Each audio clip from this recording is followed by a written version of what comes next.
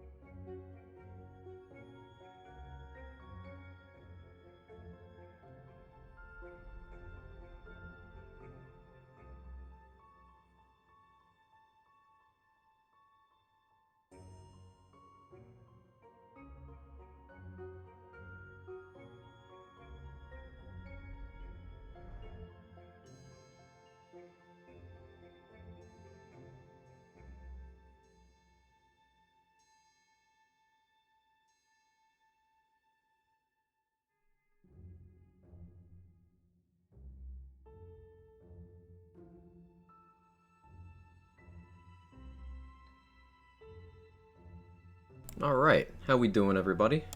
Give me one more second. I gotta feed a cat, and then I'll be here. Hey, let me run one more ad so we get an extra hour of no ads for the non-subs. Yeah, cat, I'm getting your food.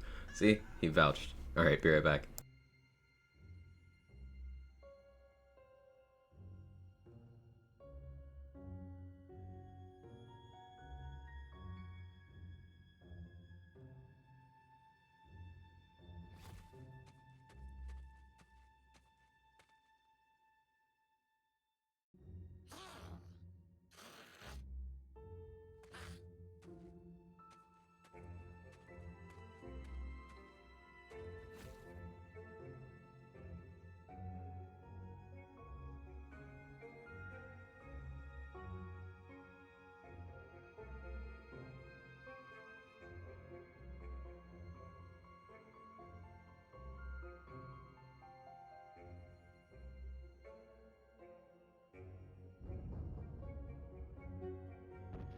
Alright, there we go. And that works out nicely. A little behind the scenes info for you guys.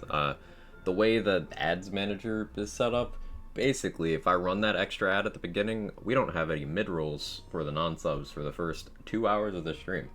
So that's pretty nice.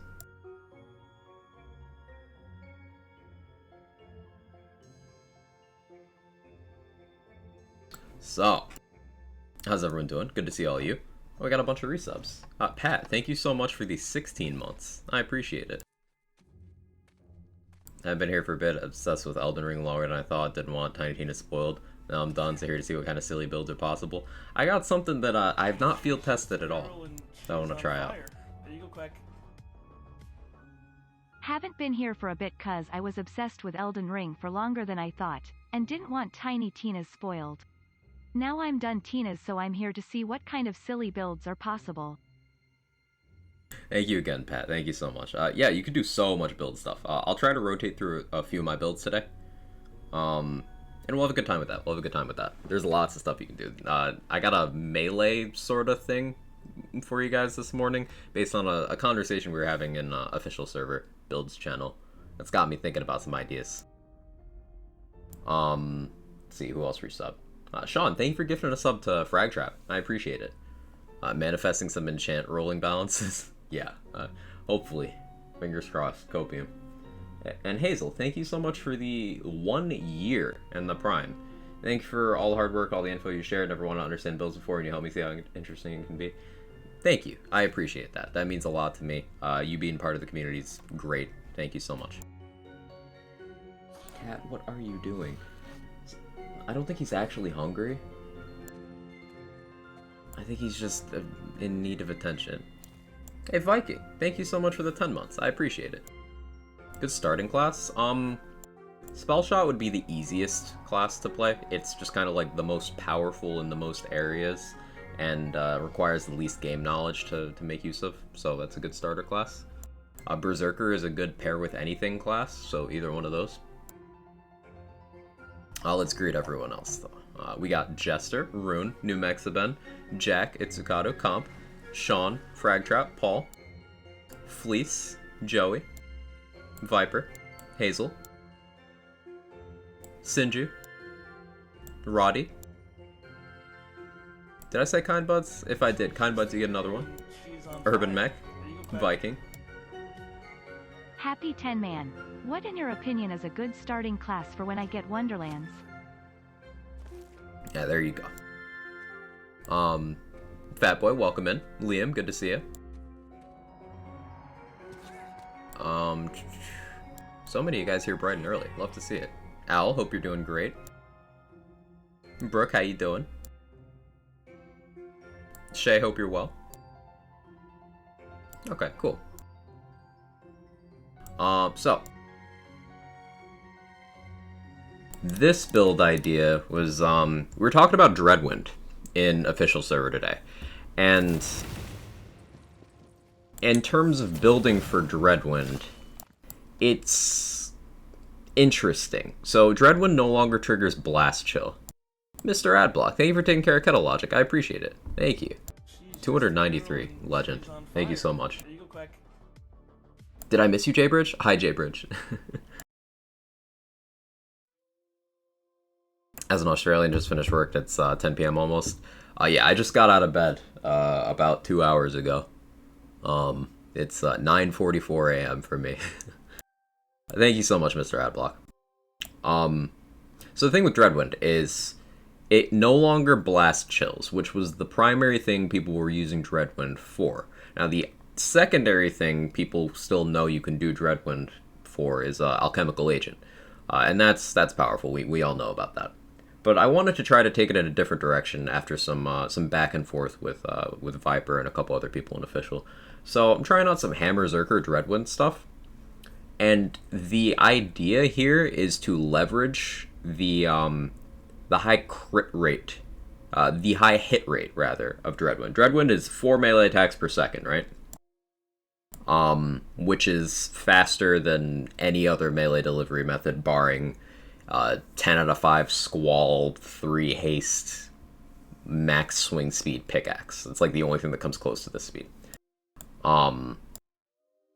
So something that scales up very well with hit frequency is crit chance. So we've got 2 points in awe from an armor here. This isn't a great Cape of Tides, but, you know, it's something relevant to this build. And we've stacked a bunch of melee crit chance so that this Banshee has a base crit chance, unbuffed, of 38% right now. My gear is not nearly as good as my Ghostblade setup. I could probably get an extra like 15% crit chance unbuffed out of this, but this is what I currently have. So the idea here is, on paper, if you have a crit chance of over 25%, hit 4 times a second, that's mathematically you're likely to get 1 crit per second. So the more we push our crit chance, the more we get of that. And the Banshee, far and away, is the highest DPS option for Dreadwind. Dreadwind is a fixed attack speed, so having a slow swinging weapon doesn't hurt you. It goes off the base damage, so you want a Banshee. Now, I suppose technically speaking, a purple greatsword can get the exact same parts as a Banshee, but the Banshee gets its extra function for when you're outside of Dreadwind, so that wins. The idea here is we're leveraging that combined with the fact that Dreadwind is not just melee damage, but it is also ability damage, tells you that bit on the card, but it is also area damage. So Dreadwind gets a really, really stuffed damage formula. So I'm curious to see if, without Alchemical Agent or Blast Chill, if Dreadwind can be like a relevant source of damage. How long does Soaked work? 8 seconds? Something like that. What does that kind of pickaxe speed look like? Gotta be nuts animation. It's it kind of looks like what Dreadwind would be in first person.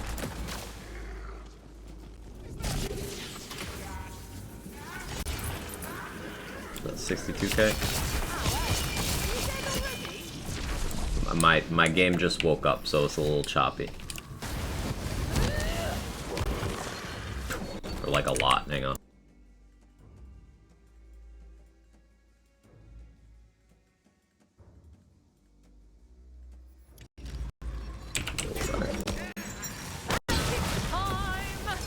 Anyone else have their OBS suddenly start consuming more resources? Like, over time. It's kind of funny.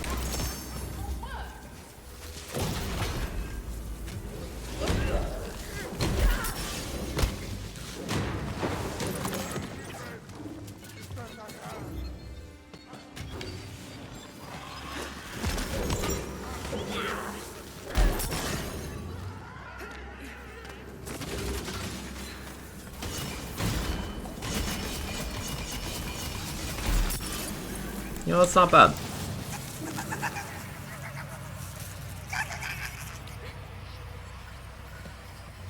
Frames, right? No, it's it's bad on my end too.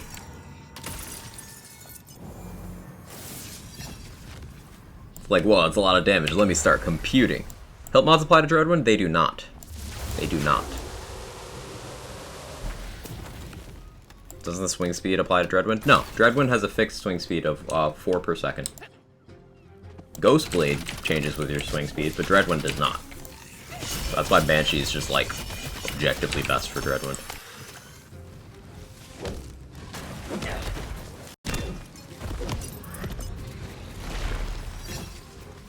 I forgot to get a Tootherator today as well.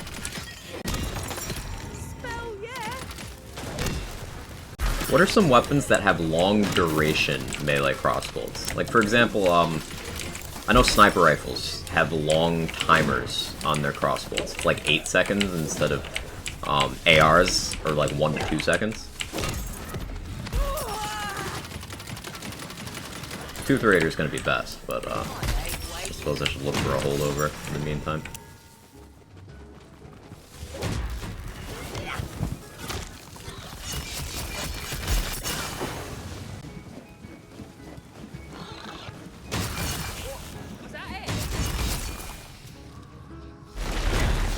Melee damage, you enjoying it, Slayer? Got a Prime Gluttony with over 1,000 card damage last night. Definitely my strongest gun right now. It's absolutely wrecking elite enemies. Gluttony's so good, Sean. Good choice. For Electric Banshee instead of Cryo, doesn't matter. I don't even know what element I have right now, Dex. I have a Lightning one, and that works well with the Slip and Stun I have. It doesn't really matter much here.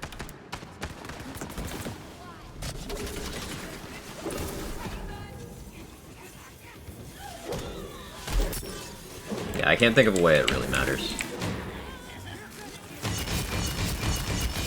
game better for gameplay, fun, and variety, and god tier builds in BL3? Is too early to make that judgment. In terms of build variety, it feels a lot like BL3.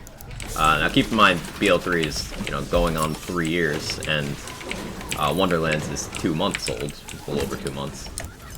So there's fewer options than BL3 later in its life, but it's absolutely on par with BL3 in terms of, like, it's a playground, it's a sandbox. You can build lots of different ways. I've made lots of builds so far.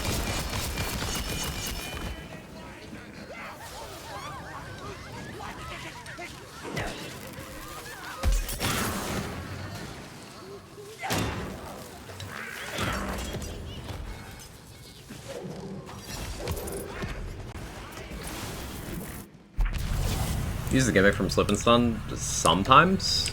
Slip and Stun's mostly there right now because it's got good stats. I forget I have it equipped often. I should use the slide more. BL3 is already 3 years old. What? How? Yeah, it'll be 3 years old in 3 months. Frag Trap. Time is crazy. It's June. Happy Pride. But it's June, and that shit like just sank in for me yesterday. I was like, oh, time is linear, isn't it? Supposedly.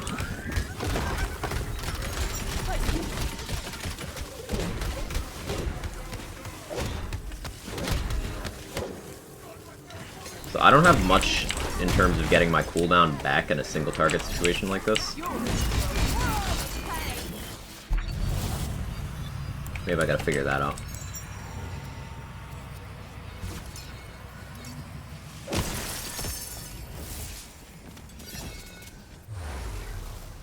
BL3 is one of the best games ever, honestly. This game's on par with it. I'll be stuck around this game for ages.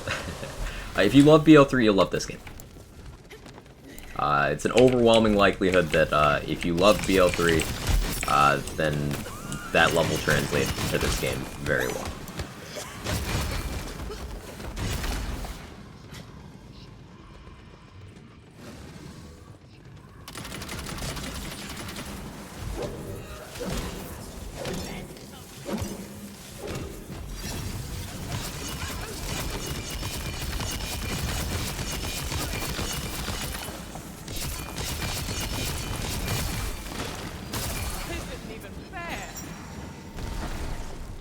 I could cancel my Dreadwind early for better cooldown management, but letting it go for longer gives me that move speed enchant for longer. So I think I'll keep doing that.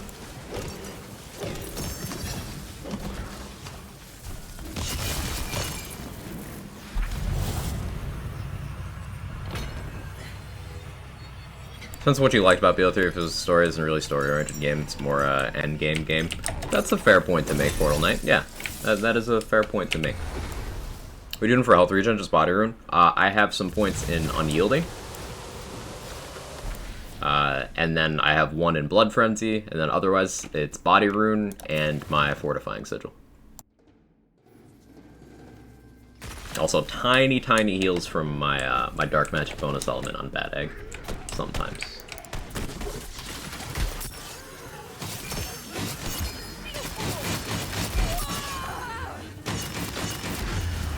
See, that's the awkwardness of Dreadwind. If you get a big enemy like that, they just kind of knock you away, eat your duration, and then bully you.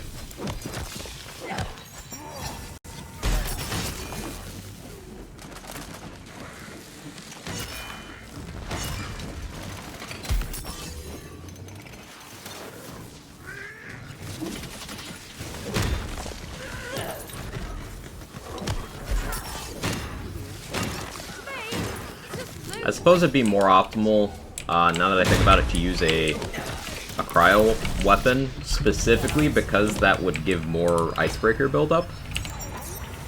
So I guess that would win.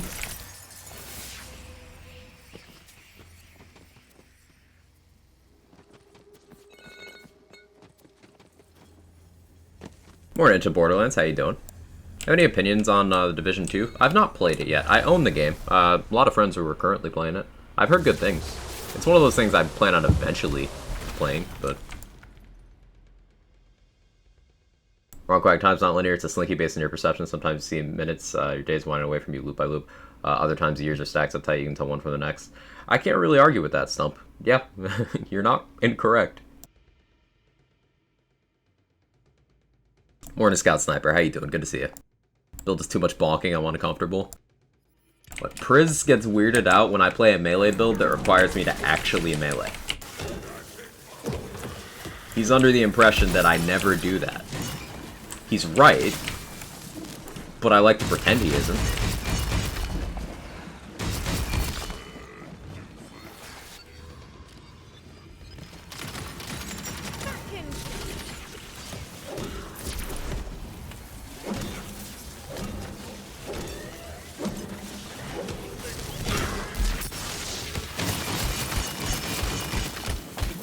It's going well so far.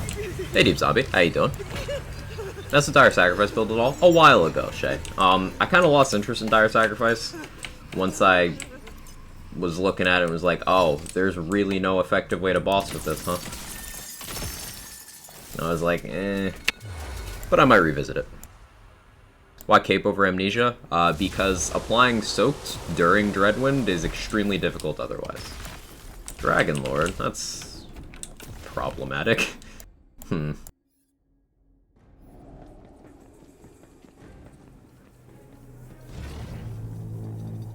Also, if survivability is an issue for me in Dreadwind already, it's gonna just be more of an issue with Amnesia on. The damage from Amnesia is great, but like, doesn't make you think. No, that's not bad.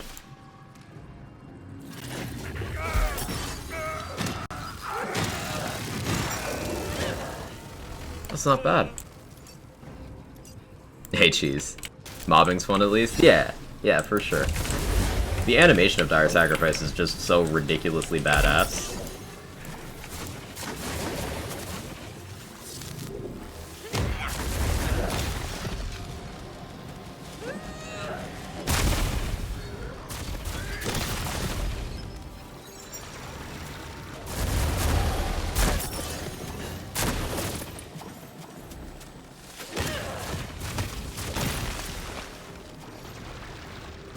Really risking that ledge there.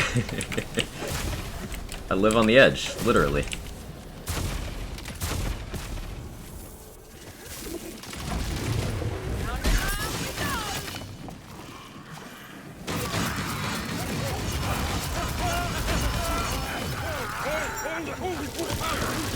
Don't do it, don't do it, don't do it, don't do it, don't do it! Fuck. I need like a little more duration. God damn it, I was so close. Morning, Ember, how you doing? Early decreased knockback in Dreadwind? I agree, Pico. I agree. I think a damage formula that scales with enemy HP would work for Dire Sacrifice. That could be interesting. I don't see how they would implement it, but I like the concept. The magic begins.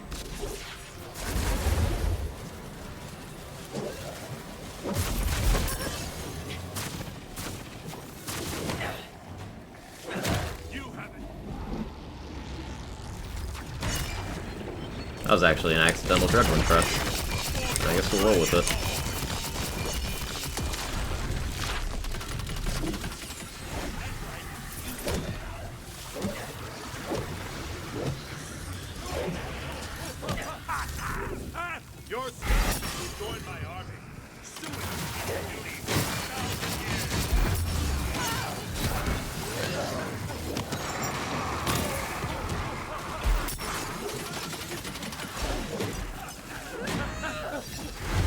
This bit of the fight's so awkward.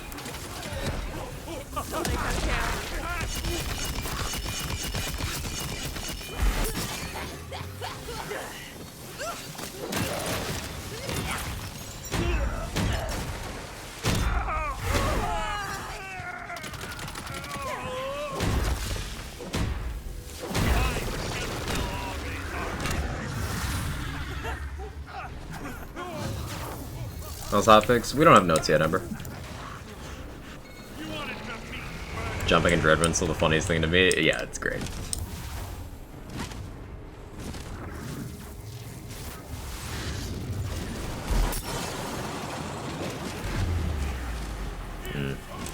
thought my sigil would let me tank that. I thought incorrectly.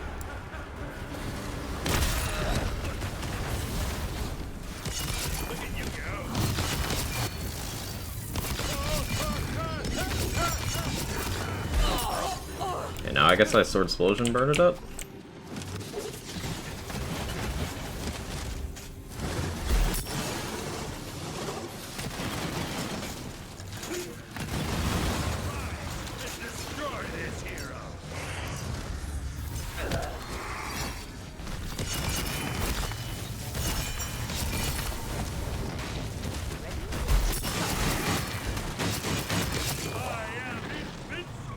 I should have died there.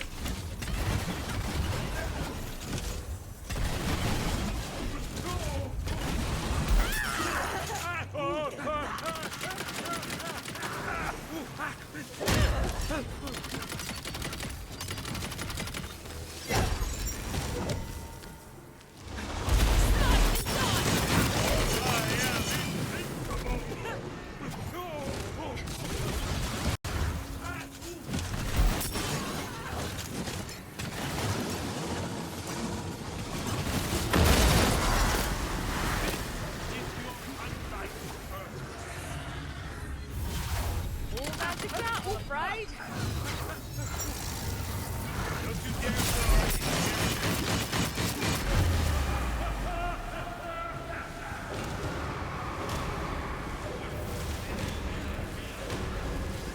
Excuse me, Dragon Lord, you wanna just, like, fall over from here real quick? Okay. Okay. That was awkward.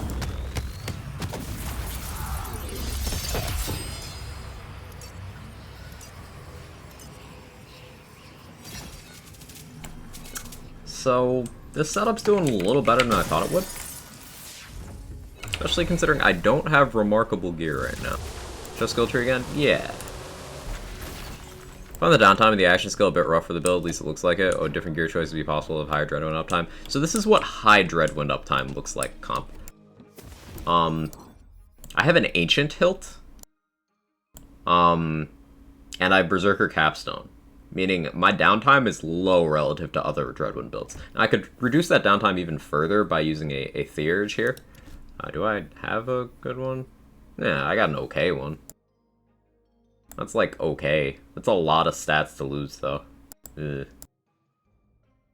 It also has a cooldown passive. I could try that. On topic of updates, anyone happen to look into the various stability fixes done in the BL3 patch? I don't think anyone's done a super deep dive. Maybe CZ has taken the time.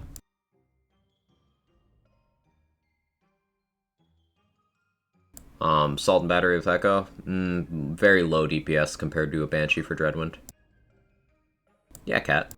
Observation from someone who only has an hour or two a day to play Chaos Climbs Brutal, can only do a few chamber runs a day. It's dedicated farming sucks, can get stuck for days at certain Chaos levels. I think this is a big reason why we should...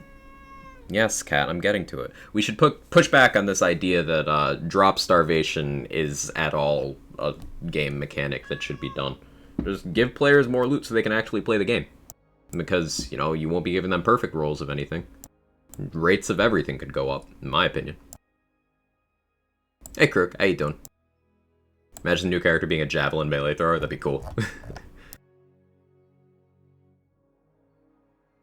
Seen a guy kill Dragon Lord with Berserker using that ability in like 4 seconds.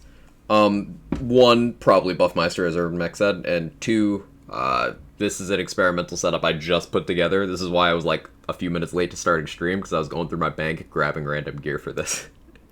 Also, Dreadwind used to trigger Blast Chill and no longer does. But skill tree. Sorry, Viper.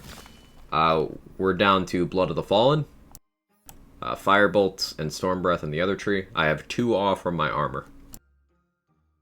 2 Awe and 2 of Thunder from my armor.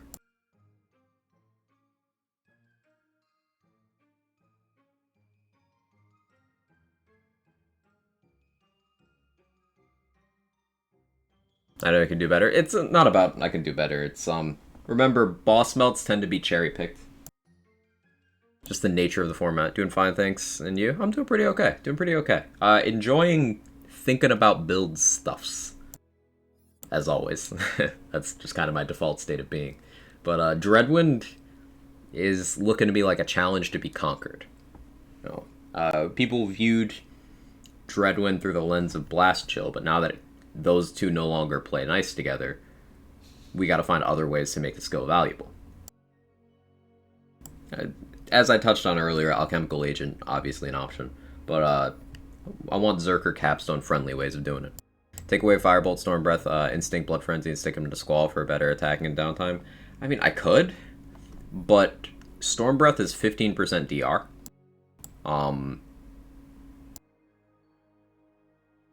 And Firebolt is consistency for the fire part of Awe. Because, like, I'm not doing any fire damage. It's all, anytime I have Fire Awe, it's from the Wyvern.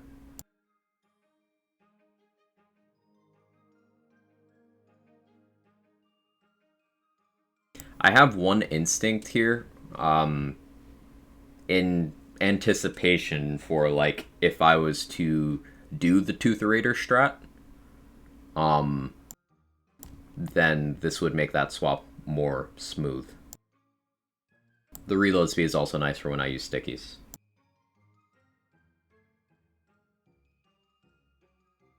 Started per character last night. Dreadwind's rough, the new character. Basically don't even use it. Yeah, Dreadwind's not very good at low levels, Roddy. Even at level 2, it's like, why would I do this when I could just do anything else? Dreadwind is definitely something that takes a lot of investment. Will Capstone for Stabbo be good with Whirlwind? No, they don't interact in the slightest. I can think of exactly 3 things I would ever recommend Stabbo Capstone for, and none of them are melee builds. If somehow Stabbo's feat got changed for post-stab, would you take Stabbo over Claw? Well, there's already a bunch of arguments for Stabbo over Claw already here, Dex. Like, Stabbo has haste for more movement speed and swing speed. Stabbo has a bunch of melee formula stuff. Stabbo's got Alchemical Agent. Like, it's already a better shout than Claw for this action skill. This is just attempting to get an alternate way of making the action skill viable. You know, like, not every action skill is just for one thing. I want to try to do it a different way. Word ban on that? Alright, Osiris, 10 minutes on the clock. And Mr. Adblock, thank you for the 5 gifted subs. Total of 298. Thank you so much. I appreciate it.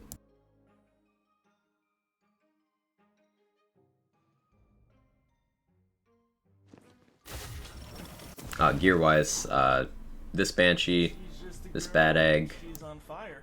There you go, Quack. got this ring.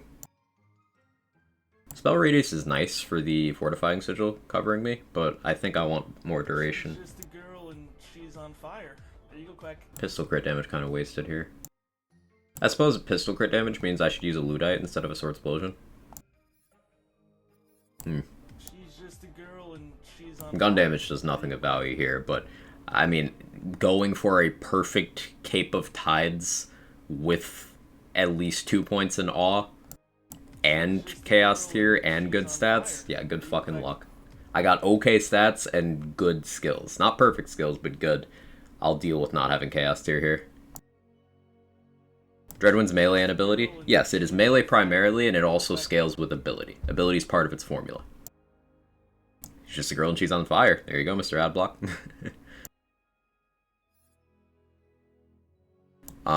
Does bring Formula Dragonor and consistency with Oath, though, over Stabomancer, that's nice. Yeah, Oath is a very big plus for this multi-class combo. 42% bonus element. Now, bonus elements don't get area damage. Dreadwind does get area damage, so it won't get Dreadwind's full formula. But it's still nice. Wonderland's on sale for $25 off, and you should grab it. Sounds like a good deal.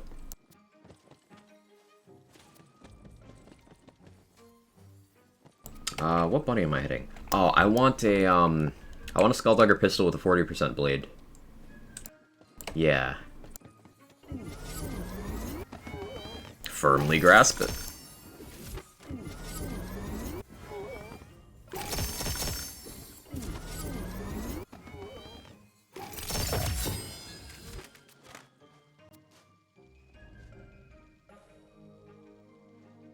So you see how this one has a 25 blade? There's 25 blade and a 15 blade. You can get them both on a Skulldugger. And I want one of those.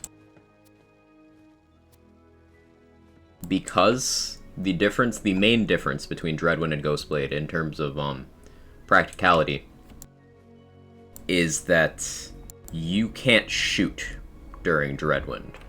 So melee crossbolts are less useful for most guns for this than having the blade.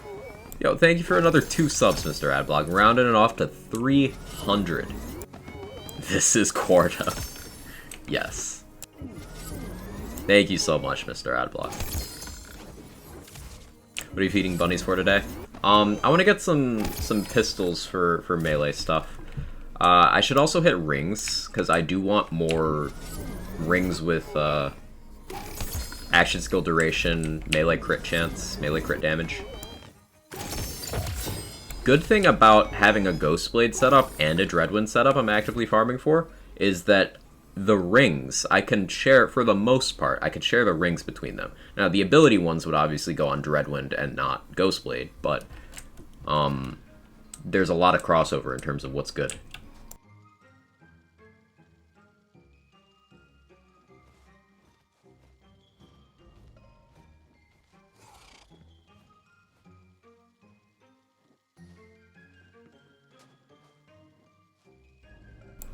Blade.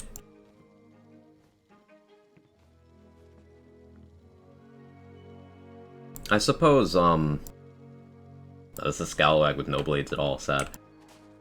Something that was suggested is, using guns with wings, with melee crossbolts. Or is it melee pixies that it would require? Do Shrikes supply crossbolts? They do, right? It's Shrikes that do that, not pixies.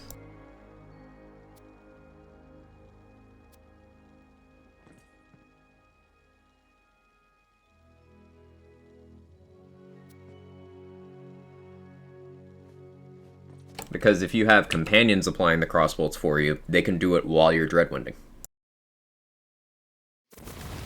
Sorry if you explained it recently, could I see the build you reach a lull in the action? Absolutely, African Cat. And no worries at all. So this is a Dreadwind setup. We go down to Blood of the Fallen, the Berserker Capstone.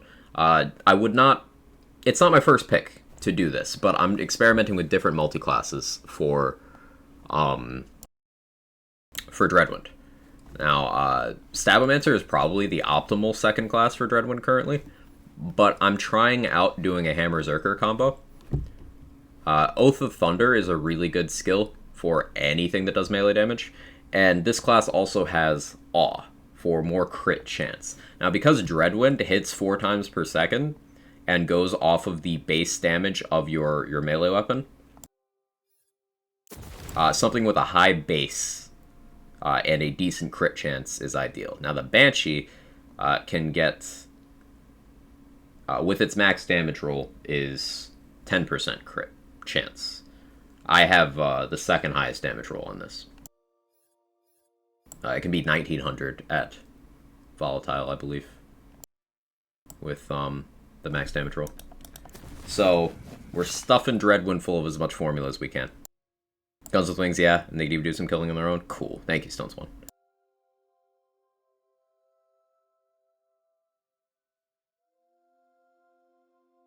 Spin go burr? Yeah. Which you think is better, 1,000 cuts or sneak attack? If I had to pick one of those skills, Rohith, I would say 1,000 cuts, but I don't like either of them. They're both kind of low value. While Breadwinding? Yeah, we should get a bread slicer, so this is Breadwind. I need a Tootherator. Have I done the quest for that? Actually, has this character done Tootherator quests? What's the name of that one? Does it have teeth in the name?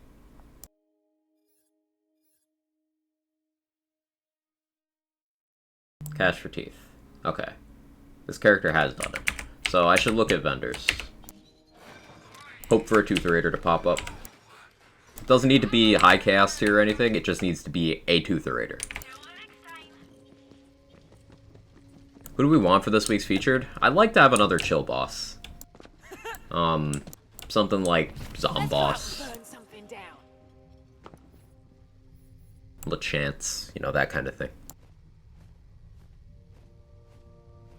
Where in the formula is Dreadwind versus Boston Badass enchant? I want to say it's conditional.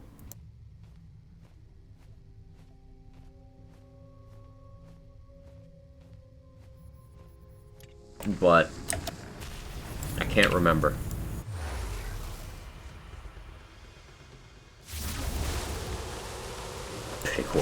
Big Ward the Invincible. You think having Blast Chill be able to apply a melee action skill on like 2-second cooldown for how fast it can proctor them? No. I like the change that Blast Chill is now a melee attack thing, because a problem that happened in Borderlands 3 was that by the end of that game, there was literally no niche left for punching. There were no situations where punching an enemy was more optimal than using one of the other melee delivery methods. Now, you could still have fun with it, and it was still viable, but it took a back seat. So them explicitly making one of the stronger damage interactions in the game exclusive to a melee attack means that swinging is always going to have a place with melee in this game.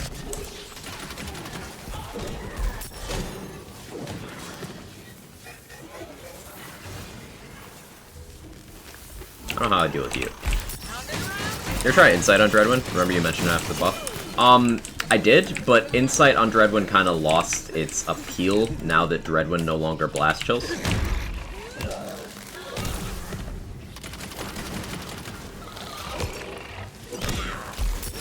Insight, I would say, is a blast gasp option now. Because with melee, you tend to want to go for some crit stuff. But with Blast Gasp, you can just go that route.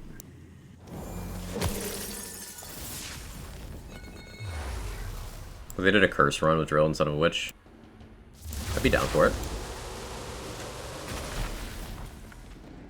There's a melee versus bosses, badass, enchant, and conditional. Can't see Dreadwind.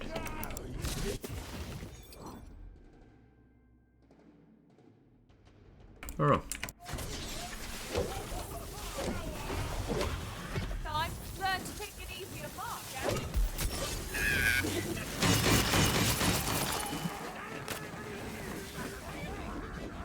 Hey CZ, how you doing?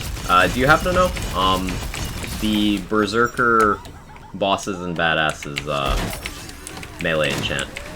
Where's that fall, formula-wise?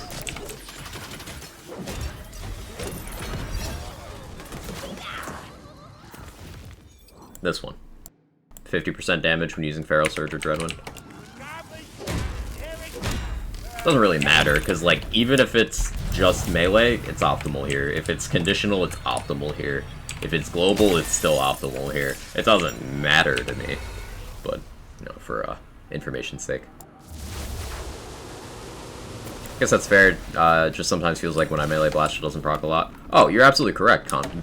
Blast Chill is extremely inconsistent, and I think now that it is just a melee thing, like a pure melee, you can absolutely justify increasing the proc rate of it.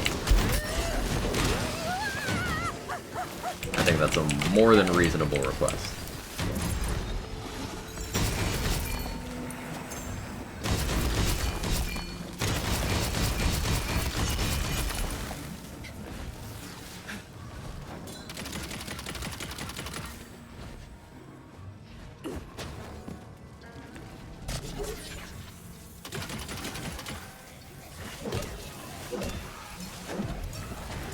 Pretty sure it's conditional, though I do remember that enchanted something extra to it. I don't know if that extra works.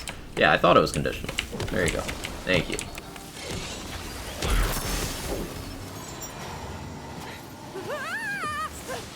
But I thought I had an orb. I guess I forgot to pick one up.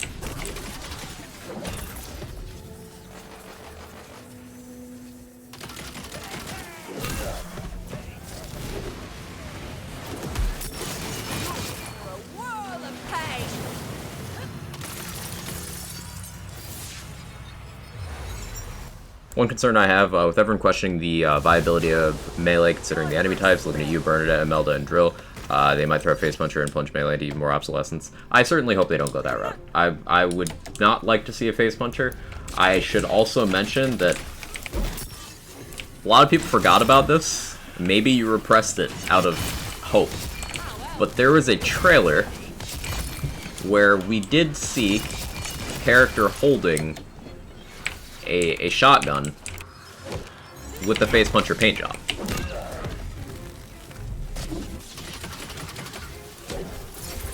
I certainly hope that that got scrapped, but it's relevant, so I should mention it.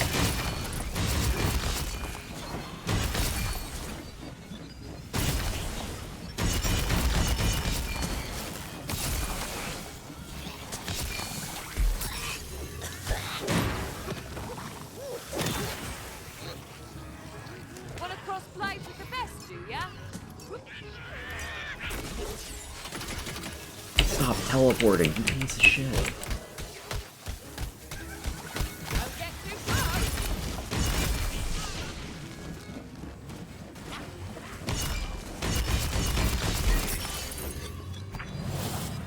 Which trailer is this? The first ever PLC trailer? No, it's not the Season Pass one. It's one of the first gameplay trailers.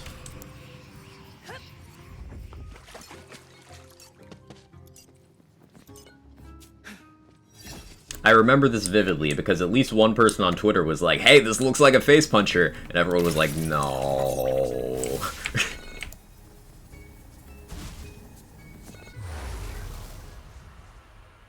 Just because it looks at could be Iceberger, right? But it's a very distinctive paint job. Could have been a case of mistaken identity.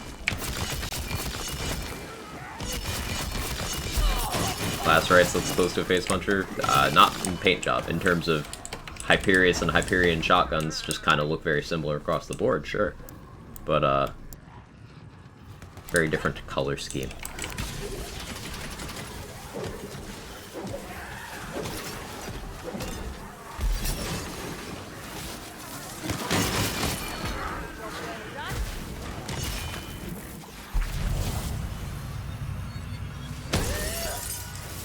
Sub 6 feature with my gun build. Nice. I managed to get a 544 with my Ghost Blade build yesterday. I'm proud of that.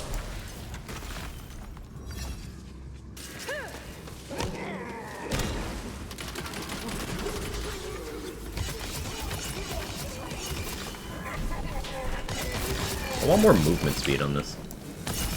Like the move speed enchant is nice, but I want more.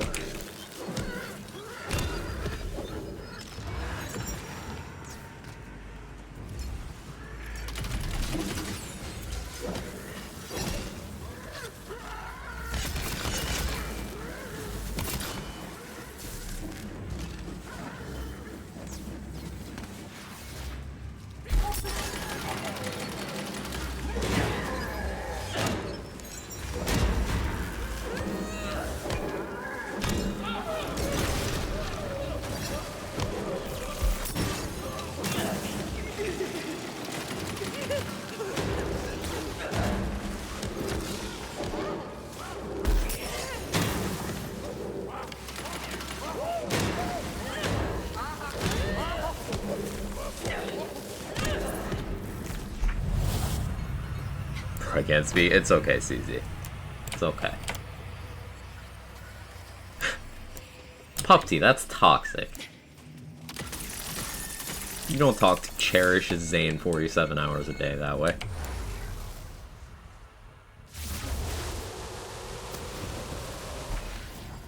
Sunless steps. That's the last rights, Rohith, and they don't look the same. It's the part set. It's the same part set. So the physical shell of the gun looks similar to every Hyperion shotgun that's ever existed, because they all look like that. But I'm talking the gun skin.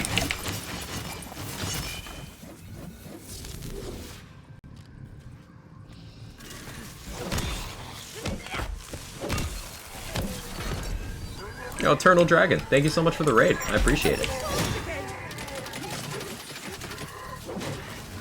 How'd your stream go? What'd you get up to? And thank you so much for bringing the people over here.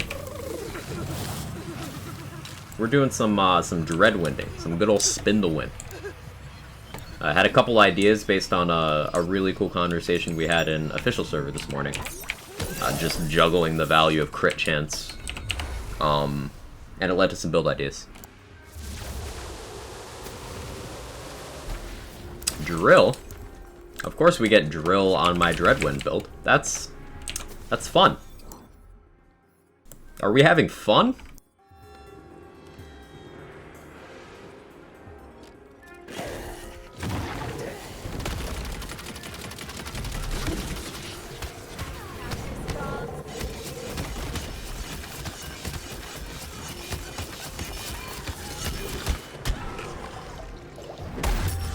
Ow.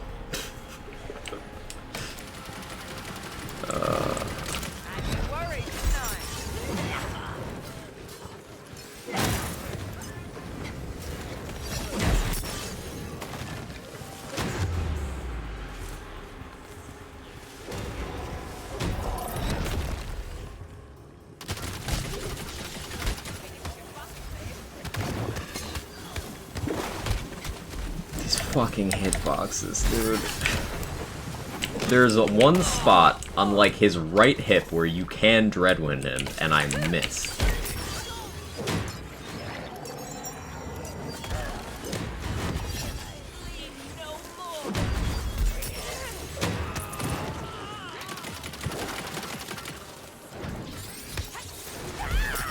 Fucking bomb. No. Stop. Stop. I just hit my Dreadwind. Stop. You know what? Oh. Okay, I understand.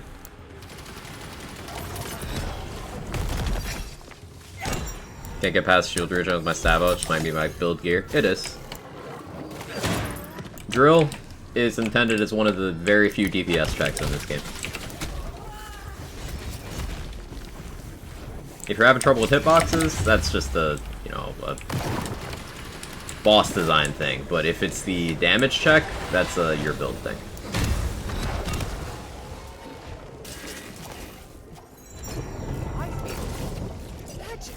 Love thinking you have a great build, and they hard counters all the hard boss you never planned for. I have a Sword Explosion, so I did plan for this dex, I just don't want to shoot it. Melee secondary system.exe? Yeah.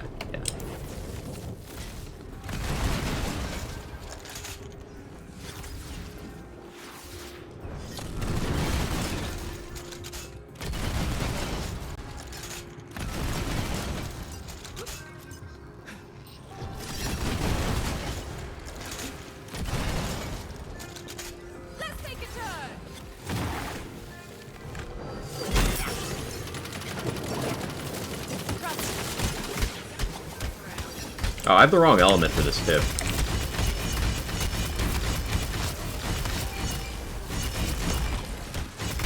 You know, it's more damage than I expected to do to him.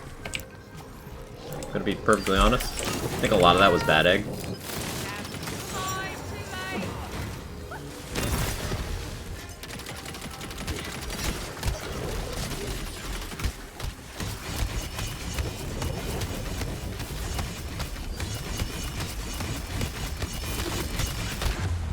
This is totally doable. I should switch weapons though. You have a fragment range to cheese those spheres? Oh wait, you don't need it? Yeah, I don't really need it. Do I have a fire weapon? I guess I'll do that. But I'm using a cape. Shit. This is so scuffed. Amnesia down there? Maybe I don't do that. What do I put on?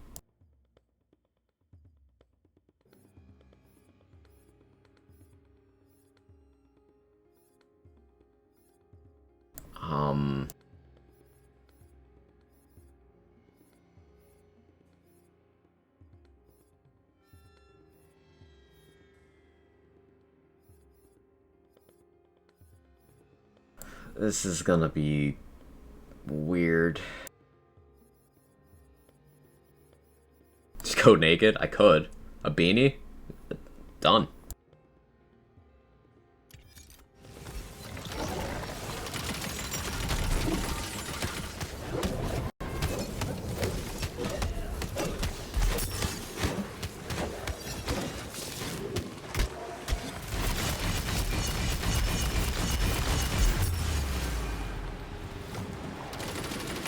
I don't know if that was more damage or not. I feel like it was less.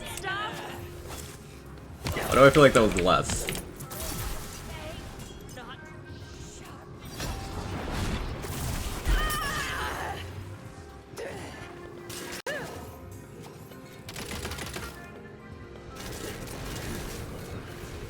Yo, I'm gonna go back to the other setup. We're gonna brute force this shit. We're gonna brute force this shit.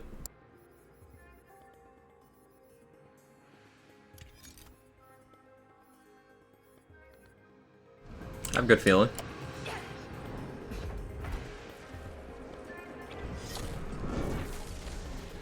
I know what Cape does, Portal Knight. I also equipped a different armor.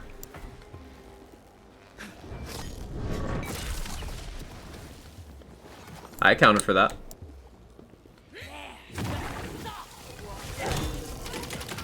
I just switched back.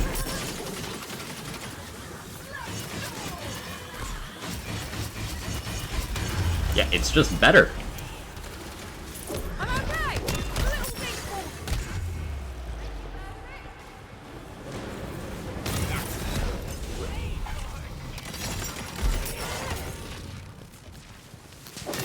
It is simply better. a warning shot.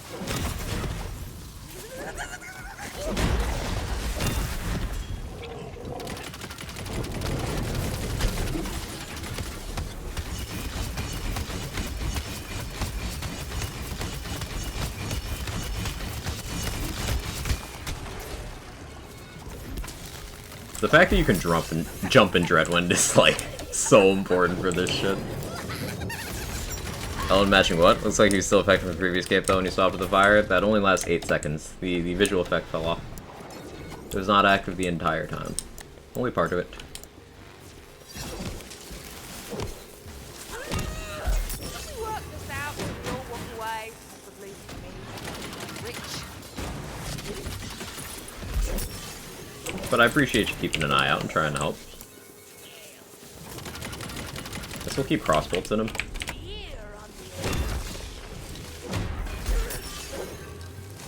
Got an insight with ability damage. They always have ability damage. Melee crit and cooldown. That's good here. Yeah, that is good here.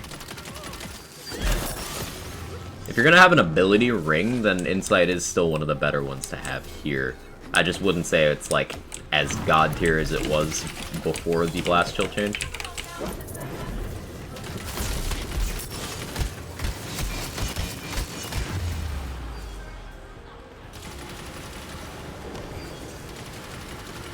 Get closer to the edge. Come on, let's go. Round 2. Dreadwind should allow you sword in one hand and gun the other. What, like Demon Hunter Strafe in Diablo 3, which is basically Dreadwind but with guns. Or, I suppose, crossbows and bows, but you get it.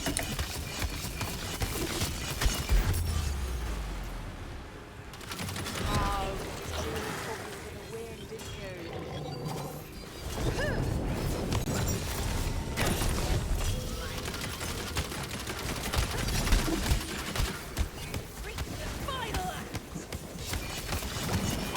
Oh, I just got to your hitbox. Okay.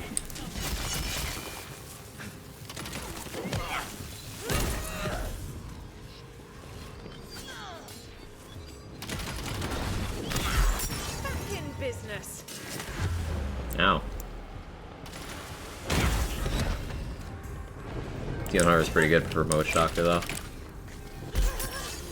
I kind of liked all the classes in that game, except for Crusader. I never got too much into Crusader. I enjoyed Thorn Crusader for like a season, but for the most part, Crusader just wasn't my vibe.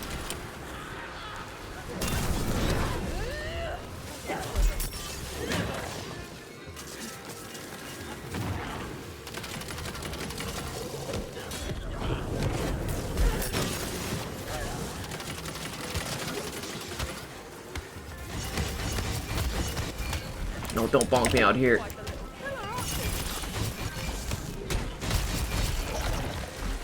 We almost got him, chat. We almost got him.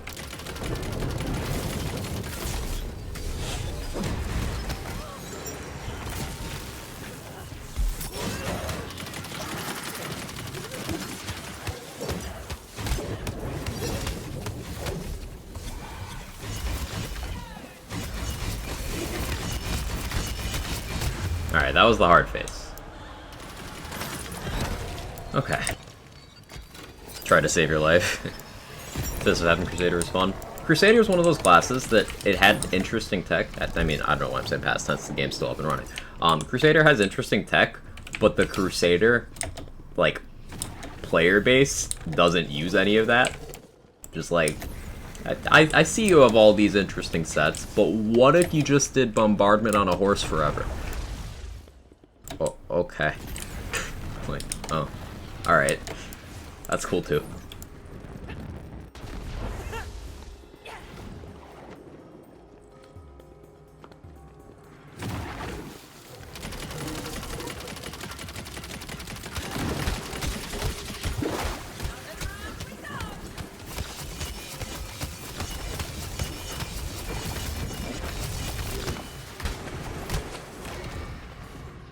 Positively glowing.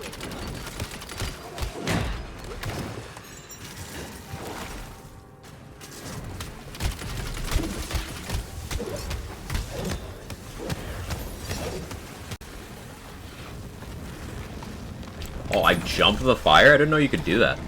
Morning, Cryptic. How you doing? How are you not dying in the goop? I noticed that. I don't know why I didn't take damage there. I think I was on top of Drill and not the floor.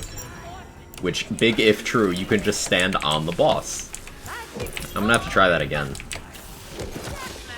But yeah, I was weirded out by that too, Viper.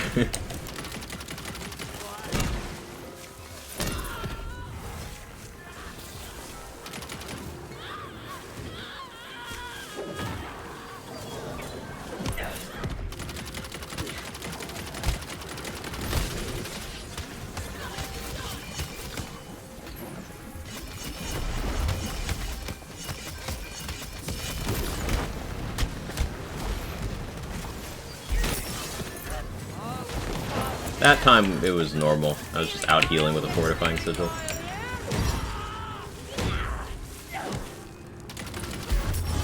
Ow.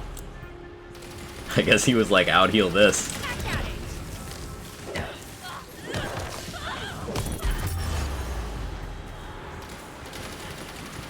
Drill is not pleased with me today.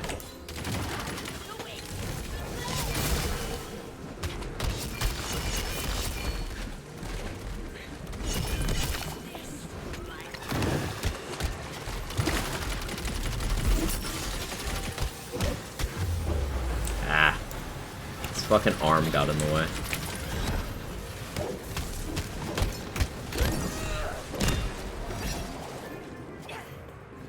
Hey T Honey, how you doing?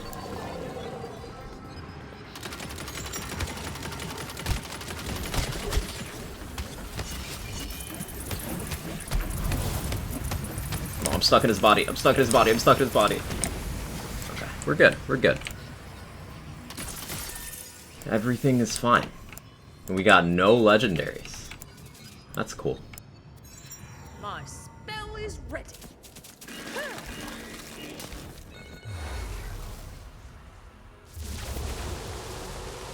21-minute run because drill. Yeah, okay. Yikes. He's stuck in my body. Bonk. Bonk. I'm doing well, Cryptic. I'm doing well. Enjoying this build concept. We're building for Dreadwind. I suppose hard mode Dreadwind. We're not using Stabbomancer. Using Clawbringer.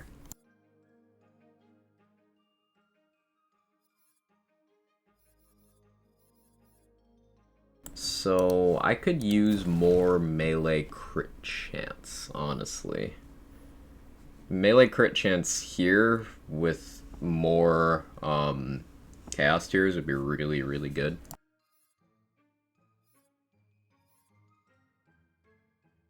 How's my elemental damage? I have Dragon Aura, so I think I'm set. Like, yeah, I have 25 from Dragon Aura, and then I have Amulet. And then Myth Rank. I think I'm pretty set there. Let's try and get this 40% Blade. I have a feeling the Barrel Maker and Marsh might get some love. People certainly talk about them a lot. Legendary melee is 10% stacking up to 100% per hit to proc kill skills. 1 kill skill proc resets to 10. Why? See, like, there's this common design choice that people request, getting kill skills without killing. Yeah, what's the point of making them kill skills then?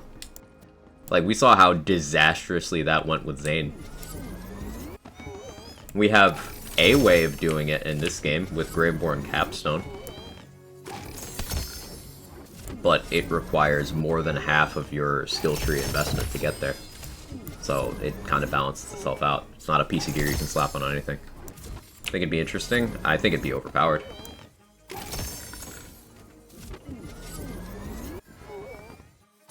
What's Ski Prod? Ski Prod is a sniper rifle. Of the bullet hosey variety.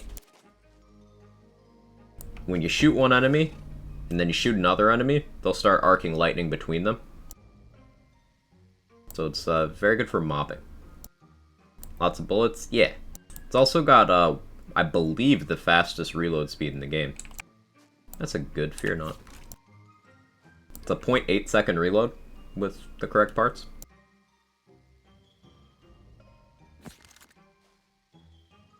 Hey, 40% Blade. There we go. That was fast. I don't want this many live wires. Why do I have this many live wires?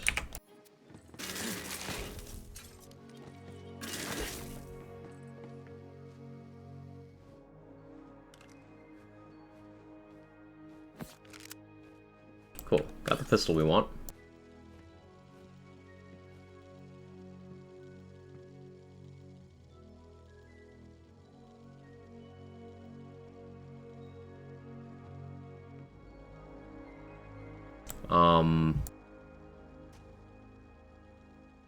Okay, so which weapon slot would I want guns with wings with melee bolts for? Is that SMGs?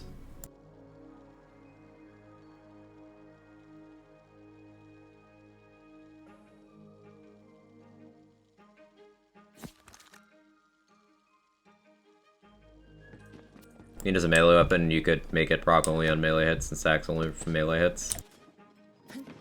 I mean, I don't...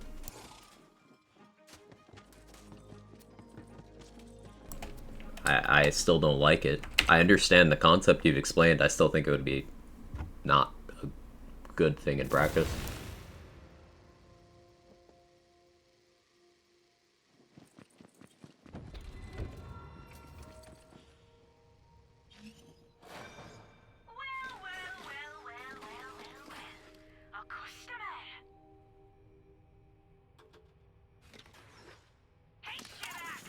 So what kill skills benefit melee? Shadow Step. Oh, don't you look feisty? Ascension if you're using a spell blade, I guess. Pistols? Okay.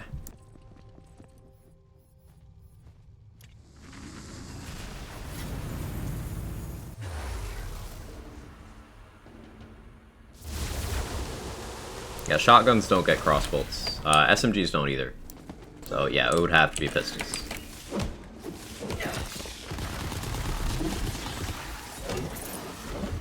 I forgot to go for an enchantment on this.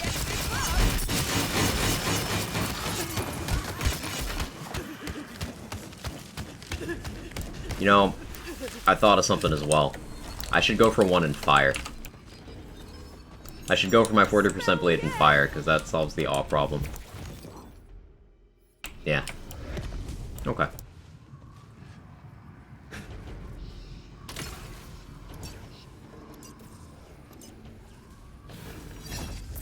Do lots of Ruby Spite? Yeah, I did. Dex, I did.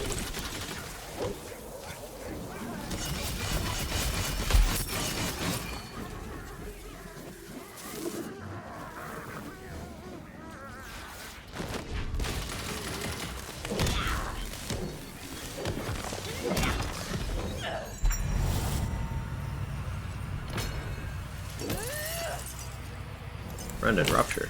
Yes, please.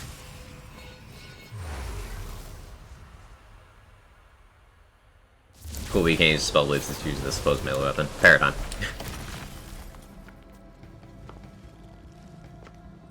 Got nice Primordial Rubies this week. Haven't put it to use yet. The crazy thing about Primordial Rubies is, like, it's an upgrade to something that already dumpsters everything. It's just funny. I suppose it makes it better at bossing. But, like, the practical impact in mobbing is basically nothing. It just amuses me.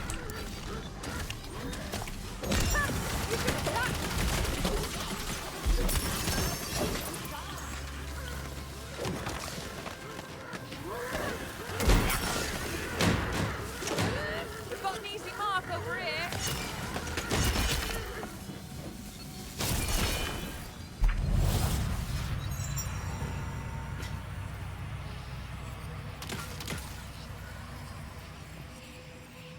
Also 1000% less of that Fire Blob SMG, forget the name of. Blazing Volley?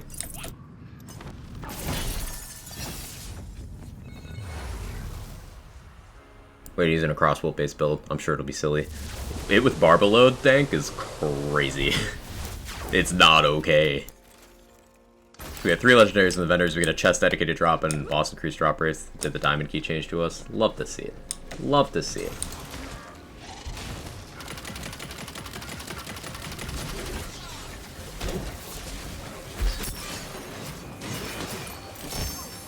Wall of pain.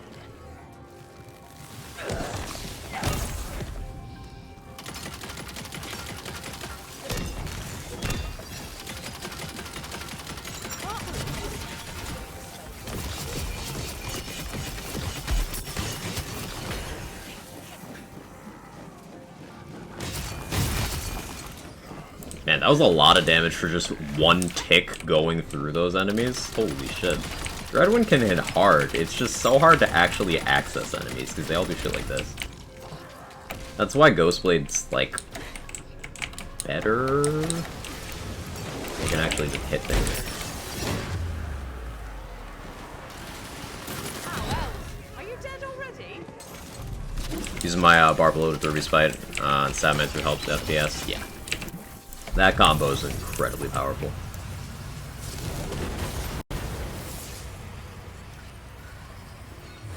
This new feature? No, this is a normal run. I'm just doing normal runs.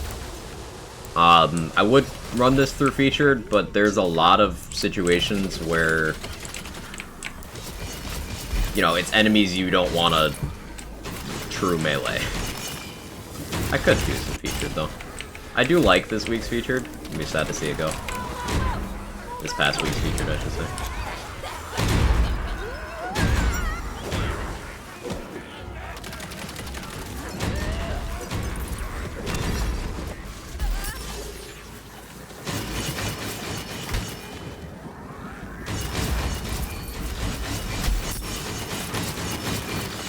Okay, that was so satisfying.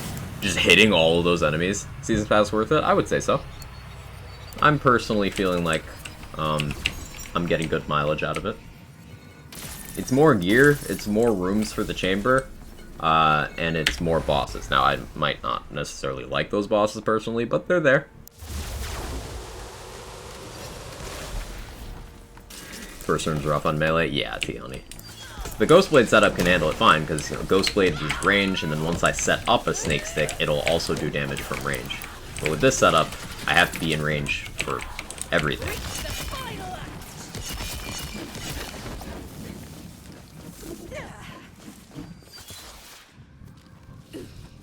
And eventually new class, right? How come you freeze that?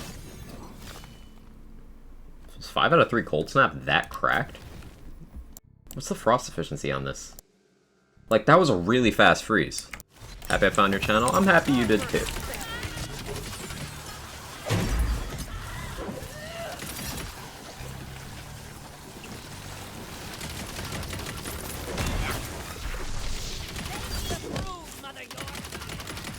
Yeah, this thing's just good at freezing. I suppose that'd be a downside of not using a cryo gun. I wouldn't have that icebreaker access as easily, but I do have enrage still, so I get some.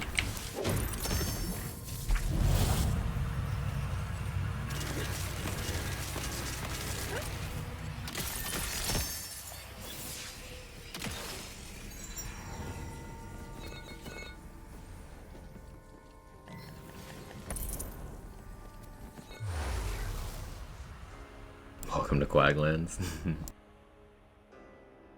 Ended up with 8 points in Contagion last night. It was dirty. That certainly sounds it. What's the chance on that? Like 60% or something?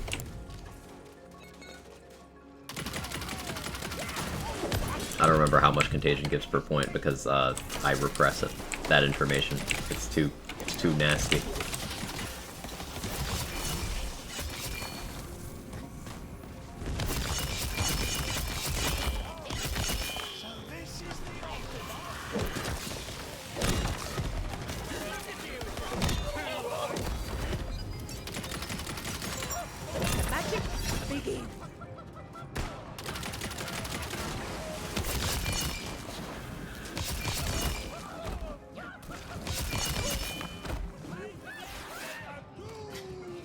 Could you get an Empower and Cryo Sigil? You're saying stay on the heal. The heal is what allows me to keep better uptime against bosses. Also, I get damage.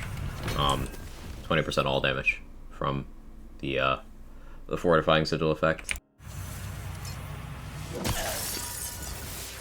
And since Empowering Sigils only last 5 seconds, consider how much of that I would actually get during my Dreadwind.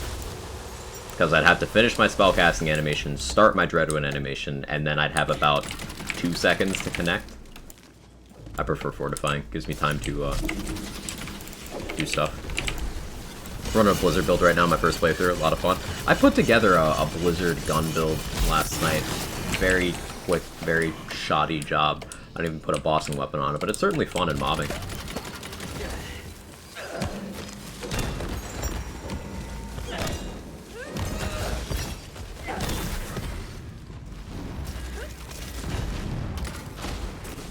Scroll asked Frost question. How does freezing work? What's required for the enemy to freeze solid? Do they still have this tooltip? Okay. Frost damage slows enemies, eventually freezing them. Frost efficiency is the percentage of damage dealt that is applied as frost. At 100% efficiency, enemies freeze at 20% health. So at 100, they freeze at 20. So having above 100% frost efficiency increases the threshold at which they'll freeze. So if you had 200%, they'd freeze at 40. But it's not them freezing at that certain health value, it's them freezing after you've dealt that much frost damage from that source to that enemy.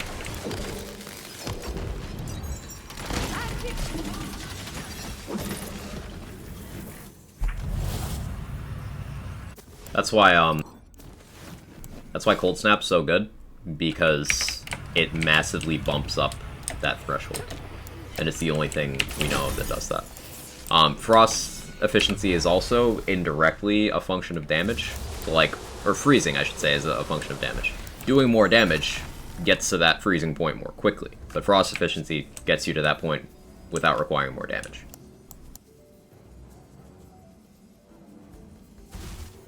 Vorkanar, huh?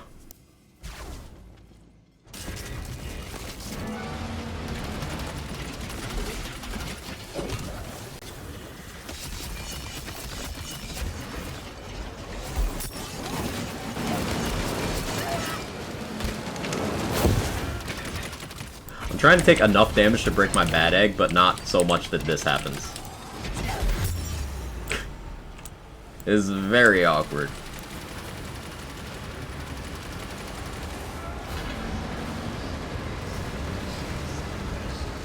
I can't, Vorkanar, I can't see.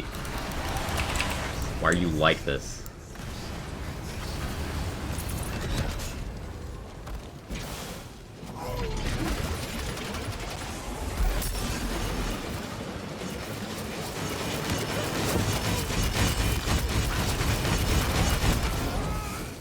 Yeah, a poison weapon here would do a lot.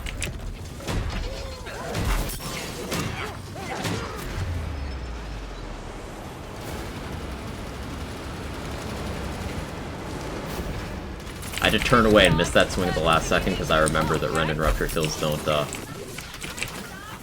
death save you.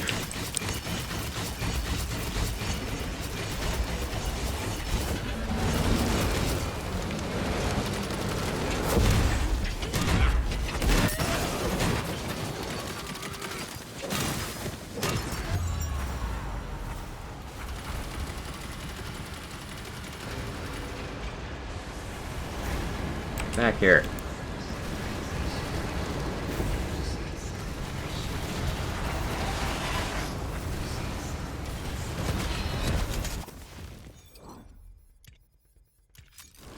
I need to keep this equipped for that exact reason.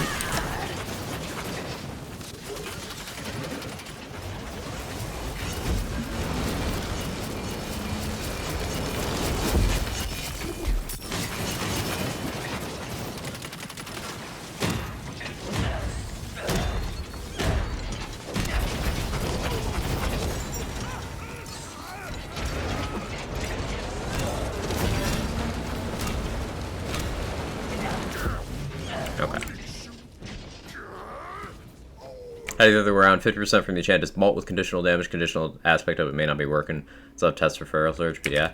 Okay, so it's just good. Good to know. Thank you.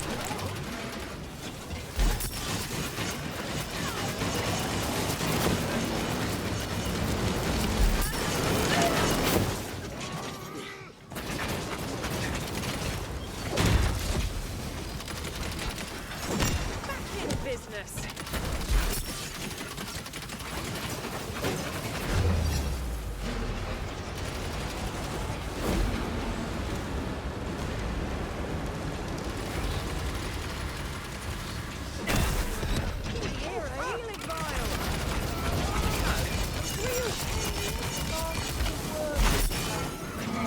There we go.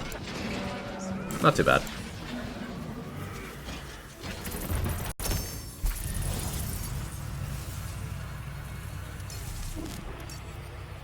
Don't spoil hotfix for a quick reset. Ah, is it out?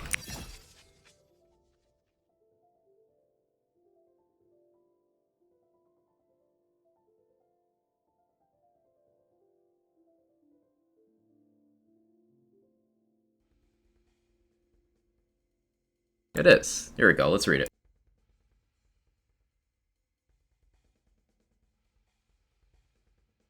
What do we got? Weekly events. Blinged out badasses. More cosmetics drop from badass enemies. Note, this does not prevent other drops from occurring. Good job putting that note. Temporarily reduce the base cost of making a Chaos Chamber elite. Not really impactful, but okay. Cosmetics sell for 50% more. That's nice. Good money-making week. Because if more cosmetics are dropping and they sell for more, that means the cosmetics will now sell for more than most gear. So it'll be a good way to make money. Featured run has Dragon Lord and Ribula. Ribula in the featured is cool, because that means you can farm Boreas Breath from the featured. Boreas Breath is a Dedi-only farm from Ribula. So you can farm Boreas this week. But I don't like Dragon Lord as a featured boss, so I'll probably have to keep stuff on me to make that fight as short as possible. Change notes. Adjusted the displayed UI for Rebuke to display it properly. So was Rebuke a visual bug? CZ, you happen to know? Rip Melee this week? Yeah. Added a missing decal to a golden die in Karnok's wall. Cool. Allowed for Graveborn Fate Makers to summon more than 3 Dark Hydras at a time, depending on Dark Hydra skill level. For anyone who didn't know, Dark Hydras were capped at 3, even if you had more than 3 points. If this change works, then you could have more than 3 Dark Hydras out.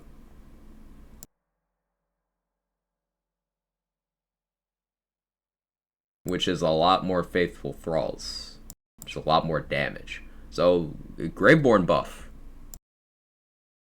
Corrected Miasmatic Mail to drop from the correct category of the Wheel of Fate. I don't know specifically what this means, but this sounds like this might result in getting more Miasmatic Mails. I know a lot of people are having trouble getting them to drop. Pretty low-key stuff today? Yeah. I don't mind it, though. Provided this Graveborn change works, that's good. Graveborn's been on a steady upwards climb. Of course, Deadshot doesn't need it, but other multi-class combos involving Graveborn will like it.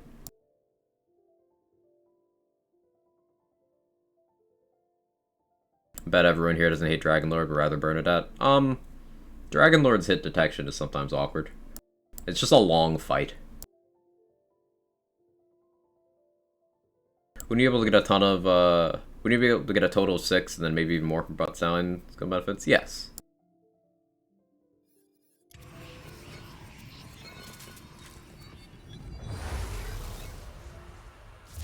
Bernadette literally resists everything. She doesn't resist being shot in the face.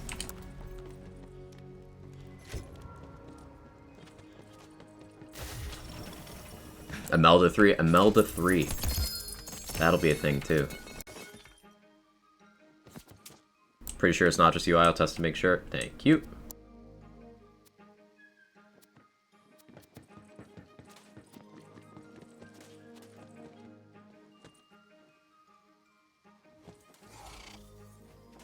Okay, I want another Scalawag, but fire. I can manage it. Time to go back to C0 and fight her one time. Yeah. Still says resist? Well, she still dies, so like... Bernadette does not have much health at all. The only time Bernadette is a problem for a build is if you have absolutely zero investment into guns. And you know what you have to get around that? Up to 70 backpack slots for carrying gear with gun damage. Also, she gets absolutely eaten by liquid cooling. This red is just UI. Okay, so Rebuke is not currently giving negative damage reduction. It's just a UI bug.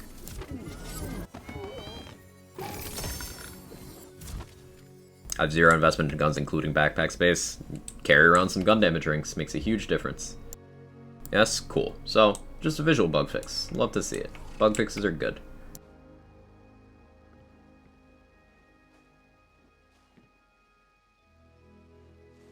This right here, this liquid cooling, would eat Bernadette. This non-chaotic one eats her at 35.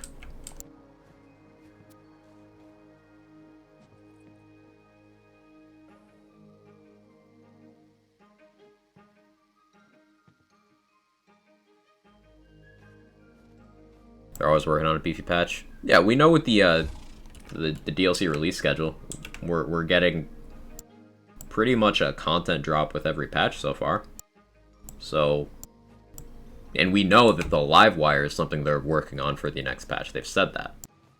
Ooh, Rail Spikes can get 20% melee. It's interesting. What part combination is this? Black Powders can get 20%. I didn't know that. Does that mean Dahlia has the least melee of the pistols? Not Torg. Torg. Melee attachment here. Where's the other melee coming from? Or is it just a 20% blade? I guess it's just a 20% blade. It's interesting. Did Black Powder and Dahlia switch places as, like, melee stat sticks? I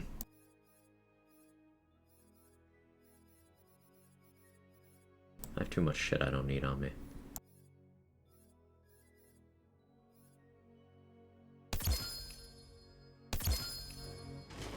Got notes? Yeah, we read through.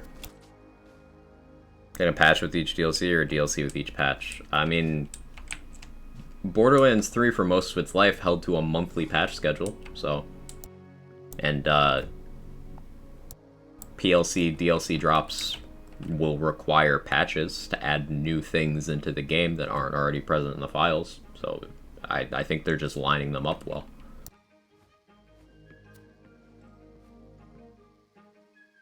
Got a fire Scalawag, but it has no melee parts.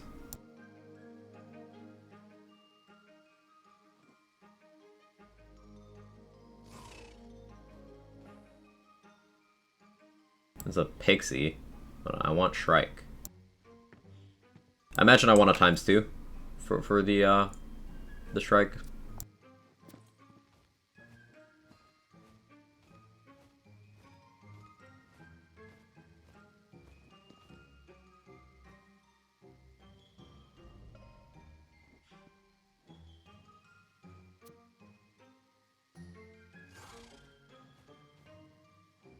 Go for now. Been fun joining on the stream. Hope stream goes well later on. Thanks, Comp. I appreciate it. Thanks for hanging out.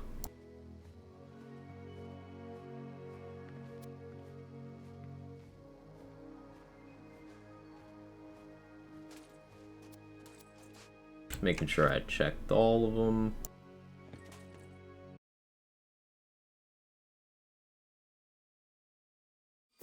Really no issue with farming for souls in C0 and spending on C35 as far as I can tell.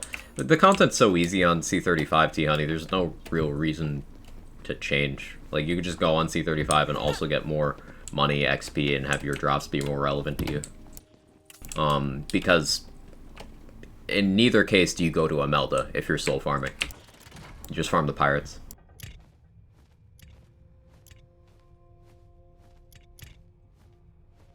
Back? Welcome back.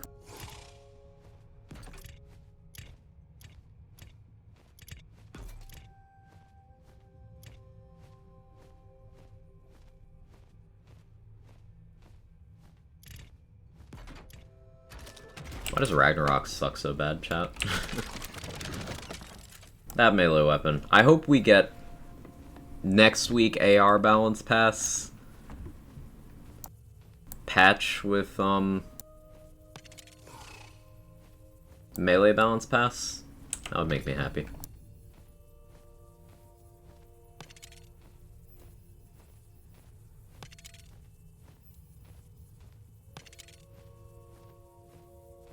They say Frost, not using a Frost weapon.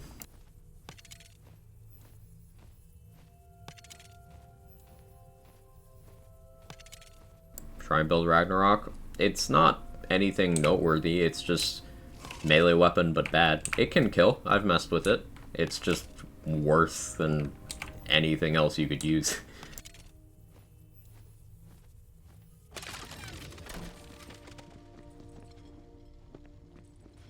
Totally right, they need to change that and make the boss worth fighting if they want people to fight the boss. Yeah.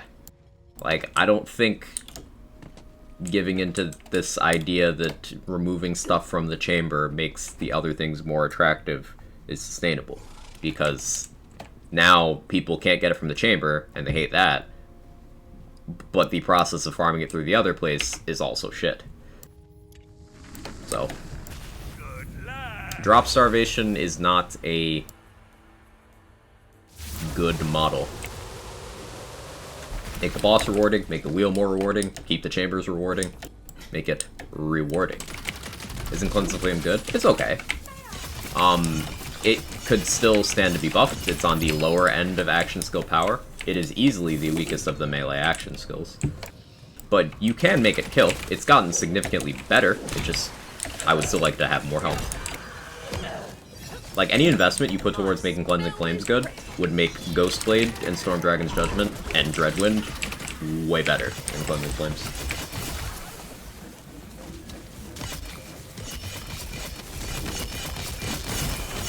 We're having a grand time, aren't we?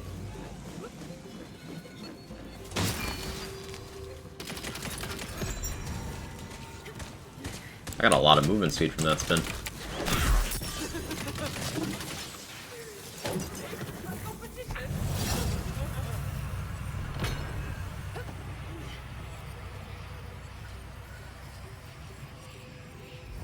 Honestly, I went from wanting an action skill week, now just wanting Blizzard Barrage and Cleansing week, thanks to us investigating Ghostblade and Dreadwind. Blizzard, I'm still working on. If we can get this much content and value out of Ghostblade and Dreadwind, maybe Blizzard's situation isn't as dire as I thought. Making Chance not give you the same one 3 times in a row would make me very happy. I agree, Shag. I very much agree. I think we need to up the damage of Ragnarok, so it can stand with other melee weapons, or at least it's up its projectiles, I guess. Yeah, I think just a flat damage buff is enough for the Ragnarok.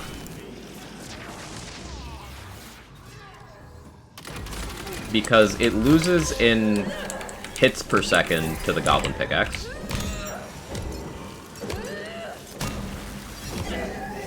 Which, weird.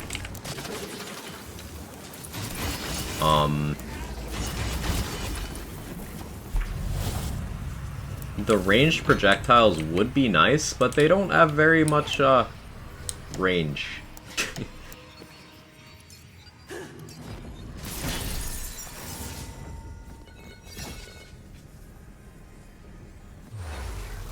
You remind me of what it was that was making you like the Snake Stick so much with the Clawstalker build yesterday. It's got good stats, a good spread of damage, like card damage, crit damage, and the swing speed isn't too slow. But more importantly, every time you hit an enemy up to 3 times, you spawn a Hydra that also does melee damage. That's why the Snake Stick's so great on the Clawstalker build, because those Hydras will then be doing your damage formula. They'll be triggering your melee-related stuff, such as Alchemical Agent. Snake Stick's easily my favorite Ghostblade weapon. For Dreadwind, because the mechanics of the action skill are different, we're back to Banshee.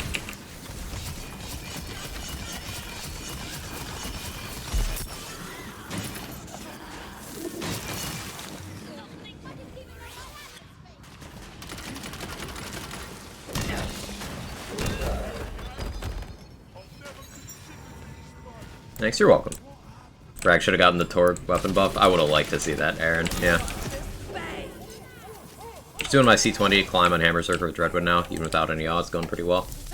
Oath of Thunder helps it out quite a bit. More than I expected. I mean, I knew intellectually Oath of Thunder good, but I didn't expect it to feel this good.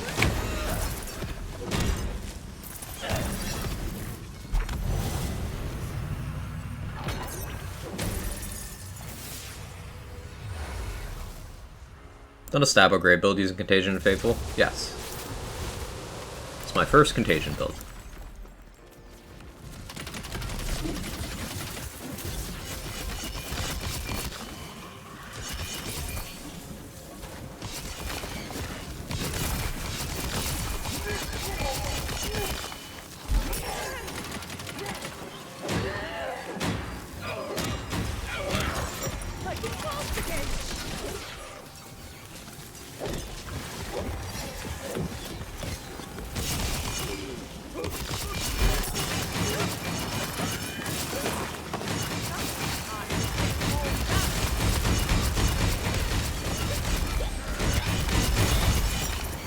Oh, Blood of the Fallen putting in work there.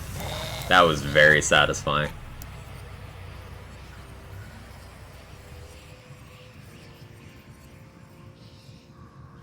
Snake Stick should still stack Thralls.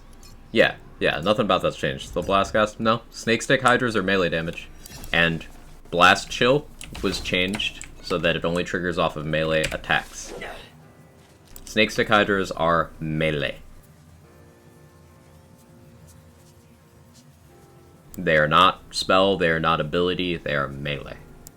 Now, Dark Hydras, those are ability. Hydras from guns or spells, those are spells.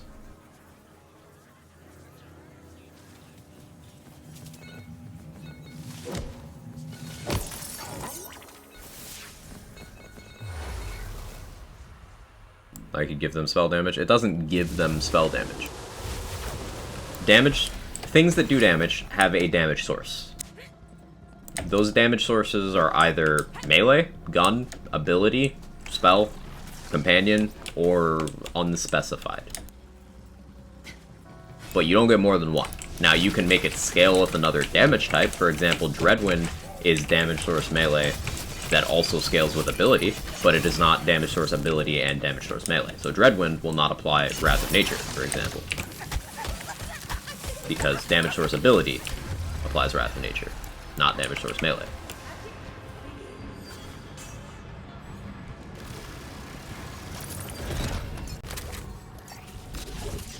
Do any of them companion damage? They all do.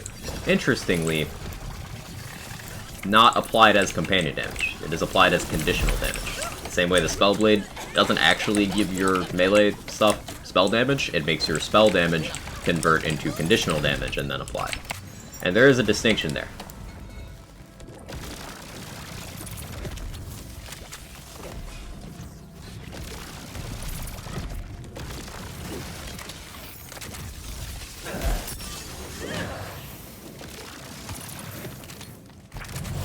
But Harvest gives spell damage? No. Harvest gives a bonus element. A dark magic bonus element. To things that count as companions for the purposes of, like, Faithful Thralls and the like.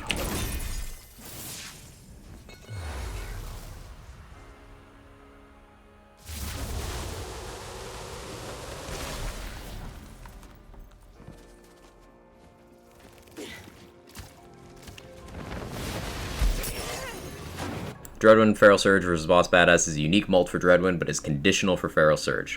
Why? I mean, okay. But yeah, fresh mult for Dreadwind. That's sick. That's actually sick.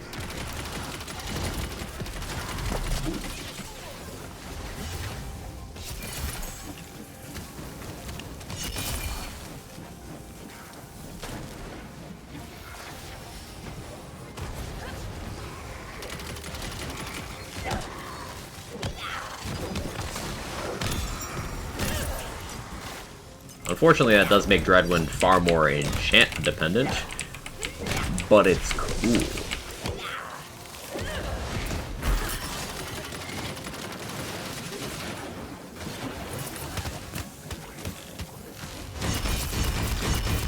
Look at that cursed crab. It just got deleted.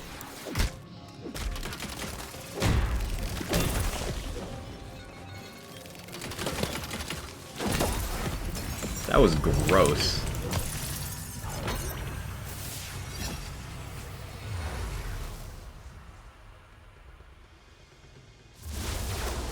Yeah, conditional for Feral Surge is... that's a little more weird.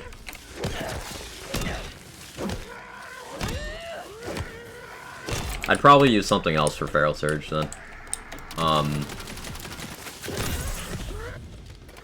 Because you think you're gonna get Feral Surge to do meaningful damage against the boss or badass, even with that? Like, no.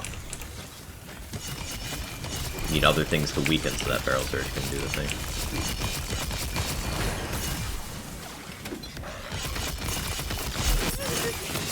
Come on, you could do better than that.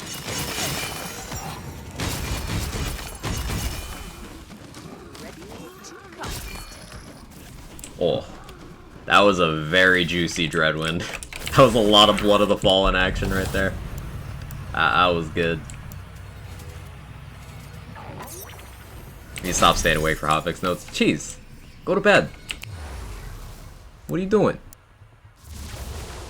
What's more beneficial to boost if you're using a Hydra spell's guns, spell, or companion damage? Get both. Get both. We can farm a Corrupted Plate Mail. Yeah, that's true. We get to farm Corrupted Plate Mail and Boreas Breath in this week's feature. That's cool.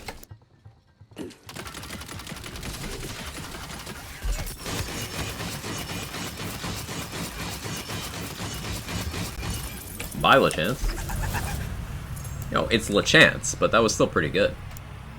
Is there a ward like Shamwai Trick Mirror for melee hits? Yes. Maced Wardu, when you get meleeed, reflects. Or it deals melee damage based on your melee weapon.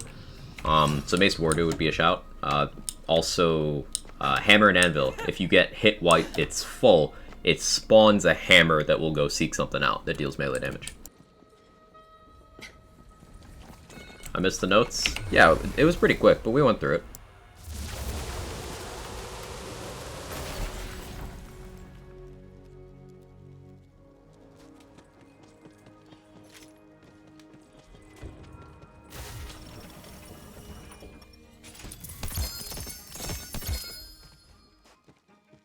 Folks who missed it, thank you, Atros.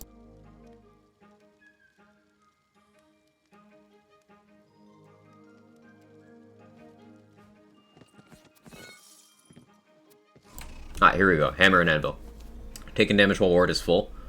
Summons a hammer. Hammer seek out nearby enemies, dealing melee damage and knocking them back. Now this no longer blast chills, but it's still alchemical agents, so that's funny. It should still get Oath of Thunder.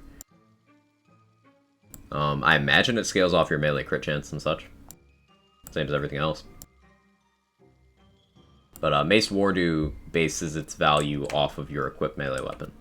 So that's probably better. See if we can pull one. I still think Bad Egg is the play here. Especially considering how vulnerable you are in Dreadwind.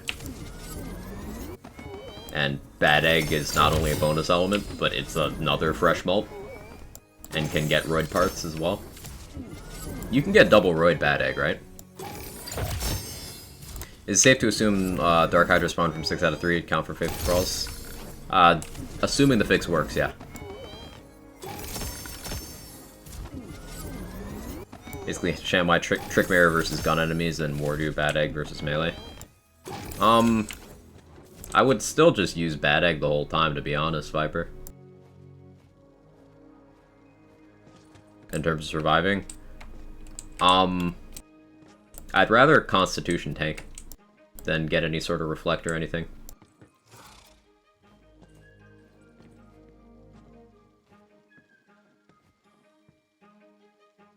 Dragon Lord, yeah, I'm not a huge fan of that either, Cassie. It'll limit which builds I want to take through the featured. But that's fine. They gotta change up the bosses. It's been a while since we've had Dragon Lord featured. This is the first time since the game launched. Since week 1 was the last time we had Dragon Lord featured. I'll deal with it.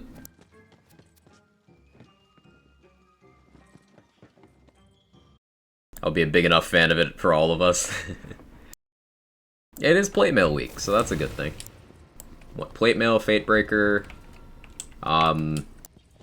Borea's Breath. Does Ribula have other drops? What else does Ribula drop? Dragon Laud.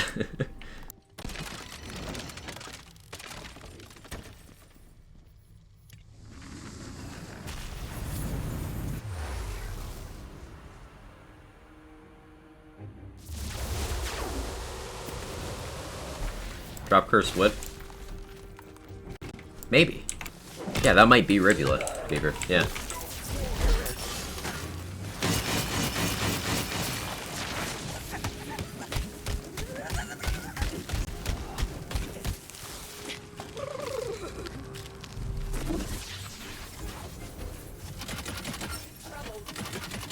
Hey Emily, how you doing? Enigmatic Mail was dropped for the correct category in Wheel of Fate. Yeah, this is news to me as well. Might explain why I have only seen like 4 of them.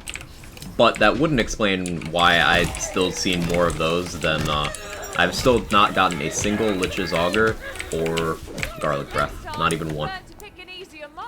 I have never seen those items inside my game.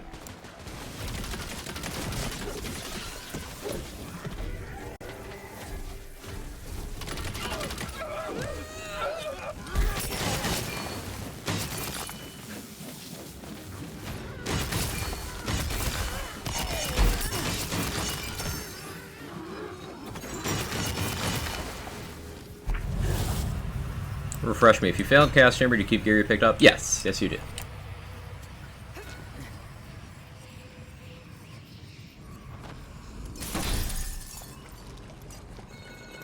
Ooh, Trust in Magic. Trust in Magic is always fun to get with unarmored defense. Because look at this. 2349 shields, 8241 health. Boom. Lot more of each. Spin to win? Yeah, Reparation. Spinning and winning. Got 1 Garlic Breath on first week, nothing since. I've Sacred Farm thousands sold, never seen anyone mentioned. Yeah, Lich's Augur is a ward that was introduced in week 2. So there's a week 1 and a week 2 item I've never seen in my game.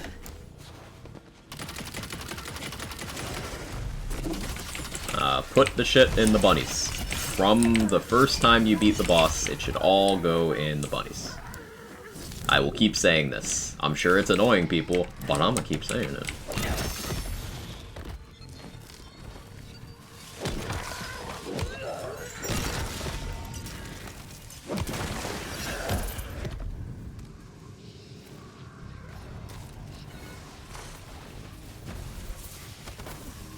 No DLC 2 gear fixes. Did you read the notes? Apparently Miasmatic Mail had an issue. The armor that you were spending a lot of time farming had an issue where it wasn't dropping from the correct wheel category. So I would directly consider that a DLC 2 gear fix.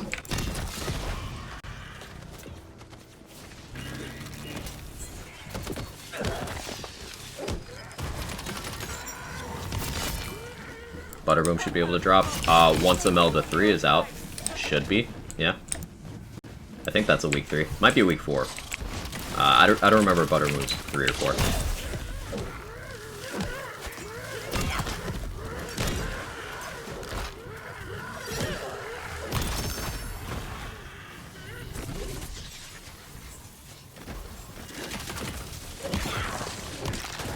Still no snow bunnies though, which pain. Yeah. I hope they don't do that again.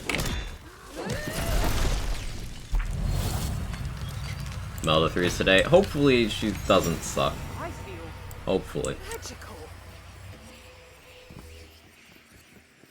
If Dreadwind is spin to win, can we name Feral Surge Yeet to beat? I love it. That's canon now.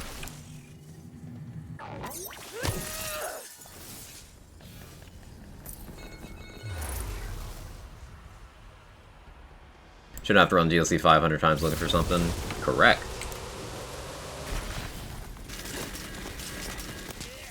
Drop starvation is not a good model of game design. Not in a system where there's massive part variance. Now, if we didn't have the part variance that we do, you could absolutely make an argument that lowering drop rates or limiting drop sources is the play. You could absolutely make that argument, but that's not the world we live in. We live in a world where guns have, 50,000 plus variants of just one gun. One unique. Like, and that's before Chaos Tiers. It's not just get the drop once, Yeah,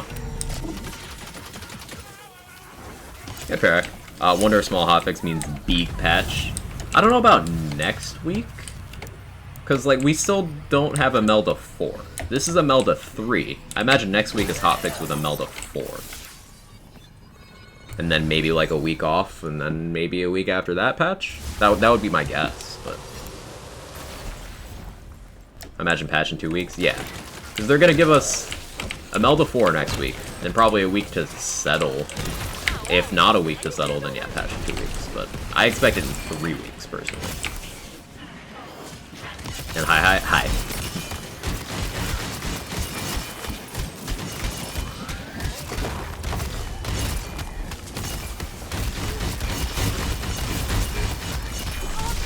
That's so satisfying. Blood of the Fallen Dreadwind on obelisks is so satisfying. Didn't get a week off from DLC 4, week 4 DLC 1 to week 2, week 1 DLC 2. Did we? I don't remember. I don't think they're taking a week off, so I imagine there won't be an off week. Yeah, if there was not an off week then we shouldn't expect an off week. Whenever someone says Wonderlands has no part variations, I'm just pointing at Body Rocker and Black Powder Shotgun. Both are incredibly strong if you get the right parts. Yeah, Sinju, they'll of course move the goalposts from that, and they'll be like, well, those aren't legendaries. But then you can point at legendaries and be like, okay, White Rider part variants.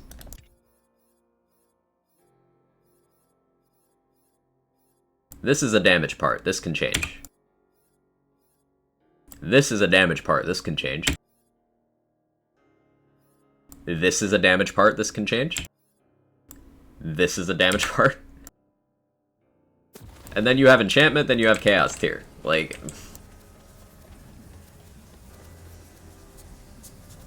difference between a ×2 White Rider and a ×1 White Rider on one part alone is utterly insane. What weapon spell should I use for a Spore Graveborn? What bonuses to look for besides companion damage? So build design isn't that simple, Jim Borghini. Spore Graveborn does not tell me what you're trying to do damage with. So, what's the focus of the build? Is it a gun build? Is it a companion build? If it is a companion build, which companions are you using? Which action skill are you using? Is there a particular gear effect you're trying to build around? I would need more information to answer that question. Got Primordial Rubies? GG. I can only imagine True Chambers using Dreadwind, just clear the whole room with no flying enemies. Yeah, J-Games. That sounds so fun.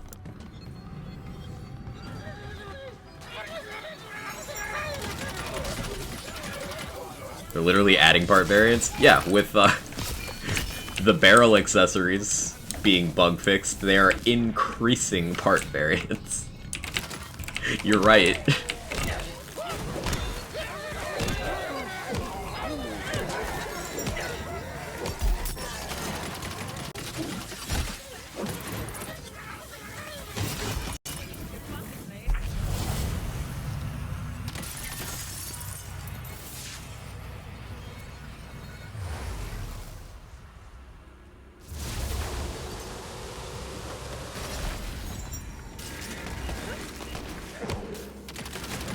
They did it with the volley. They did it with the sword explosion. Or I suppose with the sword explosion it was technically a decrease because it was a part that you had a chance to get that became guaranteed, so that was nice. They did it with the volley, they did it with the, I think the crossbow generator?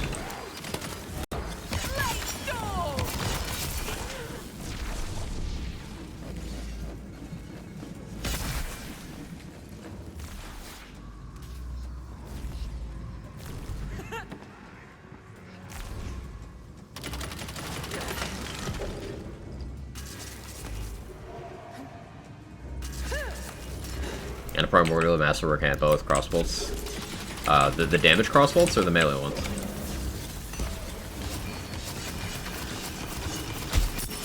Best luck I've ever had so far? Yeah, that's some really good luck. When people said Wonderland's no part variants, people radically mobile too blinded by nostalgia straight up more than the facts. Agree with them and say that that's not true. Remember, a large part of the people who say things like that, Sinju, are not people who are trying to have good faith conversations. Once again, liking another game does not override your ability to reason. It's just some people will mask their unreasonable nature behind love for another thing. Damage crossbolt? That's sick.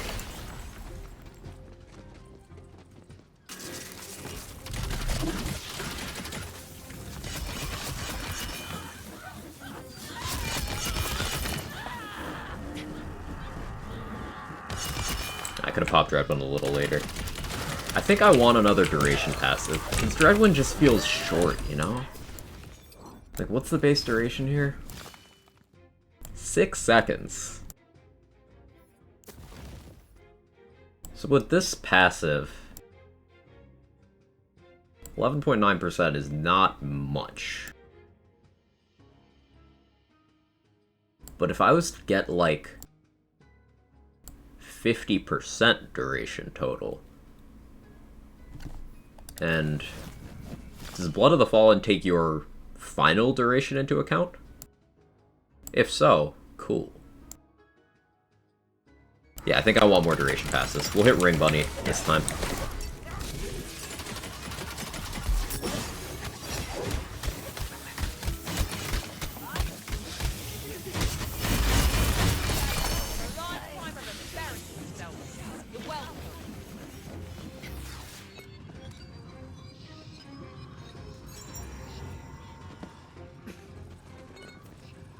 This movement speed's so nice.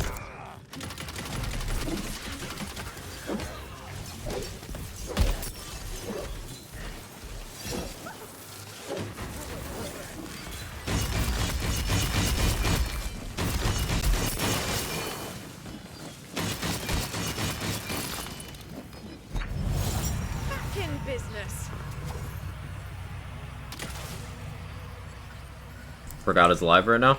Never goes live before noon Eastern, Emily. So check back in 25 minutes. And it'll be hotfix. People feel special if they get a legendary. I feel special if I get good parts variation. We're different. Yeah, I don't feel special about seeing a legendary at all because, you know, the chances of it being one that I care to use, considering how many items are in this game and how many part variations are in this game, the chances of it being something I actually want to use, almost zero. The real test of a Dreadwind build here.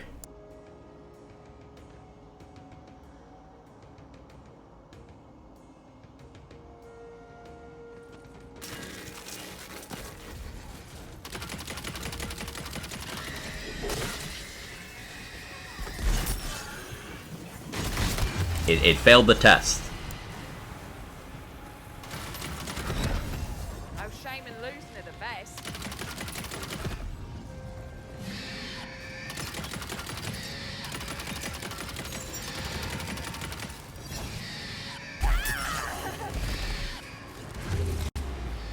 Well, that didn't go well.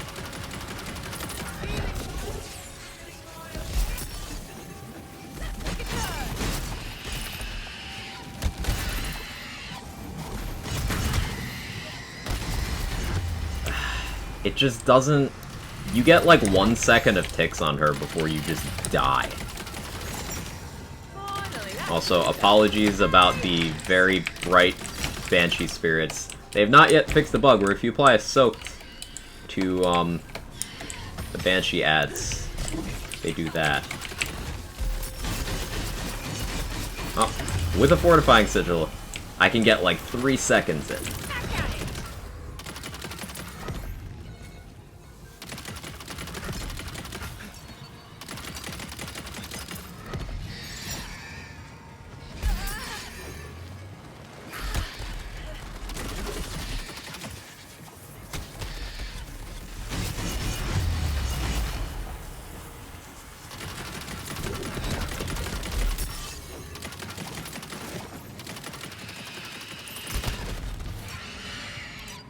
Hey McGee, how you doing?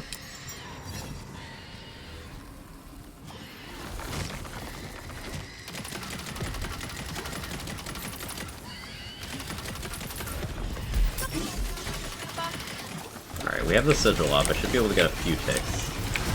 Yeah, you can get about 3 seconds of Dreadwinding in on Banshee if you have some really good passive healing going. Trying to think of ways to get more healing to that end. Like, there's,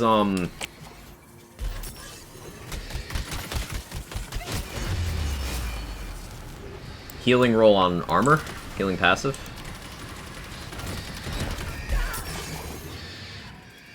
Oh, I can't see. You fuck. Damn it. Sorry, that was supposed to be a...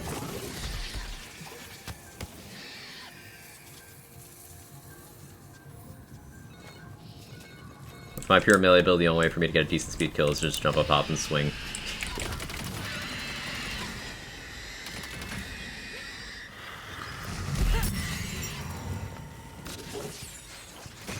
Alright, I need some healing.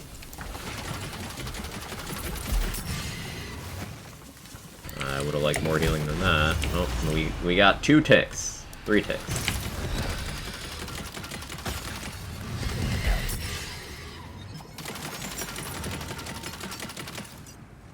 She's gone again.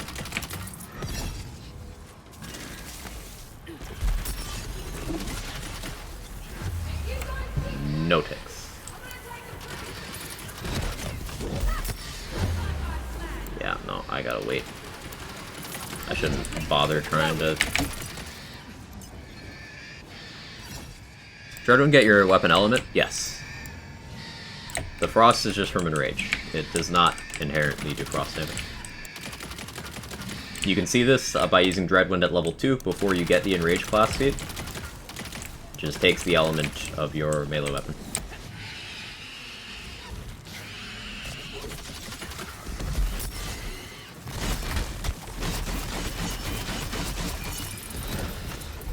Oof. So Dreadwind against this boss, very awkward.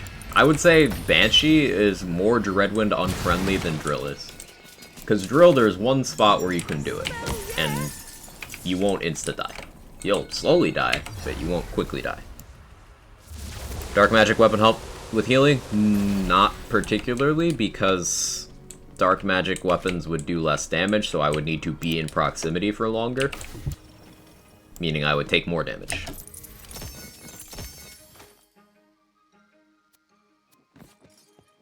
There's a low health enchant. Ooh, that's a good shout. Dank and Pico, yeah.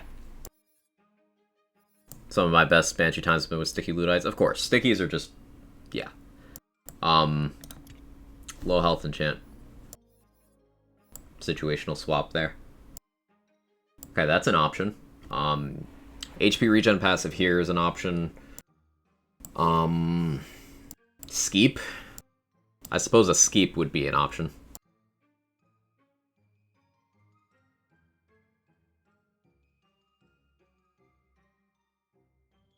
Yeah.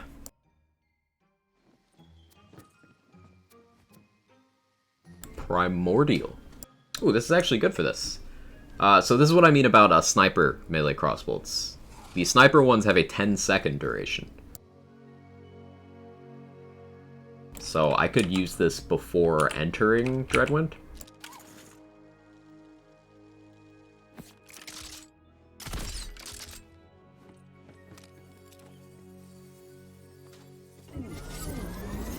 What's the real thing that makes the drops I got make me love the character even more is I was going for liquid cooling with the upcoming feature and got them instead. Would not have got them if the only way I could farm is by playing the loading screen simulator. Well said, please. Gonna go sleep for 4 hours so I can complain about being tired later. Have a good one, Quack and chat. You take it easy, Cheese. You get some good rest.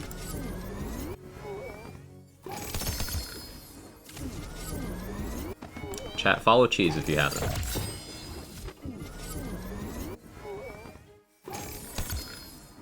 I'm not often awake enough to interact in his stream, but I always put it on one monitor before I go to sleep. And if I wake up early enough, I chat in there in the mornings.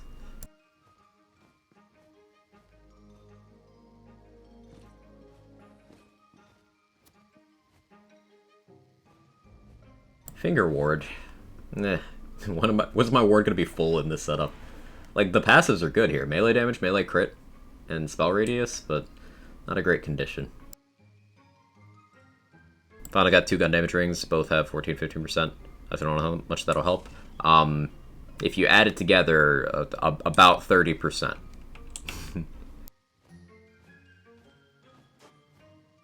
It makes a big difference. Going from no gun damage to some gun damage is still a big leap.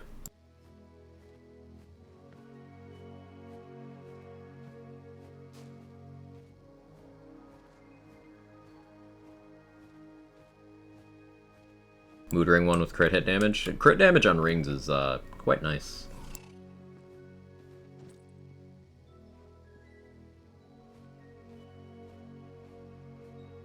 Stay hotfix day? Sure is, Irish. We went through the notes. It's a smaller one, but it's got some nice stuff in there.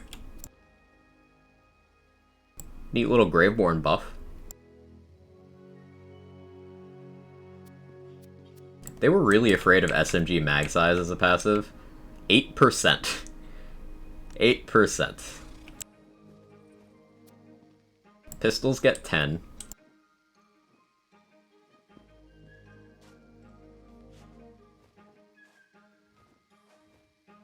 Assault rifles get 15. Shields making me anxious? Why?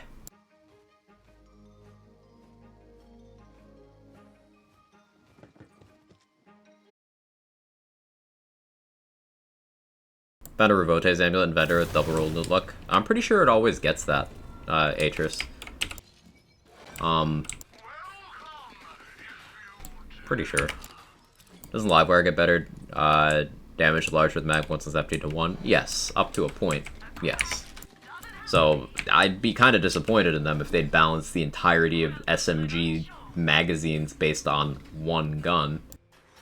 But it's possible.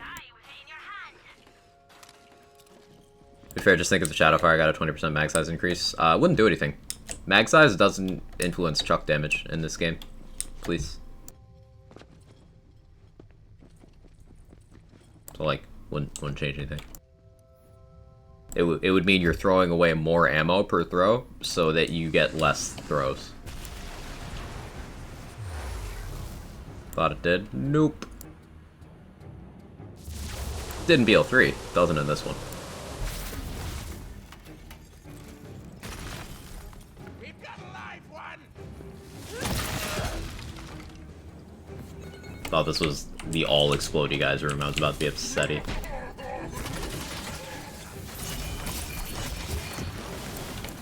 Is this health bug or my crack? I can't tell. Is this health bug?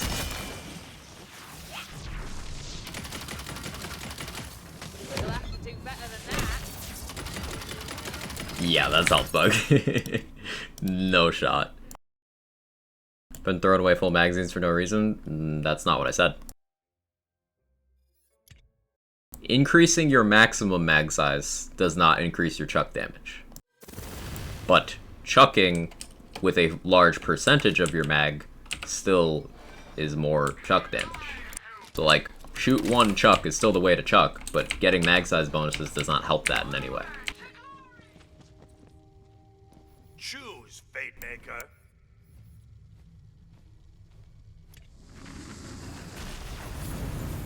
This is featured.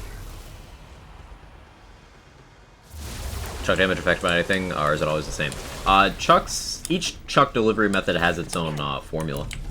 Furio formula is actually one of the more complex areas of theory crafting in this game. There's a lot of stuff going on there.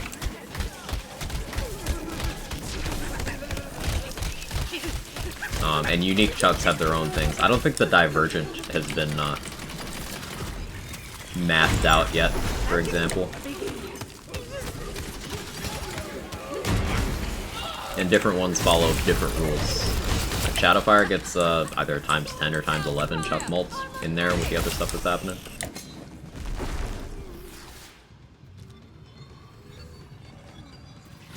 But if you increased it, then there'd be more ammo to throw them, there'd be more damage. Not necessarily. And remember, throwing more ammo per chuck means you get less chucks. So it often leads to lower DPS. Like, if every time you want to do damage, you have to throw away 40 ammo, as opposed to throwing away 30 ammo, eventually that catches up with you.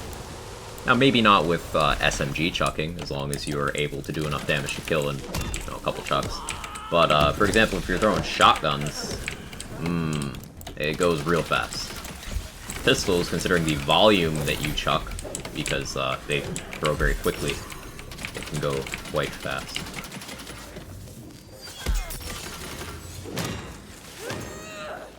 Still indirectly, would it still indirectly boosted due to one bullet and a larger mag being a smaller percentage? Like one bullet and 20 mag is 5% of the mag, and a 40 mag being 25% of your mag. Once again, this is going to be a case-by-case basis, because Furio formula is first. So the clearest answer there I can give is sometimes, but it is the direct answer I can give is that it is not an always yes like it was in BL3.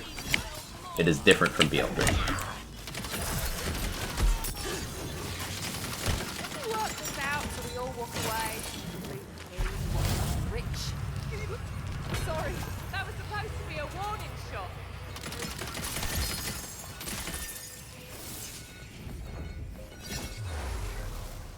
Is that another melee scalawag? Yeah, this is one I had before the fire one. I got this one while farming for the fire one. This one's only chaotic, it's not volatile, and it's cryo. I'd like it to be fire for all purposes. I just didn't bother to transfer over a copy. This is a setup I threw together with gear I had in my bank right before stream. That's why I started stream like 15 minutes later than I normally do. It's because I was putting this together. Based on a conversation we were having, like, when I'm getting ready to start streaming.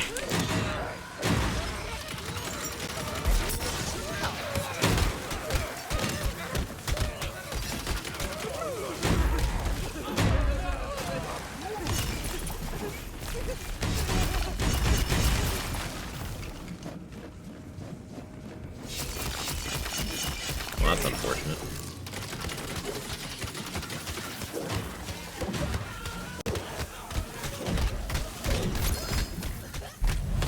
I feel like if they want Livewire to be good on both fast and slow weapons, they should have the mag do an array of things. Mag full benefits fast melee weapons, more weapon means does more for slower hard hitting. So their idea they had of making Livewire scale off of itself, like rather than the melee weapon you're using, I think that would solve that problem, because if Livewire just did its thing fixed based on, it's still every other hit, but it wasn't as widely swung by the base damage of weapon, then it would be more advantageous to fast melee builds than slow melee builds. But balancing Livewire to a point where it's not still the pick, well, it's gonna be tough. Para was in love with you? It really was.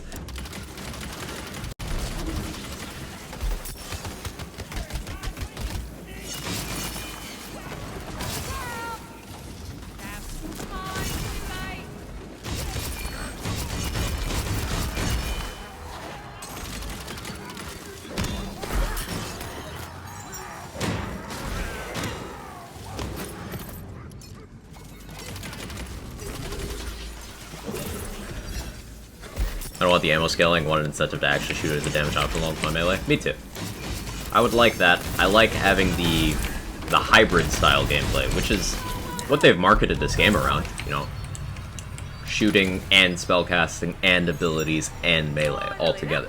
I prefer that, which is why things like the Scalawag are fun for me.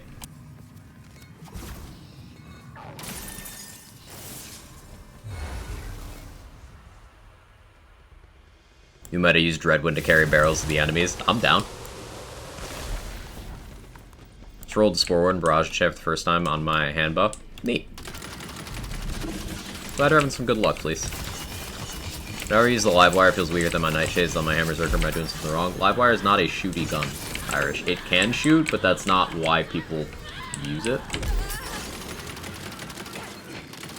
Also, it's a multi-target gun. It's not gonna do the single target damage that a pure single target gun does.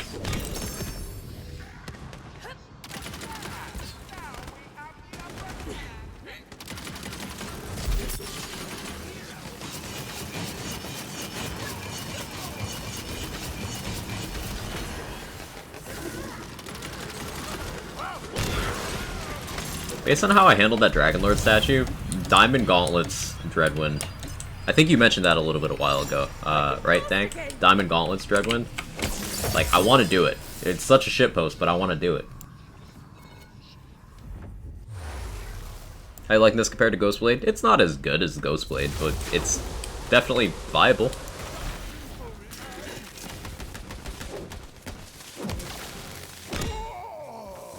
Livewire is my main AoE gun. It can be good for doing a chunk of damage to multiple targets. Like, it's not a bad gun at all. I'd say Livewire is pretty well balanced as a gun if you shoot it. You know, it's not the best use for single target, but it can work in a pinch, especially with some build investment around it. But ultimately, it's very far from overpowered as a shooty gun. It's the holding it is where it gets weird.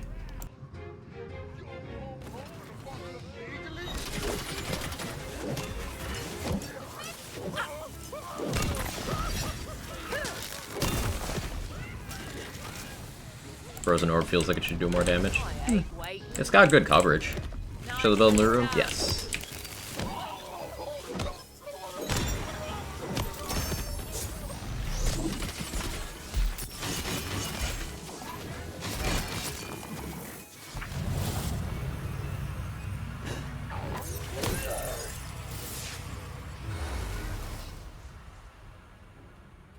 Volatile lightning for your SMG last night with the Chuck ricochets between enemies. Notice the damage 159, behaved shot like the Livewire, and Chuck was so weak, it was horrible. Yeah, the Chuck formula for lightning bolts does not favor SMGs at all. It's quite bad. You need more base damage, and SMGs just don't have that.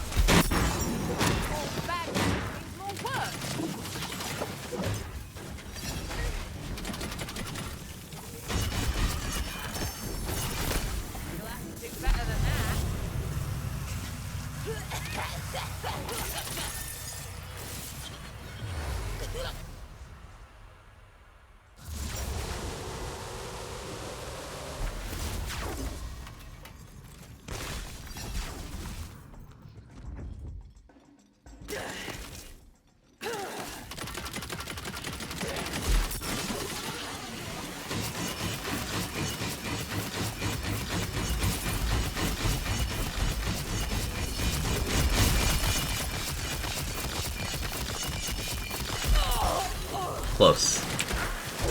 We didn't get good AI behavior. Close, though. Hey, Rorzak. How you doing? Good to see you.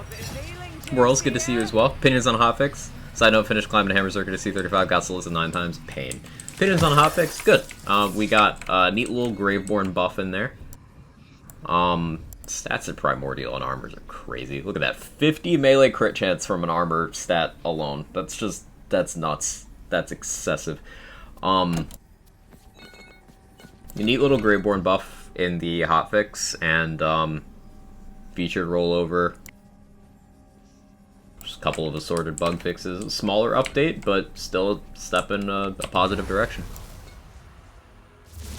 Every week I hope to see a buff to fire damage from my Executioner full fire build. Why? Fire damage doesn't need a buff.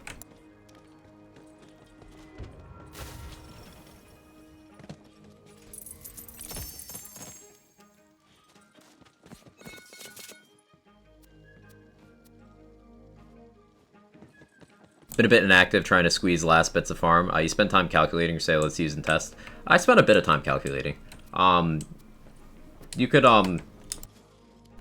could see it's probably still somewhat convenient. We had a conversation this morning in official server, which, you know, spurred me to play this build, actually. I put together this build this morning. This was my fast melee Hammerzerker, and I just kind of moved some gear over. But we crunched some numbers lightly, and it looked promising, so then I went and put the gear together. I didn't field test it in an actual run before stream, so I was taking a bit of a gamble. Not really strong as frost damage. Frost damage inherently is not any stronger than fire damage. If I have this gun in this exact part configuration in fire, it does the same damage as it does in frost. The difference is the interactions associated with each thing. Sure, I get soaked with this, but guess what? Lightning also gets it. So, this whole frost best element thing? No. No. There's also several things associated with fire that are very impactful. For example, the crit damage portion of this awe skill is triggered by fire damage. So, if you full commit to frost, any fire damage you do that would be upkeeping this is going to be severely lowered. So there's reasons to go for fire, because it also provides you more open slots. You are not chained down to using a delusion and or a Cape of Tides and or a Tidebreaker. And there's many good things that happen to be fire element. For example, Blazing Volley got buffed to the point where it is a good gun. Heckwaiter already was a good gun and it got buffed, and that's fire element. You can get many other things that are variable in their elements in fire, such as Fear Knots in any of their flavors, Sawmills. In terms of more fire-locked guns, though, you have the Drill's Fury, you have the Carouser, you have the Mole Man.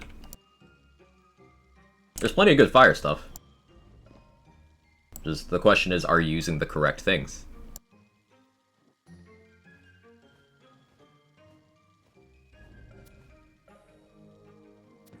Currently using a Executioner gun build myself, mainly fire weapons, fire enemy. I don't think it needs a buff. Build was really good. Yeah.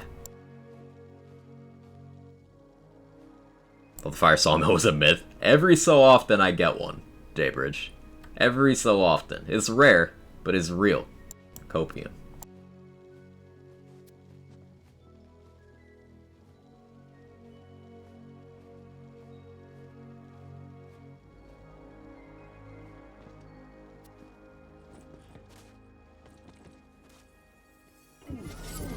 Want to take the fire and melee speed skill? I'll go over the build.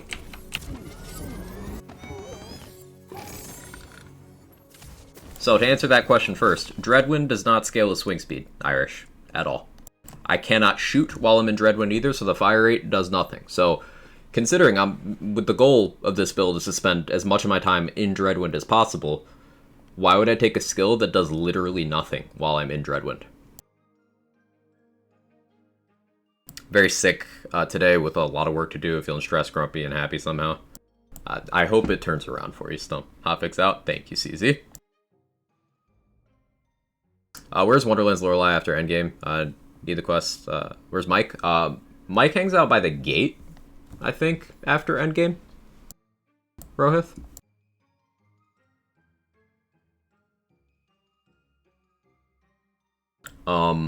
Anyway, yeah, Iron Squall would do nothing for me during Dreadwind. Why so few points in Savagery? Because Savagery is melee damage. I can get melee damage other places. For example, I can get melee damage on my rings. I get melee damage as a passive down here. I get melee damage from my roid part. You can get melee elsewhere. That's not a unique thing. Whereas Unyielding is healing, which is a lot harder to get. So I take Unyielding. But in Rage Duration, yeah, I'm already getting 2 more seconds. I have Blood Frenzy. Every time I get a kill, I get a second back.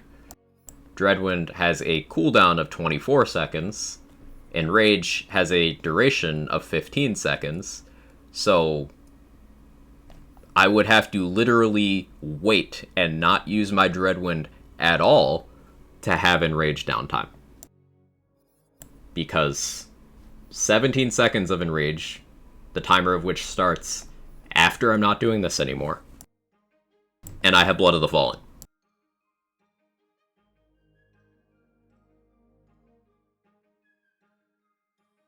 So I would have to literally stop playing to lose Enrage uptime. Why would I take more Savagery when I could take Healing? We take Icebreaker because it's fresh malt damage formula-wise. We take Old Ways because it's tankiness and conditional damage, which is great formula-wise. 1 point Instinct is here for weapon swap juggling. I haven't implemented into the build yet.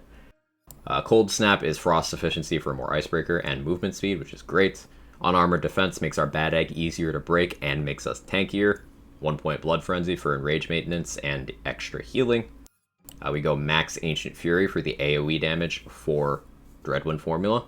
Relentless Rage for quality of life. Blast Chill because we are going to be meleeing occasionally. And Blood of the Fallen. Paladin Mike, this is the name I was searching in my head. Only the voices are ringing in the noggin. Yeah. Hey, Grasshopper. I'm C35, but I wonder how many do what I do, not kill parasites, some other boss quickly, want to get more crystals by killing their spawn mobs. Popular strat. Popular strat. I just don't have the patience to do that. But yeah, it's a popular strat. Just discover the Bronco Buster and make a build with it. It's quite good. I like that one a lot. Then over in the Clawbringer tree, we have Oath of Thunder, which is fantastic. Applies to Dreadwind. Then we take Dragon Aura. Then we want to get down another tier, so we take Oath of Fire because we are going to be shooting occasionally, so it's something. And for targets we have to shoot, such as Bernadette, it's something. And then we take Firebolt to give our Wyvern another fire attack for Awe upkeep. And we take Storm Breath because it's damage reduction. 15% damage reduction for 1 skill point is value. What does Bronco Buster do? Bronco Buster gives you a large increase to your health simply for having it equipped, but it also has a small capacity, but a very short recharge delay and a very fast recharge rate. So it's got some of the highest ward full uptime in the game. And it also heals you while it's full. So no on Rebuke. I already have damage reduction here and damage reduction here. I didn't feel like Rebuke was as valuable as getting more stuff for my guns for when I have to shoot. So if I'm using melee and want the swing speed and damage, I mean, maybe, but how many skill points do you have left? Rebuke's now fixed. Rebuke was apparently just a visual bug. Is it ever worth taking? If you want damage reduction, and you don't have the old ways, then maybe. But selling grant skill points to the Dark Hydra, I wanna say maybe, CZ? I can't remember. I've not played Graveborn in a minute, but I wanna say she can. Kind of like a Rough Rider. Not like a Rough Rider at all. More like a Cracked Sash or a Band of Sidorak, if you're familiar with those.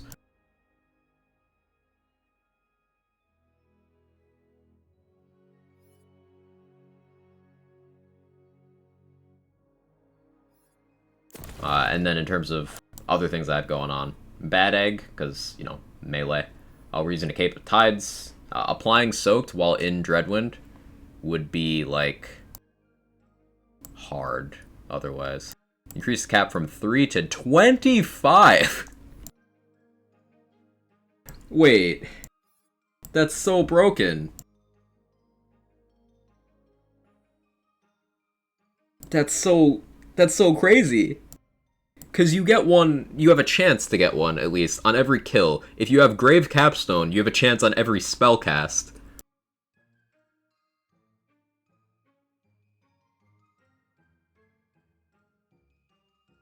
But wait, it's still capped to the number of points you have in it, though, right? Like, is the cap still, you know, at 3 it's 3, at 4 it's 4, at 5 it's 5, and just before it wouldn't go past that 3? You need the investment. Okay. But this just means, chat, that, like, Dark Hydra is, like, if you get it from Butt Stallion, sheesh. This also means 6 out of 3 Dark Hydras from armor is going to be really good now. The armor combo that gets Dark Hydras also gets Thralls, so you could, on that combo, I think you definitely want to go 3 Hydras, 2 Thralls now.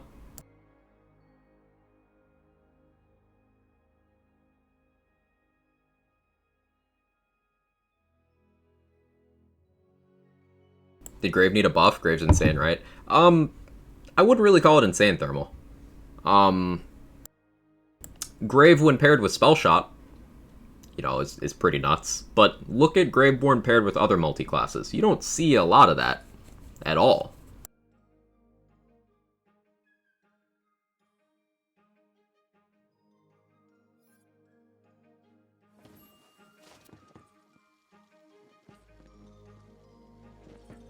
It's a fix, not a buff. It is a fix. More likely a fix, I should say. Because there's some skills they do place hard caps on aspects of them intentionally. It seems like Dark Hydras was one that they unintentionally did so. It's always supposed to do that. Yeah, now, this does go in the category of beneficial bug fix. Gloombringer's a beast. Can be. One chart Grave Stabbo viable. I have a Contagion build. It's Bone Carver. Yeah. Have some fun. Oh, hotfix is out, right? Oh, let me.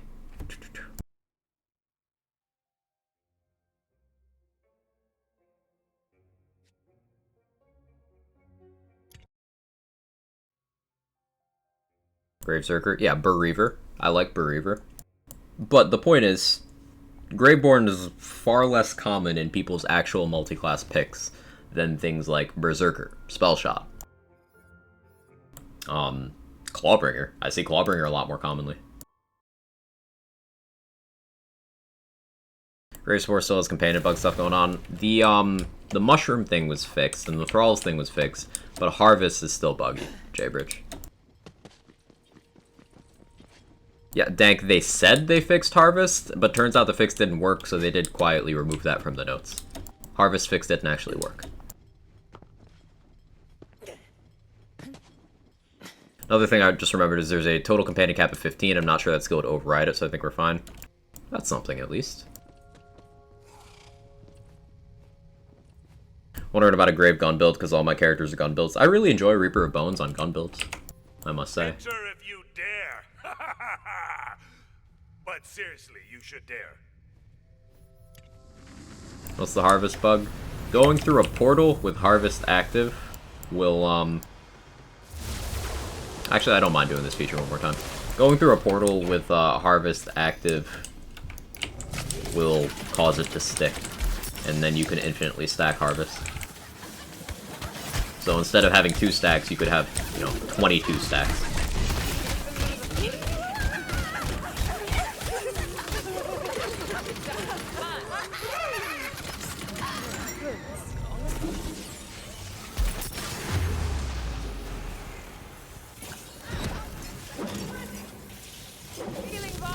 Why am I doing this on this Dreadwind build? What's wrong with me? Ow.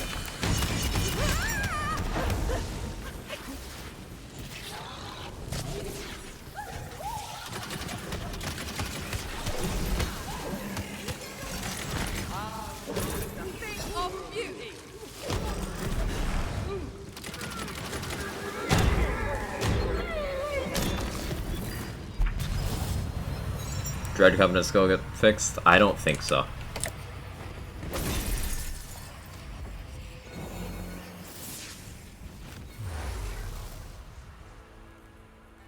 So I'll restart game and we'll do a new featured on Ghostblade after this, I think. This is good. We can farm Boreas from Ribula. Not really gonna use Curse Wit, but I guess I'll keep an eye out. Plate mails from Dragonlord will be nice. That'll be very nice, actually. Maybe I keep an eye out for Primordial Fate Breakers in case that gets buffed. Or in case associated things get buffed, I should say. what's bugged about it. Sometimes Dread Covenant will trigger the hey, you can't die thing without actually killing the Demi-Lich. Additionally, apparently if there's something with Reaper of Bones and Dread Covenant right now, where it can cause Reaper HP drain to stick without Reaper on. I've not encountered that one myself, but it's been reported.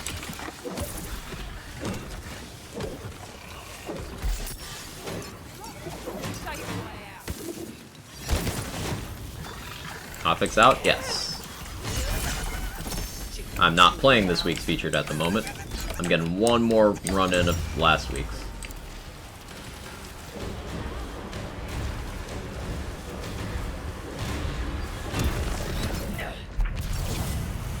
Microsoft support can suck a fat dick. Anyone can suck a fat dick if they put their mind to it, rabbit. You gotta have a success-oriented mindset. It's pride. You can suck all the dick you want to.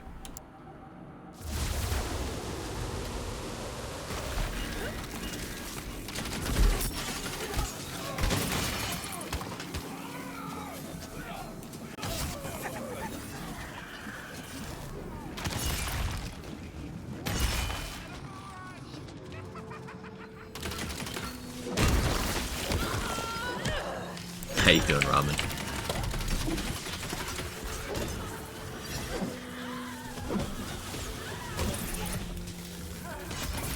Space. Personal space.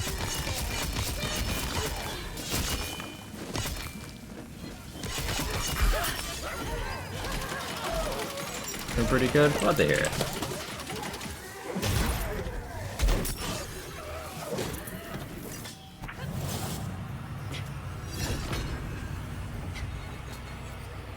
Charismatic currently unlocks now. That's not what... They weren't clear about what exactly they changed about how that item drops. I've gotten drops of it, but apparently it wasn't dropping how they wanted it to. Emily. But I had gotten drops of it from the wheel as well.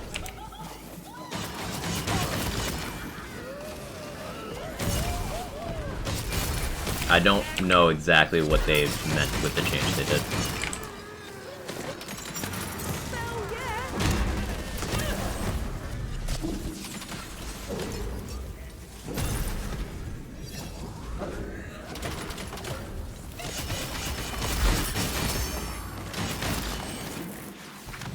It's confusing? A little bit. Anyways, back to farm. Remember to take breaks.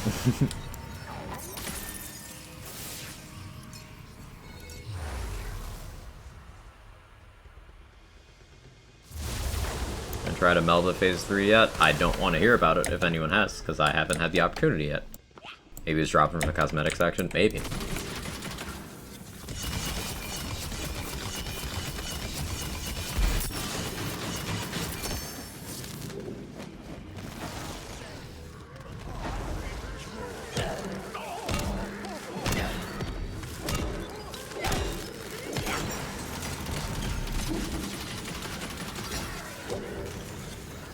Ancient Health on this Banshee combined with Blood of the Fallen is so nice for cooldown. Like, it's real comfy.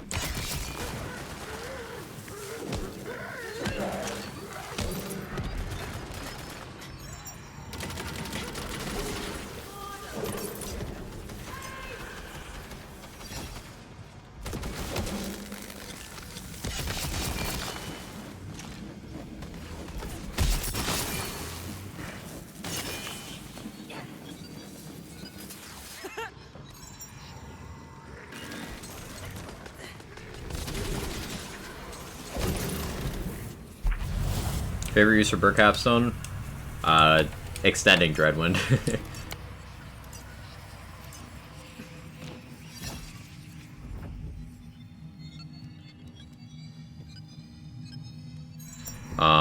Yes, didn't catch that. No, it's okay, it's easy. So there's two things associated with Dread Covenant. One, sometimes it'll heal you without actually killing the Demi-Lich and render you in a state where it'll just keep triggering without going on cooldown or killing the Demi-Lich. And the The other one is apparently, I've not experienced the second one personally, but it's been reported by multiple people. Apparently sometimes Dread Covenant can cause the Reaper of Bones HP drain to stick outside of Reaper.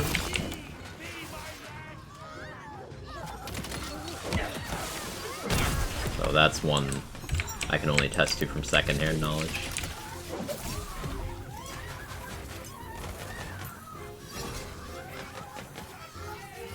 No, the real magic is the masterful word weaving done.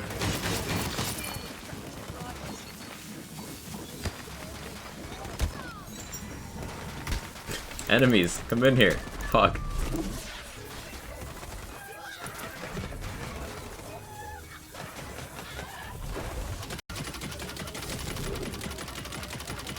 Enemy aggression, everyone.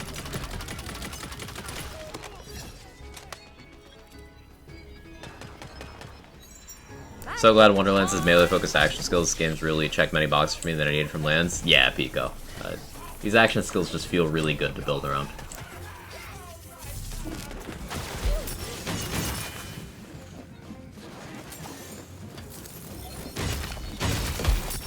Crap, more bad guys need more work.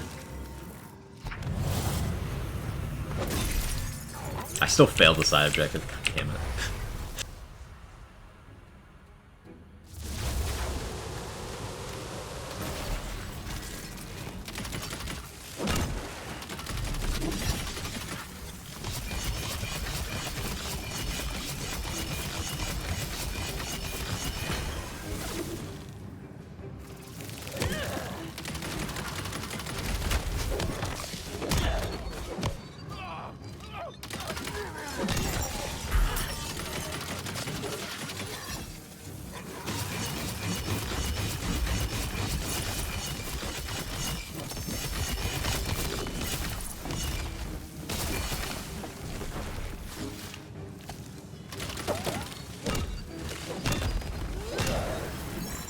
Yeah, Dreadwind still feels pretty good. You just gotta build more into the enchantment side of things now. Matters more what you're holding as a gun, obviously. Get those crossbolts in if you can. But there was a lot of worry over Dreadwind having died when Blast Chill was changed, and I was keeping that in mind as well. But I think Dreadwind's gonna be okay, chat.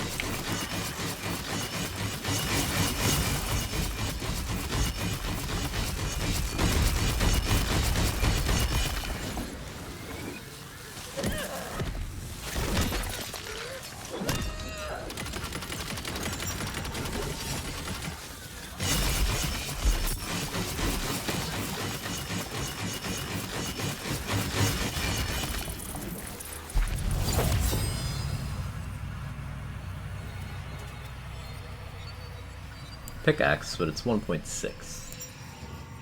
Still, ancient pickaxe. I should take that.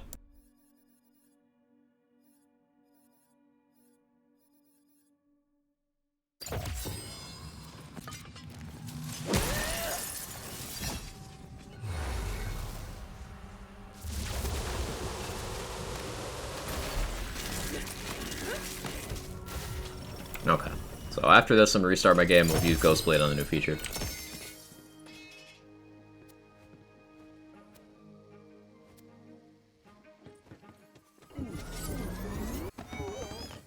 You're also a Theory Crafter and had to use a bunch of tech to make it worth. Use a small buff for the 99% player base. I still think that's fair, yeah. Especially considering Dreadwind actively sucks during a playthrough when you don't have the ability to put that investment in. Like, Dreadwind sucks at level 2. So, yeah, I'm totally all for a base damage increase.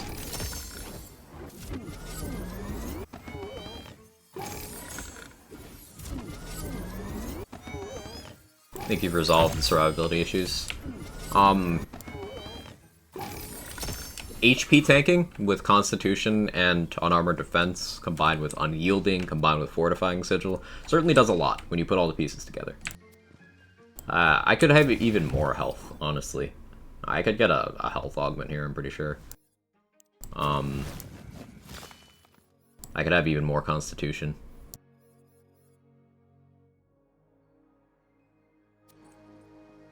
A max ward roll on this cape would be pretty good. Or max HP.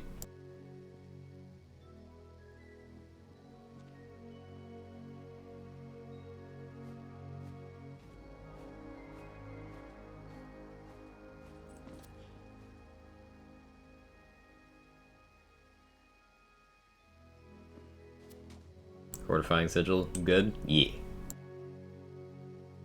Volatile. Melee damage, action skill duration, but only one passive.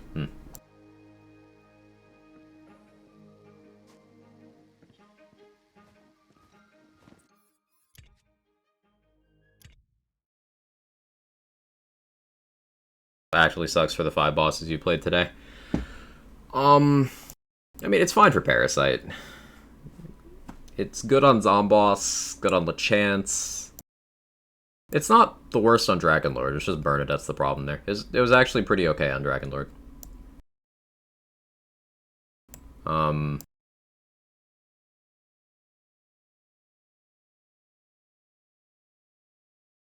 Definitely Banshee and Drill are awkward, though. Much more so Banshee.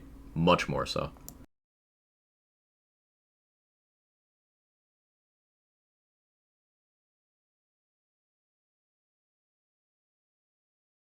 Want the feature chest spawn? Yeah, sure. Figure it out! I was ready for it. I'd love to know.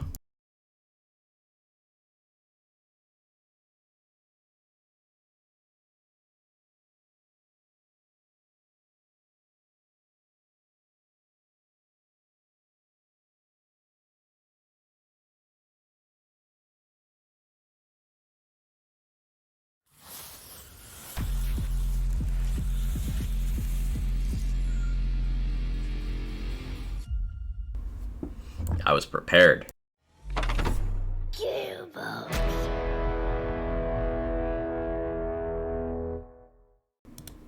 So yeah, I think we can consider that that Dreadwind setup a success. I want to get more gear for it now, which is a good sign. And it's fun to play.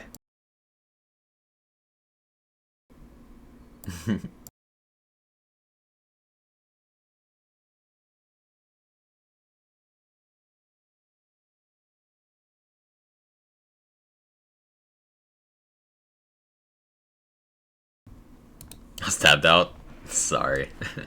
It's the Gyre. That's good. I'm still not built around that. I suppose I could do a big ammo Spore Warden thing with it. Last gasp.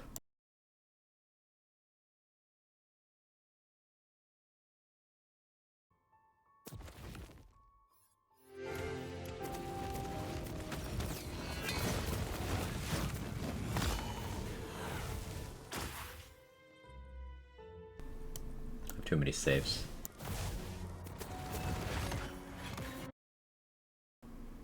Gotta optimize them shaders. You know it, Black Panther.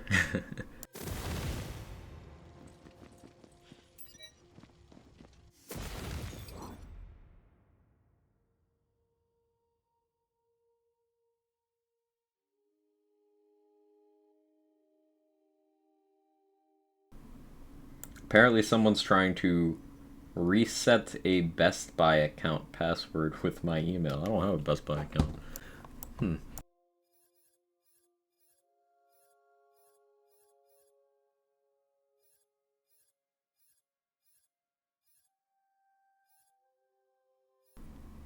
It's a little weird. Are you prepared? We'll see. Let me go out of this area and back. Is the featured out yet? Because sometimes they flub it on having the featured out. Every time I see the word Gyre, I get the Yeats poem starting in my head. I'm not familiar.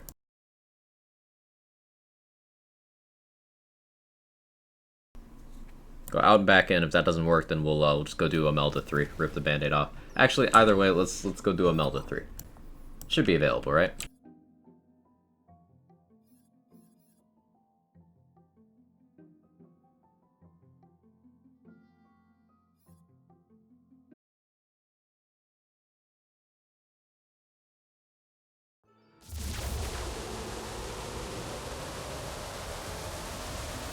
It's good to see you again. New challenges await if you're ready. Now to demolish a monster All right. with extra cheese. I should put my slip and stun back on for this too. Technically, Pragmatic answered correctly.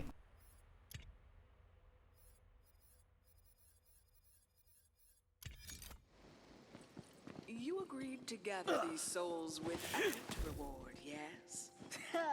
Look at that face, I'm only teasing.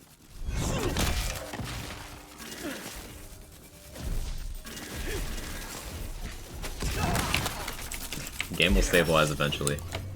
Full restart, no new featured? Okay, let's do a meld in it.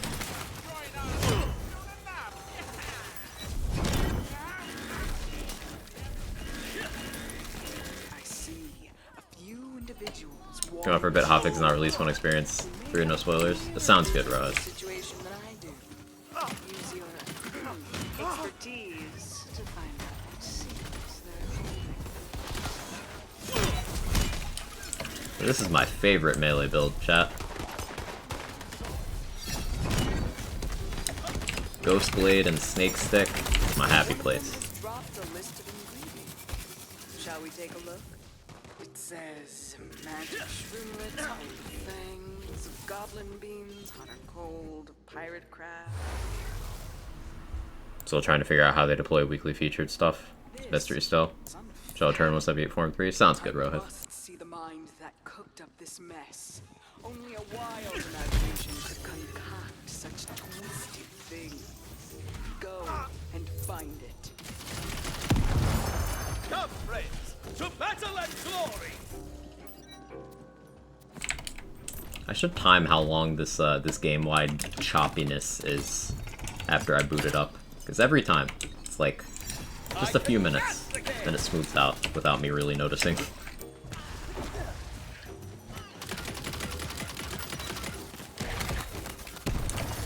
It's all nasty. I have a level 24 Snake Stick, refuse to take it on my Graveborn. It's so nice to have.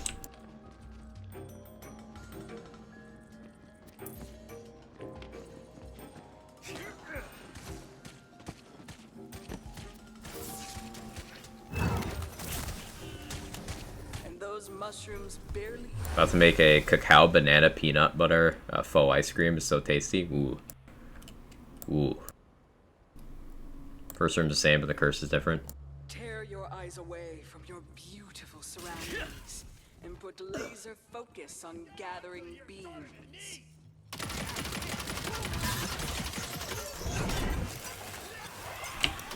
Cost 7 to upgrade to Elite. I don't really understand the impact of that change, personally, because, like, you could pretty reliably get enough crystals to Elite a room in a room already. So, like, I guess it makes it so it's basically impossible to not be able to Elite, I guess. But I suppose that's only relevant to people who never do quartz or skull containers, because those give you enough. I don't know. I don't know. I can't quite figure it out. A big ripe one's coming.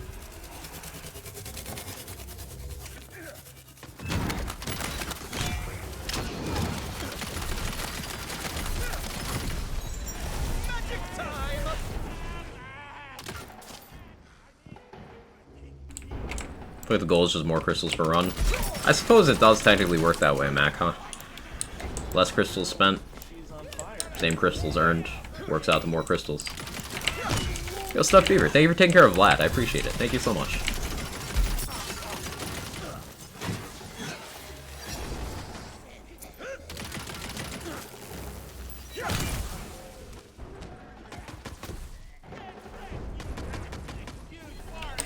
I guess that would be the smart way of doing it, now that I think about it, because that's a crystal increase, but only for people who are eliting rooms. It is not an increase for people who are not eliting rooms. So I guess that's the way to do a crystals event, without it being, you know, bloaty. Loaded? Those Loady? goblins are has-beens now.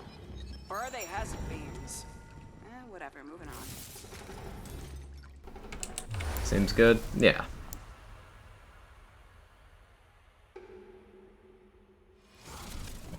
Hey, Bazooka, dude. Hotfix treating you? Nothing really affected me directly in terms of things I've tried so far. But I think overall it's a positive hotfix. A bit smaller than most of the recent ones, but that's okay. We're trying out Imelda 3. I've not seen her yet, and we're making our way there.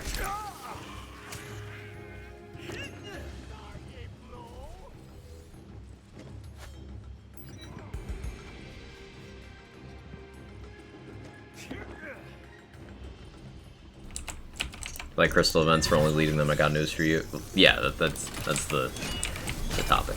Yeah.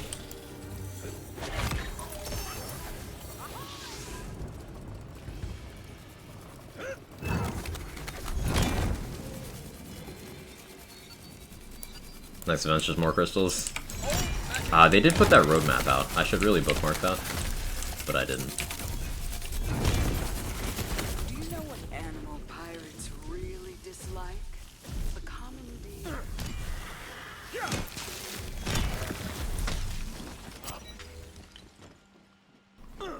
Not having a lot of changes feels like means the game's a good spot to me. No complaints. Yeah, and they're keeping us posted pretty regularly on high-profile things like the live wire. We know that's got to wait for a patch, for example. So, no complaints here either. Should be a use all crystals button. I doubt consoles could handle that. Like, that amount of loot appearing at once. Big doubt.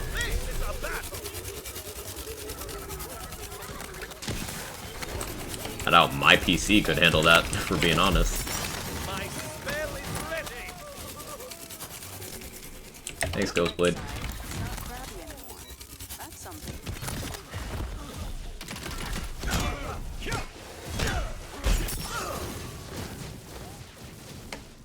Next week's patch, we have no reason to believe that. More likely 2 weeks. Because next week is Imelda 4. So that's going to be a hotfix week.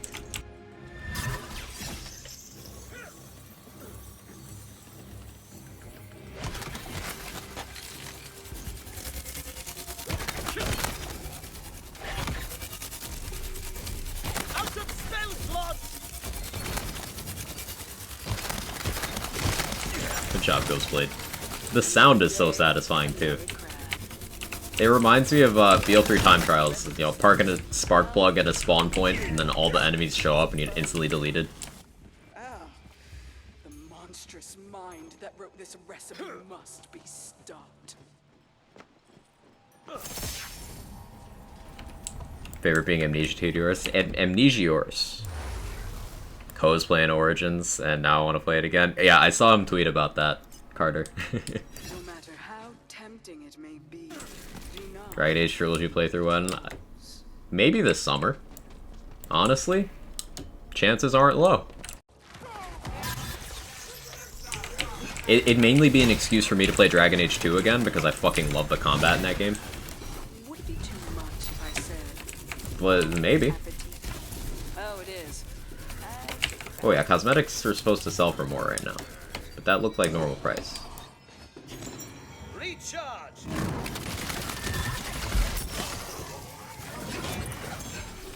See new Pokemon games gonna be 4-player co-op? Yeah, I'm very interested in that. Like, actual true co-op. Not yet over. As opposed to area-based co-op. So that's cool. The amazing outside of Lands series, Dragon Age, my favorite franchise, specifically Origins. Origins is just one of the textbook best RPGs ever made.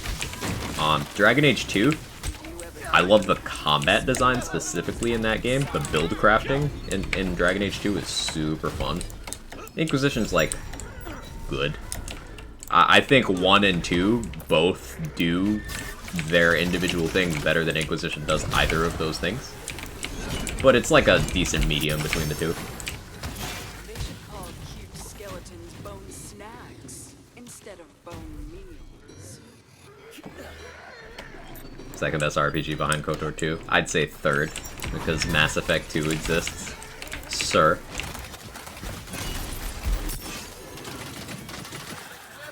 Every day's a grind, isn't it?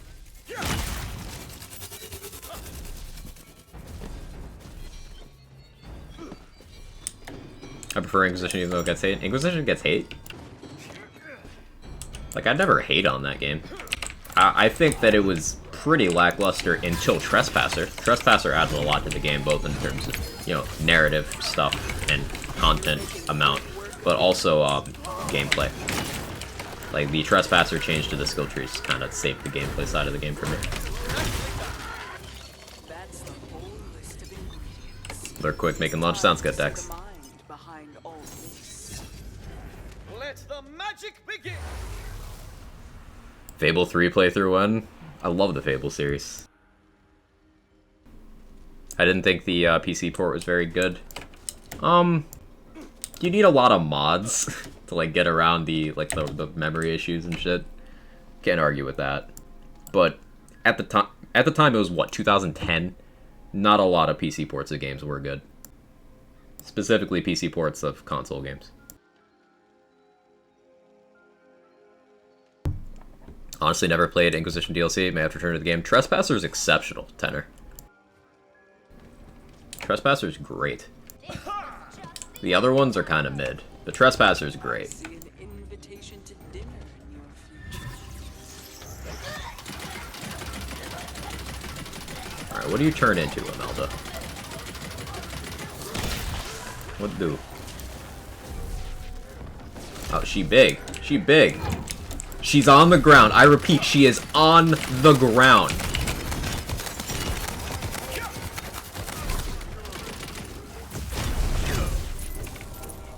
She's on the ground. We started at the bottom, now we're here. Well, technically we started at the top, and now we're here.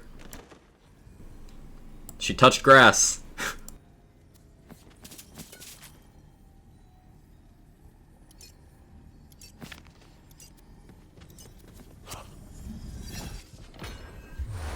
What she look like? Form 2, but big. Oh, well then it's high time for some takeouts. Vesper, Respect the gravity of the situation. I trust you have new challenges for me to conquer. Grass touched her.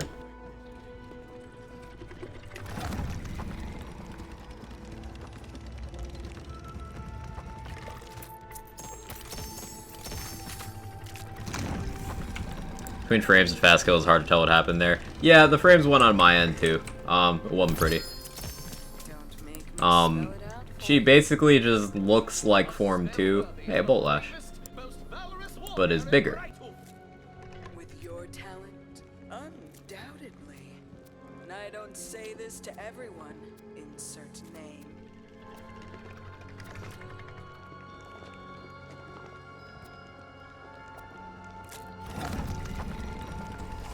Gotta get through that shit. Yeah, you just gotta get through Form 1 and 2 once each, and then Form 3 is, you know, fine.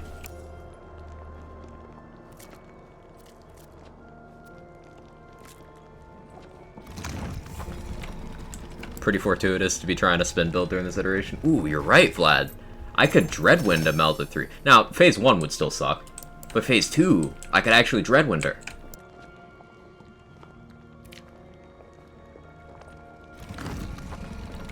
Is Bolt Lash any good? No. Did I make the cosmos? The stars? I'm not sure what you're talking about, Carter. Borrowed.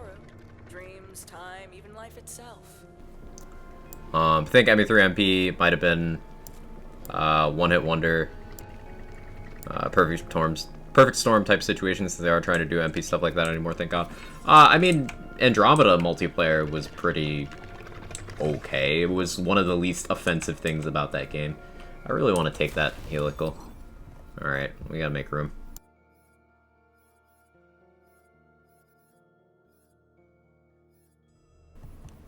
Like, Andromeda multiplayer was okay.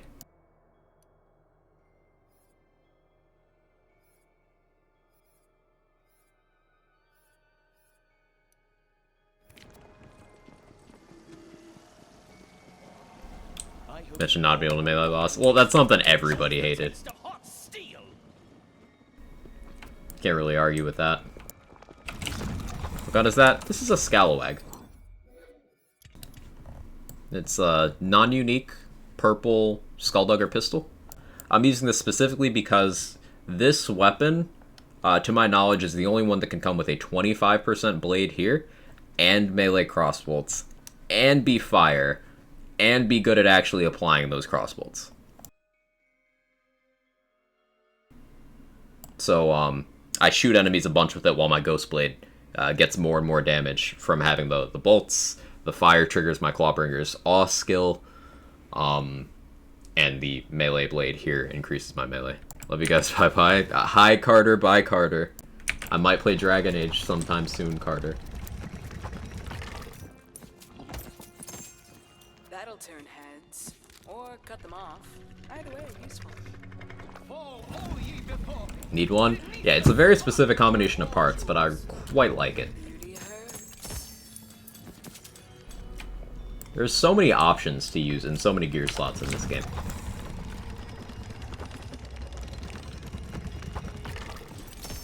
Classic plus Carter minus Carter.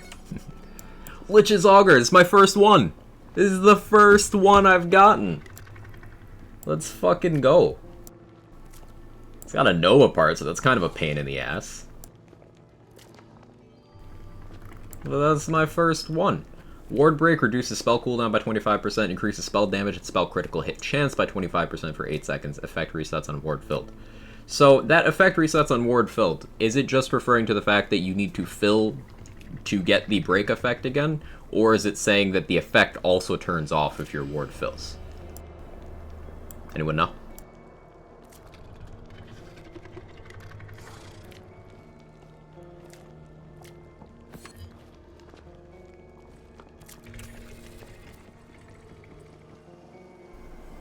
Look up Sony melee builds on YouTube. Your build seems to be the most well-balanced, fun to play. Also, shredding without god roll items. Respect. I'm glad you like it, Paul. I'm glad you like it. No idea, haven't gotten it yet. This is my first one, yeah. Actually don't know despite having 3 yet to test it. Okay. Decent delay in charge rate? Yeah. Believe you need to fill it in order for it to go off the next break. That would make sense. That's how most on-break mechanics are treated. Heavy Shield might be good for spell shots, depends on the break field stuff. The thing about that, Emily, is spell shots already have a lot of spell damage, already have a lot of spell crit chance, and cooldown is already not relevant to them. So what they could take in that slot instead is a damage boost, or a way of healing. So something like Body Rune still kind of wins there, in terms of practicality. I think Lich's Auger has more of a place on non-spell shot, but more of something you already have is less optimal than getting something you don't have. It leads to less damage, a less well-rounded build. It's just not the play. I think Lich's Auger has more of a place on non-spell shot caster stuff. Because remember, spell shot and Graveborn are the only ones with access to spell cooldown until this came out. With the exception of Goblin Pickaxe and Archmage Hilt. So this is another way of getting shorter cooldowns on other characters. As a spell shot, my shield never completely refills, so I don't see the value. Right, a lot of spell shots run Glass Cannon as well, so they'll just never get access. New ward cap imposed by unarmored defense still count as a ward fill? Yes, it does.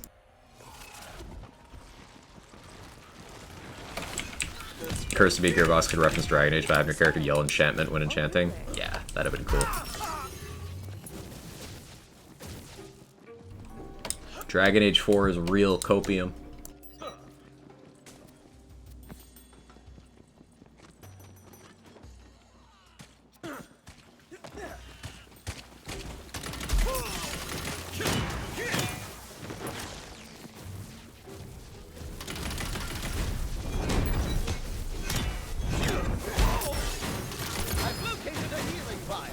That's definitely more cosmetics.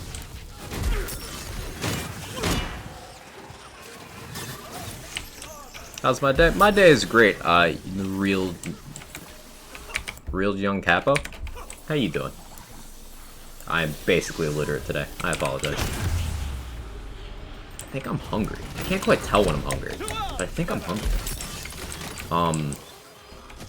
Day's going well. Dreadwind build has been going pretty well. We're playing Ghostblade setup right now, but I'm very happy with Imelda 3. If you've not seen Imelda 3, we're about to do it again, but I'm doing it a second time, which is a good sign. Hey Cavell, good to see you. Had to step over some variants. Sorry I missed the hotfix read. How do you feel about it? Subtle, but beneficial. Couple neat bug fixes. Featured with some useful stuff to farm in there. and Imelda 3 doesn't suck. Is cosmetic selling for? I'll have to look at the next ones I see. The first one I looked at was what appeared to be normal price, so I'll have to pay closer attention. I see excessively large beans in your future. Much stamina, you know me.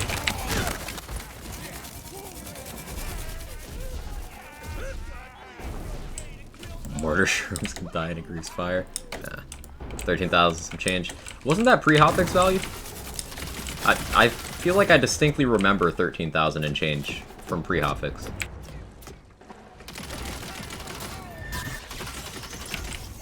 Yeah, here we go, 13,000 and change.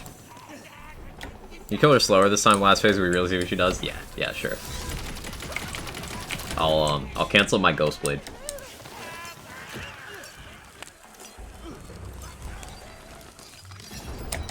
Not increase? Okay. Can she be meleeed? Yes. Yes, she can. Phase 1 still sucks. But Phase 2, you can actually melee her.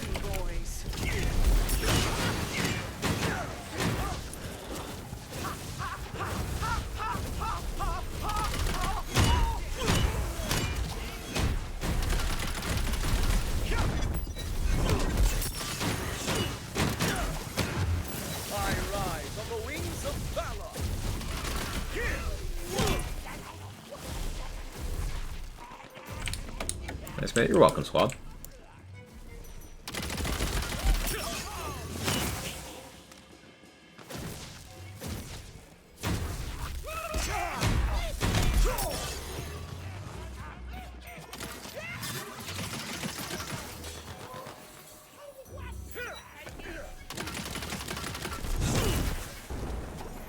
Another neat thing about the Scalawag is if you have bad aim like I do, well, it homes in. You don't have to worry about it.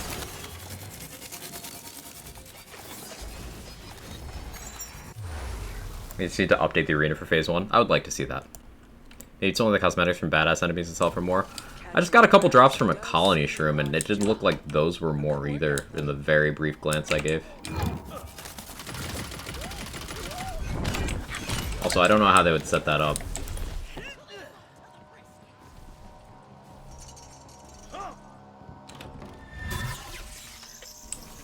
It's like 12.9k free hotfix. Really, for Ilya?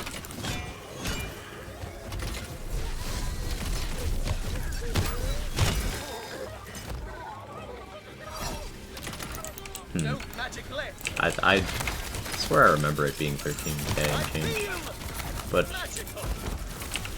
could be Mandela effect. You seem like you've had enough of this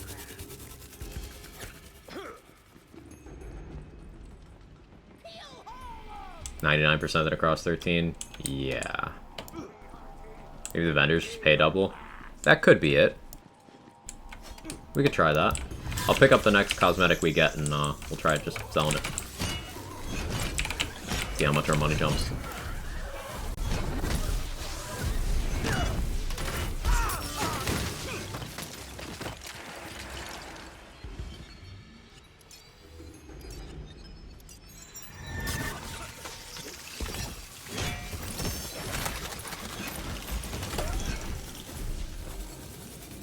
Did you imagine you'd be catching crabs from pirates today?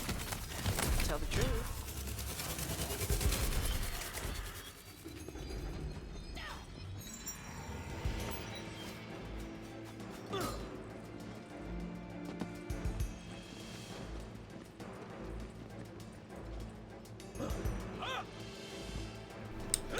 So 50% more, not 100%. Yeah, but 50% more of, no, 13k is gonna be something that we see. So we'll have to check the actual vendor. Yeah.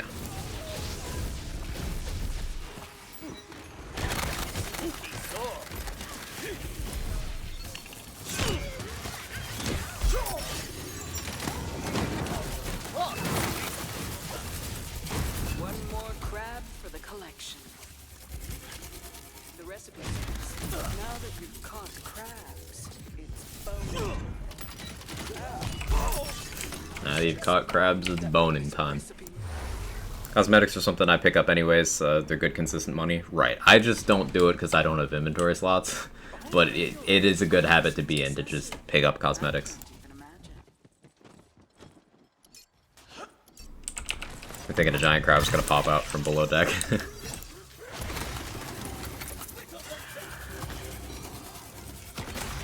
this point, you've broken more bones than you've broken sweat.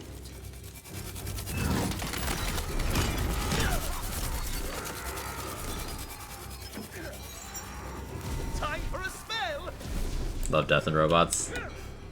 Yeah, I was thinking Guns, Love, and Tentacles. Love Death and Robots. That would be a fun combination. I think we're selling around 8,500. 13,000 seems right to me. Yeah, we could all be just misremembering or something. Turn all volume off except dialogue so I can hear Vesper whisper to me. You're not supposed to say what we're thinking out loud, Jack. Come on, we gotta pretend we're not degenerates. We need to pretend. We have an example to maintain.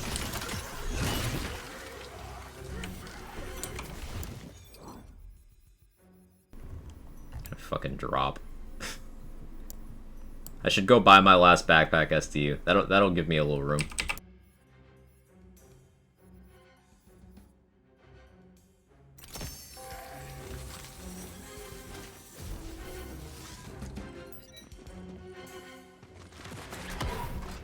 We're crab people now. True.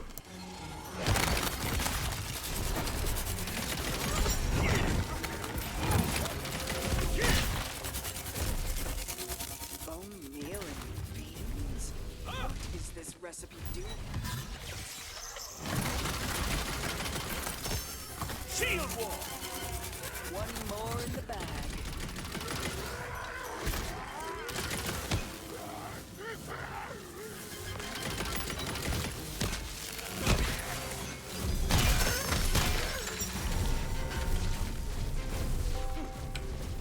Moxie is Damage Nation, Quag is Degen Nation. I'm okay with this. I'm an example to maintain, yet I am a degenerate? Yes. You understand perfectly.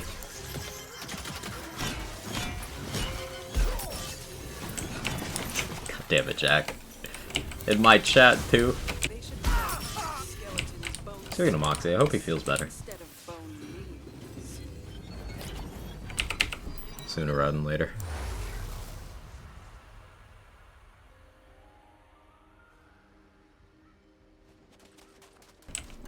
What happened to Moxie? COVID.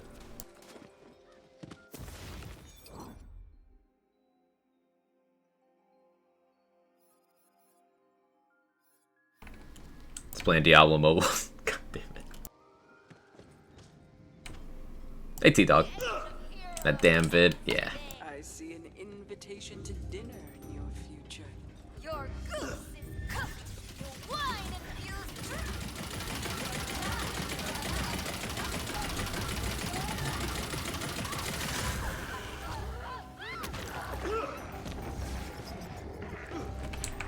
This is Imelda 3. Look, she touched grass, figuratively speaking. Also, Booba.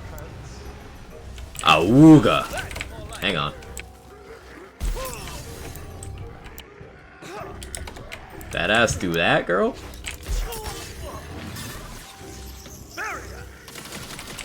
Chat, forgive me for what I'm about to do.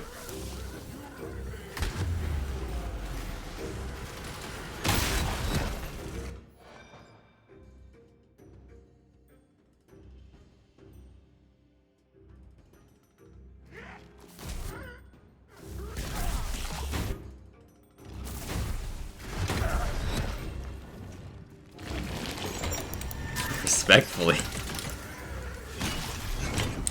Hold on. Poke an eye with. Most importantly, she's on the ground.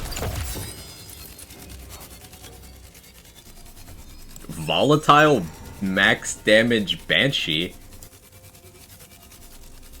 Okay. If you say so.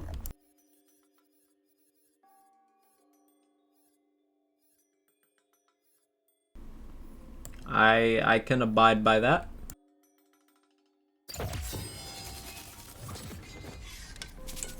with Echo. I don't really love Echo on Banshee, but it's something. You killed my wife. This is your origin story, Pup T. We'll take them all on together. You're a superhero now. And look, an Emerald of Speed Dating dropped. This is for you. This is for you.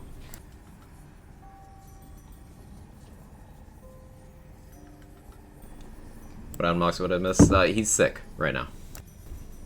The vid. So send him good vibes. We can rebuild her. We have the technology. This is so much better than her just floating. Yeah. So much better. Found Assault and Battery with Rampage. I've been told Rampage doesn't work on it at all, Ostrich. So, yeah. That's what I've been told. Unfortunate. A ship of melted unclean one? Me too. Good thing I'm not an artist, because I'd draw that.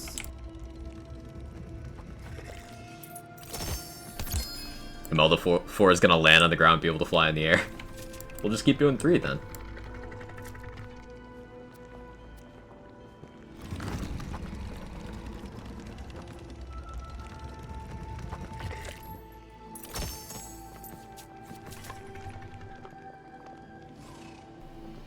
Spell radius, action skill duration, melee crit damage, but it's on a non-chaotic with gun damage. That was almost really good. Hopefully T4 doesn't just make her faster and add the T2 damage cloud. She's not thick enough yet. Add more chonk. More cushion, if you will.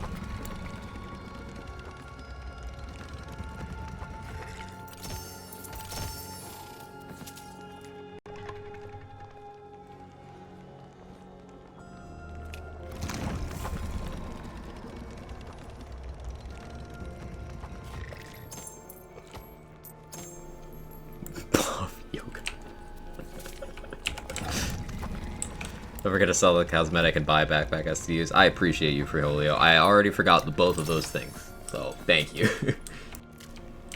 Too busy thirsting.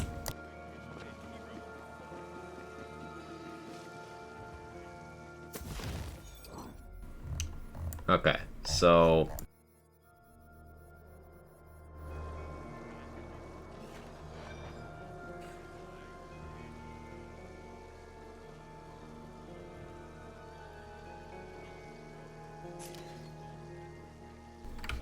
Yeah, no, we got 13,000, so it's selling for what it reads for, which doesn't seem to be increased.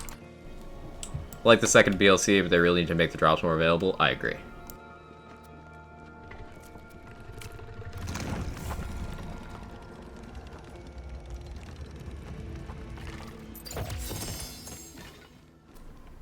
Chaotic Assault and Battery. Warrior. Sure.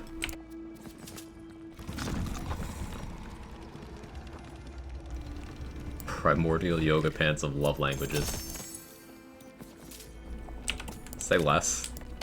Why do we start saying PLC instead of DLC? Because they started saying it, and much like with Shield to Ward and, you know, Shock to Lightning, I try to use the current terminology because a lot of new players came in, and this is their first game, so they won't know what we're talking about.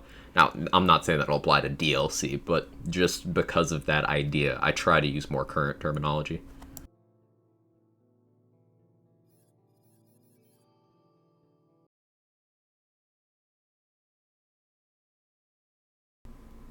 Dragon Age 4 is now officially titled Dragon Age Dreadwolf. Is the game coming out before we're 40, Carter?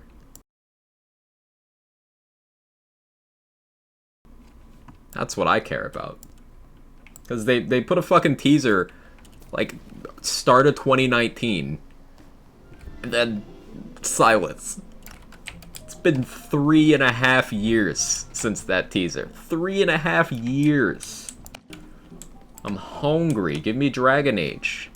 That's all we have for now. Yeah, fucking of course. God damn it, BioWare. Until actual dragons evolve. Now, don't get me wrong. I want the game to, you know, not be rushed. I want it to be good and stuff. But god damn it. It's been 8 years since a Dragon Age game. 8 years.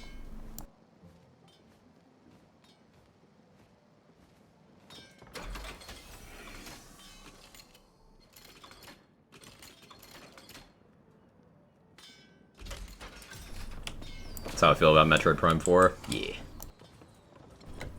Best damage for Wyvern was Spore Warden or Graveborn? I'd say Graveborn. Rozak. I would say Graveborn.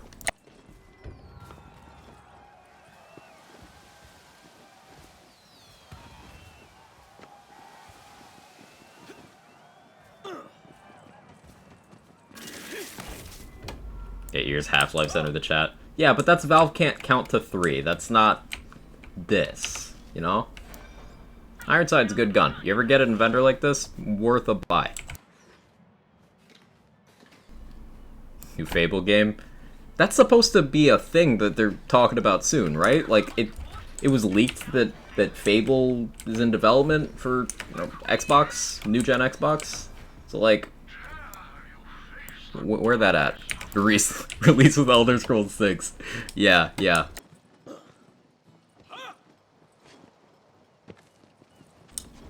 GTA 6? GTA 6 is never fucking happening. I refuse to believe that GTA 6 it will ever even be entertained as a concept. Because GTA Online just... like, they don't need to. Its highest rarity? Legendary. Oh, you mean Chaos Tier? Currently Primordial, yes. We know of a future one that will be made available to us whenever the next time the Chaos Tiers go up. We know that one will be Ascended, but the current highest that's obtainable is Primordial.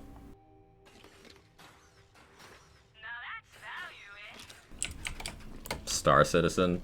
I know Tess was doing some Star Citizen coverage this past week. I didn't catch any of it, but yeah, I forgot that existed.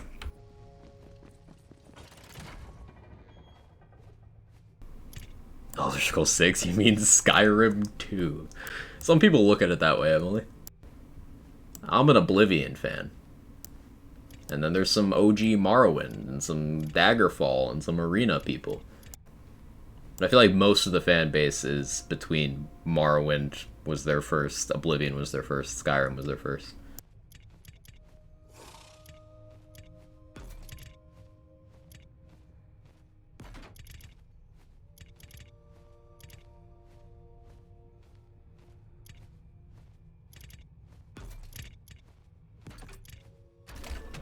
Confession to make? What's that? Morrow Live Seat. Tenner's one of those. I'd be Todd Howard's personal servant if they make ES6 the Dwemer. Choose, Fate Maker.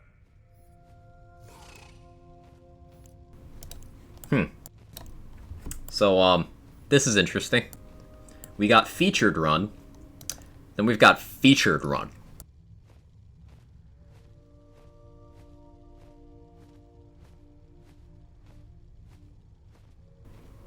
Level caps and chaos tiers. So chaos tiers like increasing. We have had no level cap increases, and hopefully we never get one, Viking. They're using alternative tools this time around, and I think it's a much better system. Do the featured run? Okay, we'll do the featured run. Young me loved KOTOR, loved Dragon Age Origins, not Oblivion. I don't know what's wrong with Young me.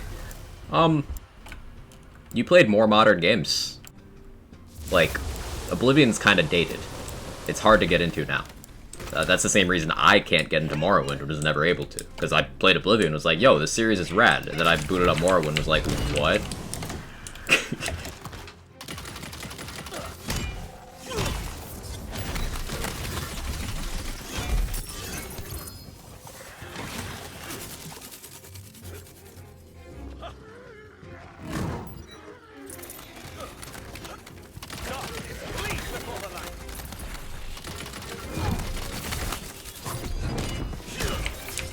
Hey, Brain Farts, how you doing? Welcome in.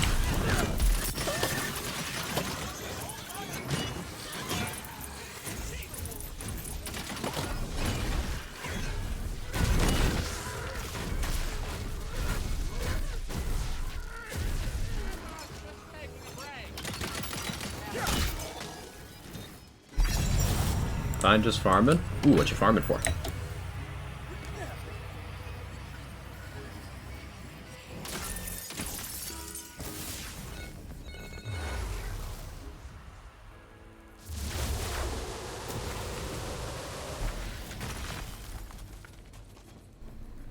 Oblivion having using spreadsheets to maximize skill increases with each level is rough. Yeah, the leveling system in Oblivion was so arcane that like, yeah.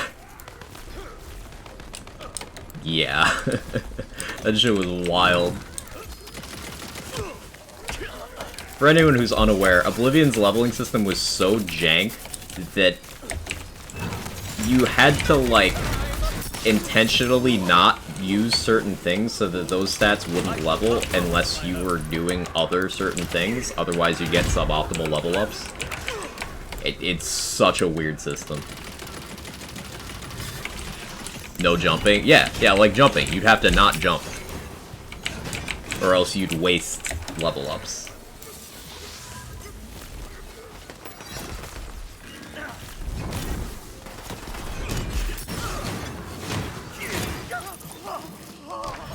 I think I had one level where I couldn't jump or heal for like 3 hours real time. Yeah.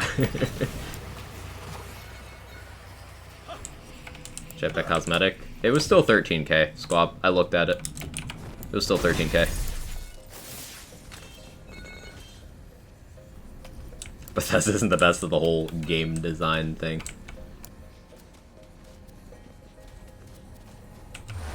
Bummer. Yeah.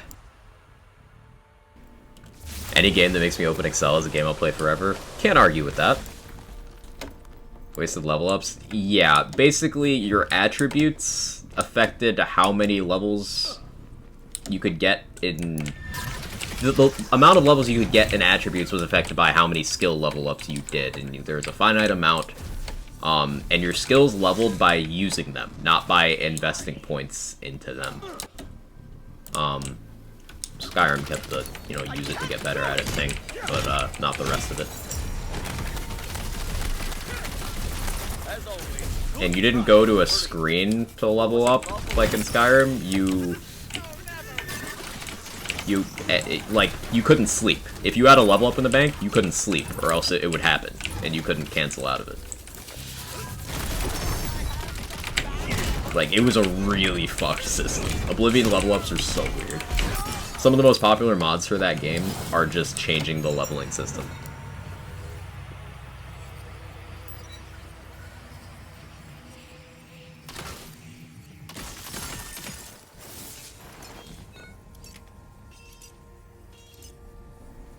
Some good melee rings and amulet. Nice. Dragon Age Dreadwolf. Yeah, Carter mentioned.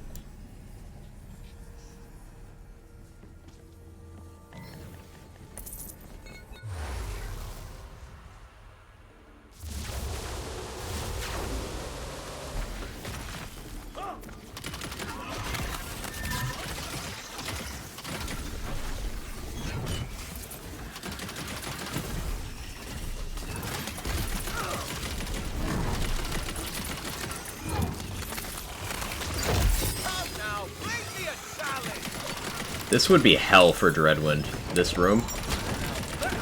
I want to do it anyway.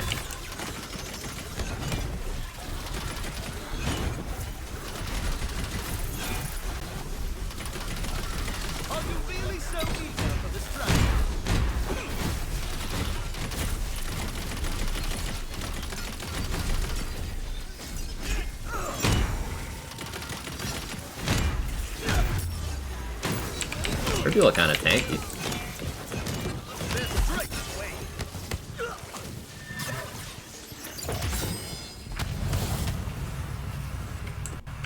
#1 source of Dragon Age news. It's true. Volatile Boreas. With a good enchant. Alright. Cool. I suppose I take that.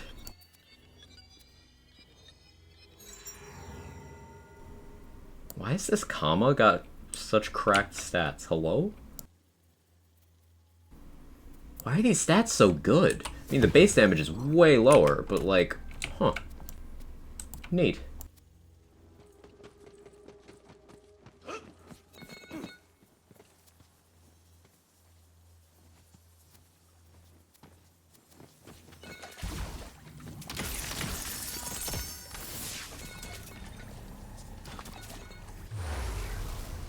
Gearbox sale? What do you mean, Hazel? Is there a sale? Didn't like the persuasion system in Oblivion. Yeah. That was pretty jank too.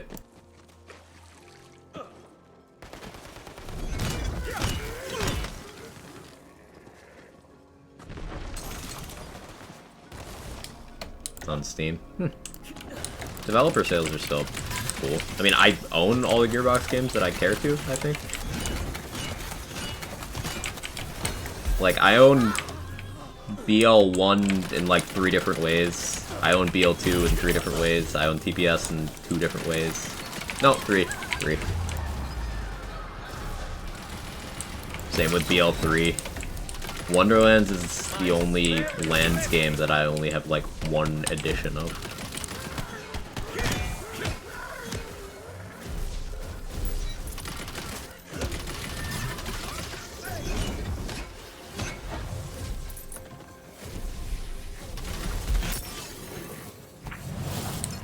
Across various storefronts and platforms and such. Melee weapons this is the Snake Stick, Asa. It's my personal favorite, because the Hydras spawned by it are also melee damage. So they'll be doing melee damage from range. They trigger alchemical agents and stuff like that. So it's very nice for sustained DPS. Where's the second quartz in here? Is it down there? There's 2 quartz locations on this map. I guess we don't have that one. Is there a 3rd quartz location?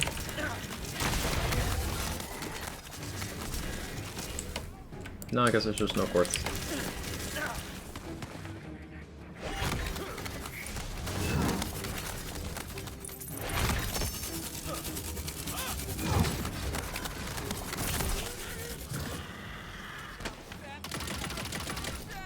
Got that Stadia version. Look at the Stadia!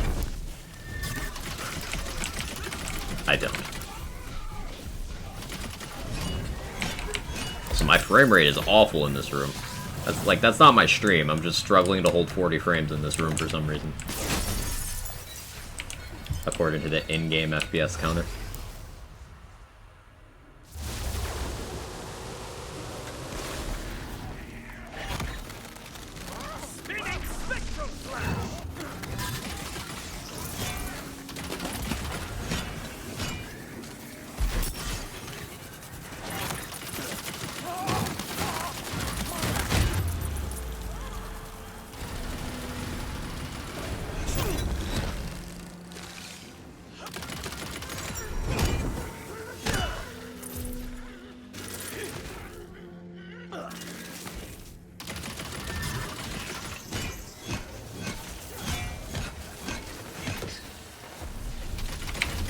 Forgot I'm wearing my slip and stun as well. I want to be wearing my Theurge, which is there.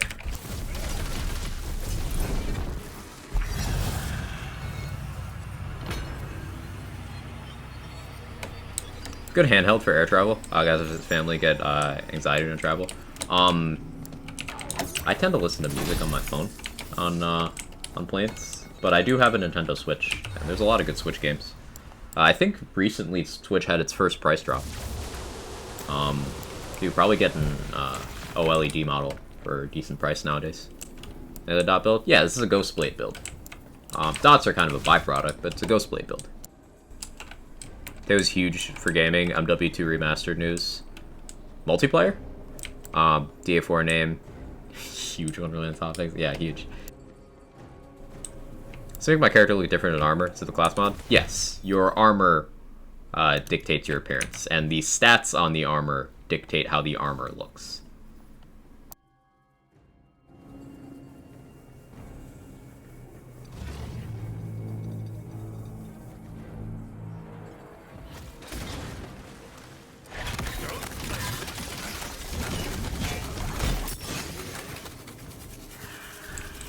Get fucked, Dragon Lord. Get absolutely shit on. Ghostblade good.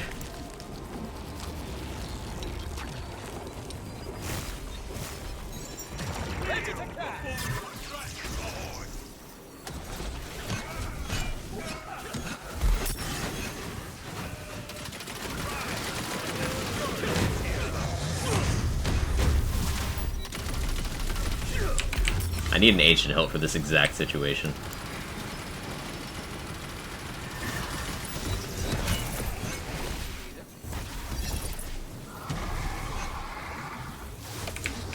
You invisible? No. It's an asshole. But you're a visible asshole. I'll show you a visible asshole. Wait.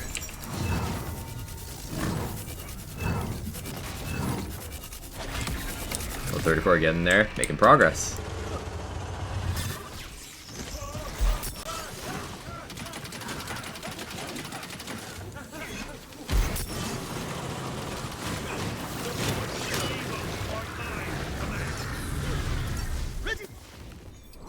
How do I handle Bernadette on this build? I kind of forgot to plan for that. You know, let me try shooting the Scalawag. How bad could it be? How bad could it be?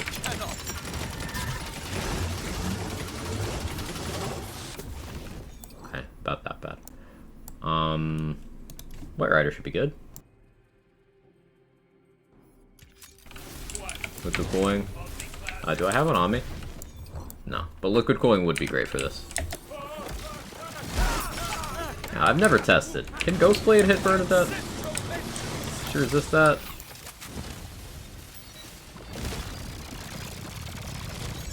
Back in business. I feel like it's working.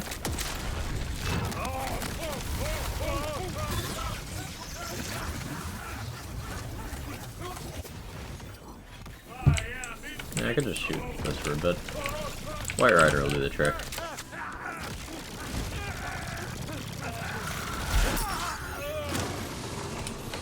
Well, I do want to test and see if Ghostblade is actually working on Bernadette.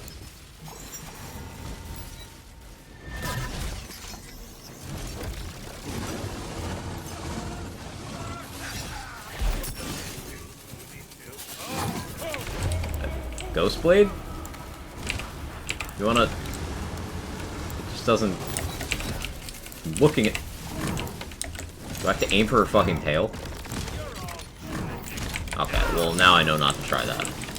See, we learned something. It's a teachable moment.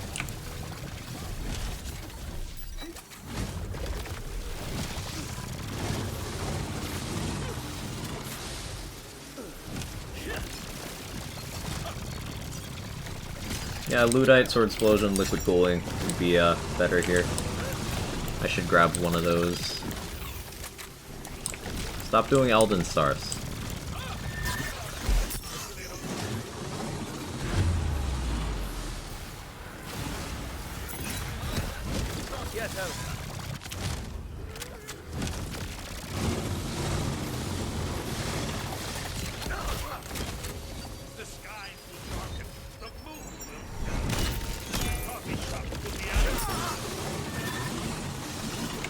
Thank you for testing.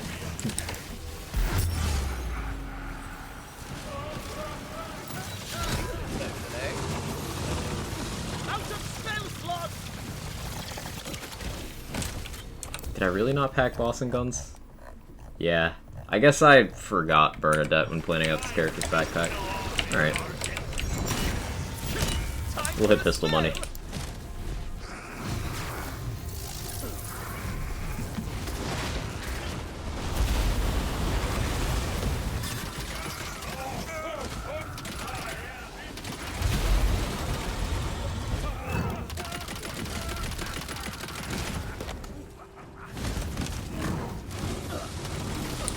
Like, the Ghostblade's definitely hitting, it's just awkward. No, it works. It works on her. It's just awkward. Okay, it definitely works.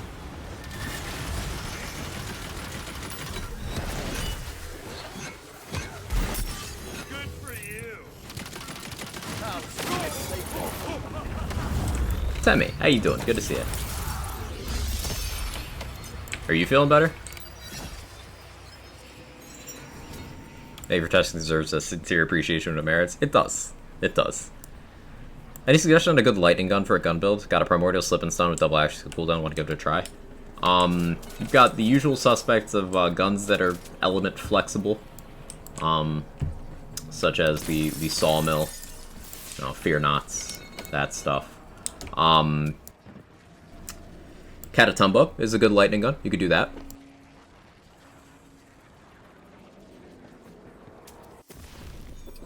Shooting a live wire is good in mobbing, if you're willing to try that out.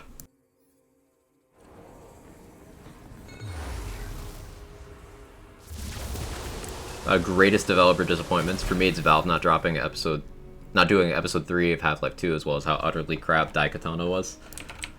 Fable 3 was a big disappointment for me. Fable 2 was awesome. Fable 3 just felt like a step backward in almost every possible direction. Still a little annoyed over that.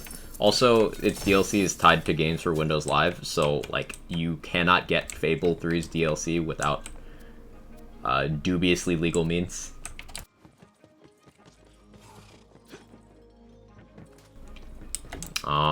Mass Effect Andromeda was a huge disappointment for me as well.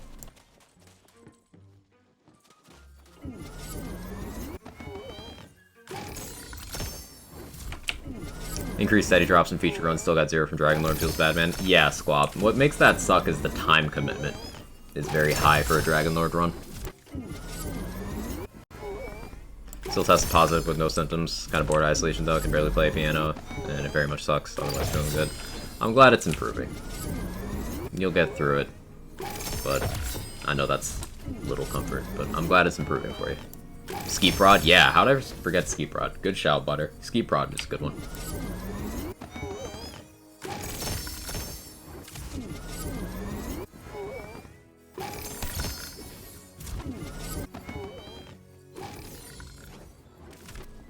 Primordial Gluttony. That's a low roll on damage, though. 20 mag. Still, it's a Primordial Gluttony. Like, okay.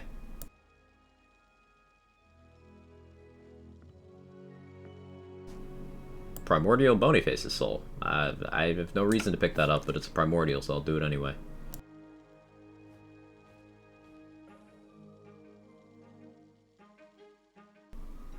Speaking of Catatumbo, volatile one.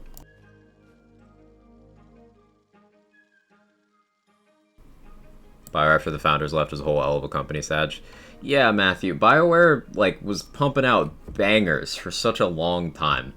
Like, from the Baldur's Gate series all the way up until Mass Effect 3, despite being comparatively disappointing, was still an enjoyable game. Up until then. And then Inquisition was like, okay. But then everything after Inquisition was like, what are you doing here? It's a shame.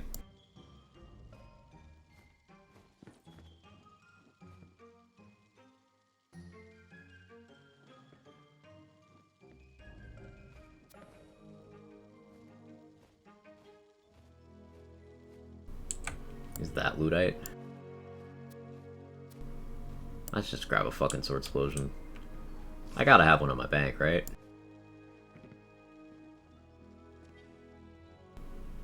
Although hitting would be awkward.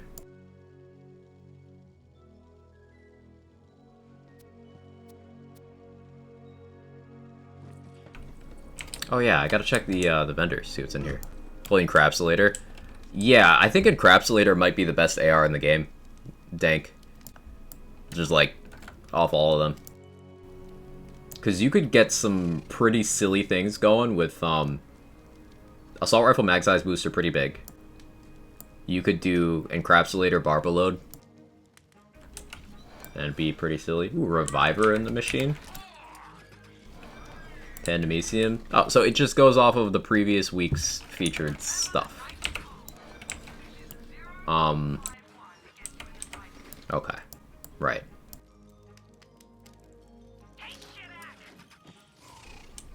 ARs are kind of in this game. I would like to see an AR balance pass. Imp got nerfed, and it didn't need to be. It got a nerf alongside its bug fix, and that hurt the gun a lot. Bread Slicer's good. Donkey with Investment is good. But the rest just kind of fall into the category of mediocre. Crossbow Gen's okay. Upper end of okay. ME3 was great, but had the misfortune of following ME2. Right. ME3 multiplayer was exceptional, though. Gotta give them a dub for that one.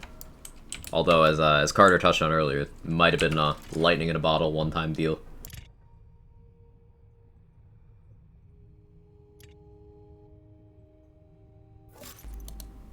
Just grab both of those.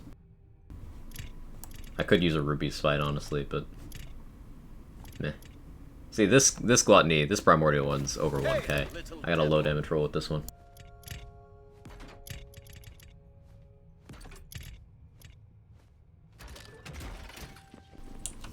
Crossbow Gen's my favorite gun in the game. It certainly works. Just,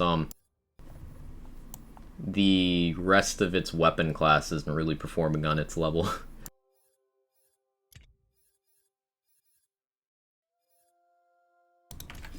Try that. Moon Orb Cap.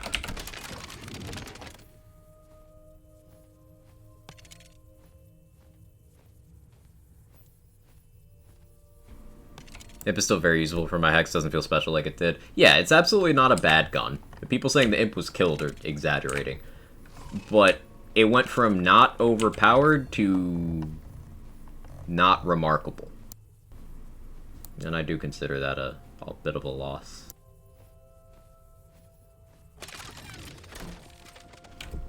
Magic with a K is my favorite chant animation.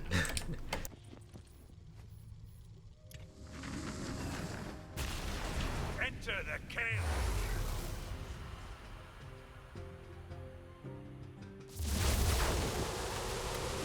Reroll UI? Yeah, it's UI. Wonderland's UI moment.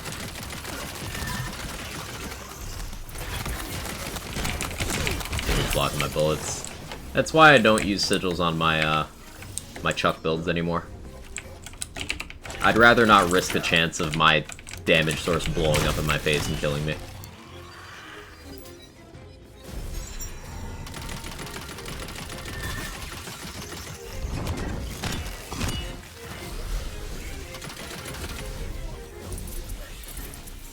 There's more where that came from. Enemy in my sights.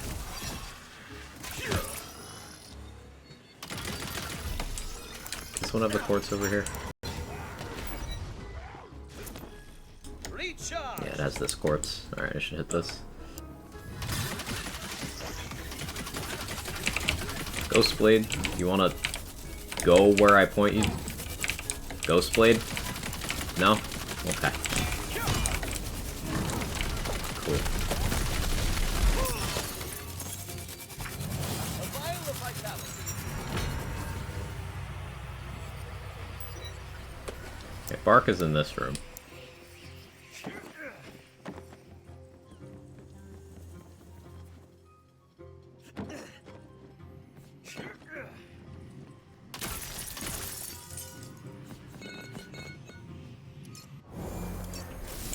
Step Ghostblade.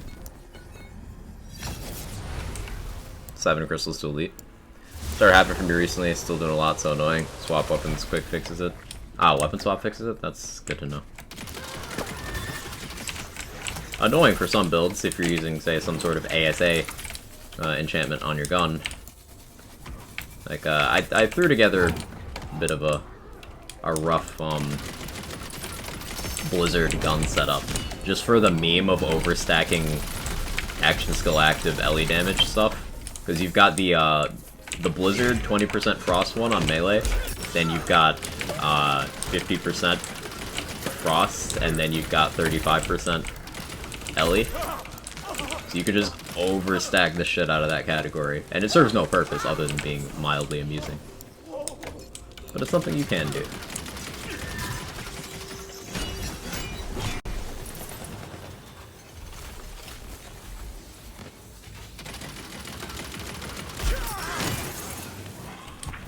The Game 3 works right up to the last act. You can tell they weren't confident. I was supposed to Reaper's cool gameplay, also narratively satisfying way. A big thing that happened is they directly changed the premise of the whole Reapers thing. They had a dark matter, dark energy storyline going through the first 2 games. Sporadic mentions in the first game, heavy mentions in the second game. And it got completely dropped in the 3rd game. Like, it is completely absent. I can't remember the exact reason, whether if it was executive meddling or test audience shit, but they completely changed directions, writing-wise, for the conclusion of 3.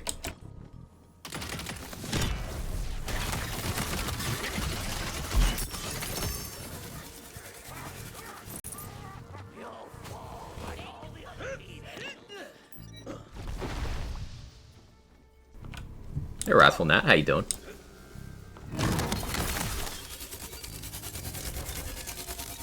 Energy sapped.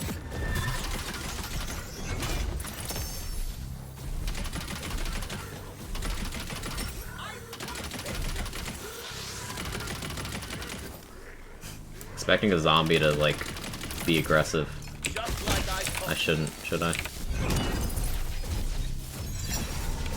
I think I heard about that, yeah. People guess where the story is going, so they change it, try to keep it surprising, which, bad idea. Yeah. There's nothing wrong telling a predictable story as long as it's still compelling.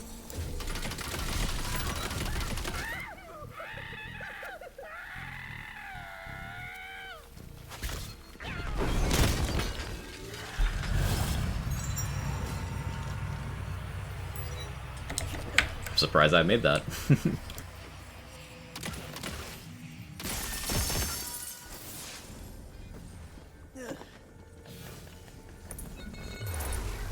Well, the ME series, nothing changes that. That said, if you're not familiar with an old 90s game called Star Control, look into it. It's eerily familiar. I'm not familiar. It's a testament to your writing in a good way if lore nerds can piece together the twists. Yeah, I think so too. I know not every writer feels that way. But I certainly would. We'll see about that.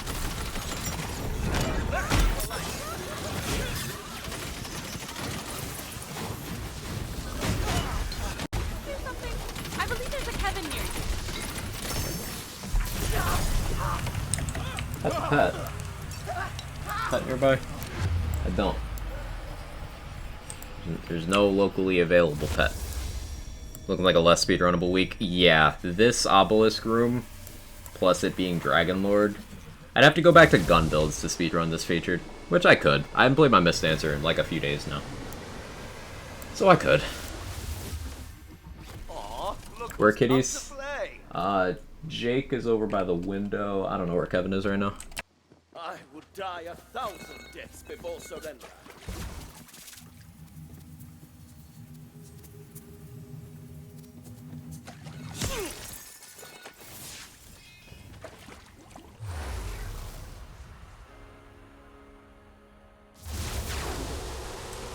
Kevin's Kevining elsewhere. Yeah.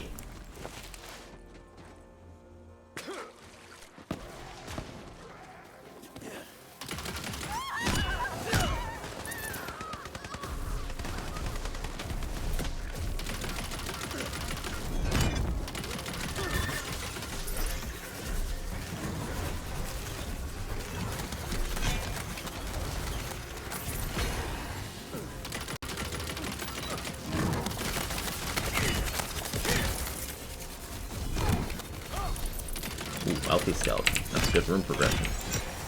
Time for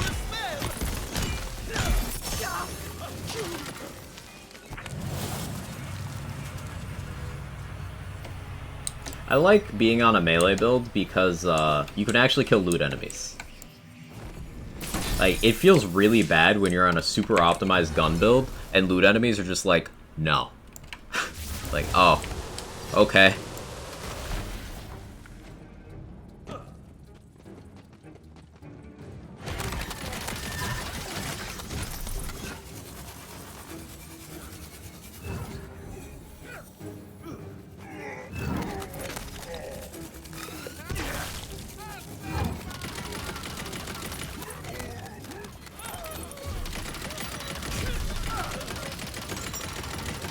take aim.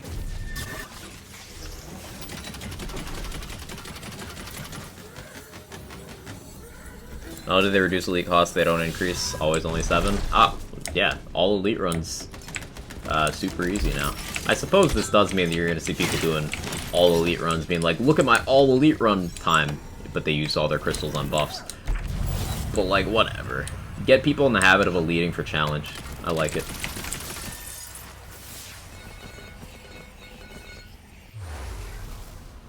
Not to put you on the spot, you think you could put that Mist Dancer build out soon? Seems like great weapon testing ground type build. Yeah, I wanna... There's a few reasons I'm dragging my feet on it. One, finding the time and energy and motivation. 2, I'm like somewhat afraid that using video editing software is gonna explode my PC, considering the how loud it is nowadays from just OBS. I really need to do the final step on getting that PC upgrade. Which, you know, I'm in a position I can do it, just I need to actually do it.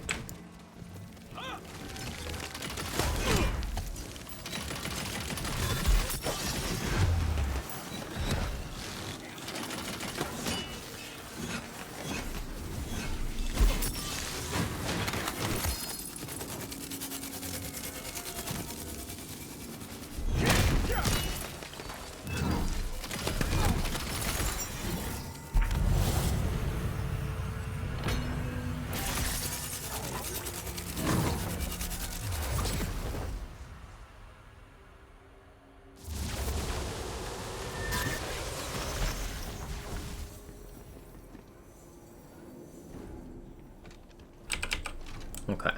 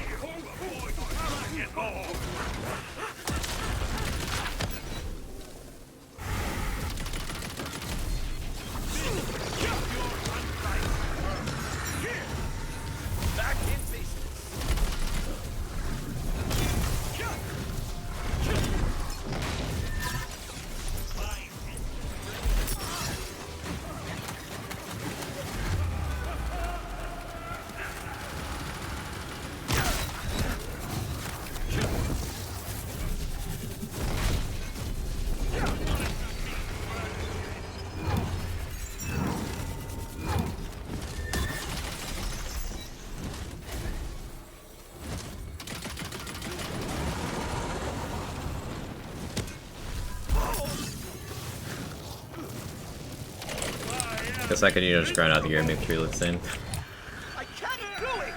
It's something that's on my radar, Dex. You're not the first person to ask about it.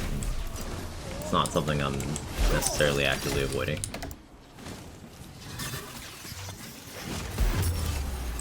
Excuse me.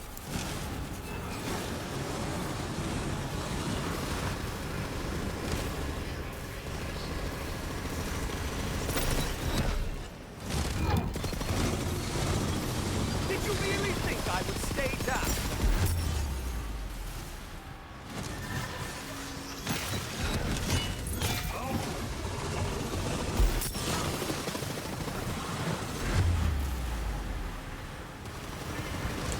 This fight's so awkward.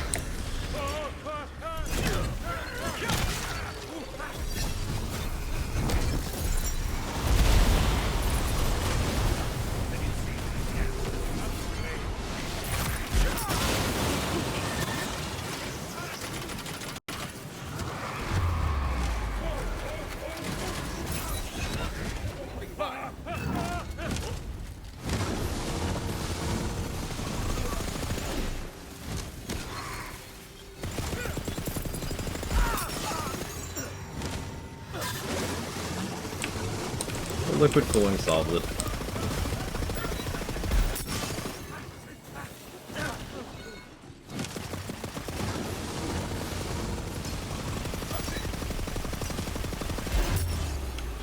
Mostly. Fight isn't hard so much as it's annoying. Yeah, Buick. I would agree with that. If you're doing a melee build like I am, the way you avoid this is you don't be stubborn like me and you just equip some gun damage rings.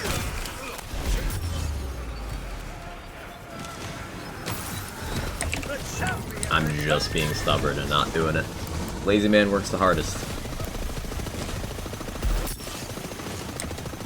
But liquid cooling is enough. Oh, maybe not. Fuck. I guess we run it back. Equip the goddamn gun damage ring, Quag. Feels like Dragon Lord closes the gap on you when you're trying to focus on Bernadette. Yeah, yeah. Bolt attacks are hard to avoid. It's not. It's just, it's hard to avoid the other things happening while you're avoiding the bolt attack. Got damage ring.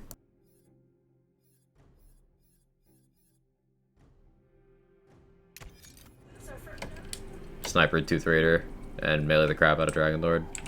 Tooth Raider enough?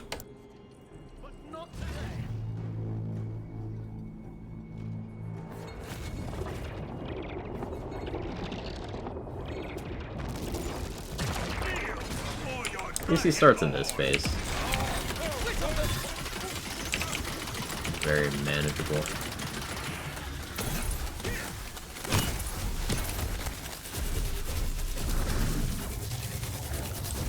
You can use his yellow shield to absorb the bolts. Neat.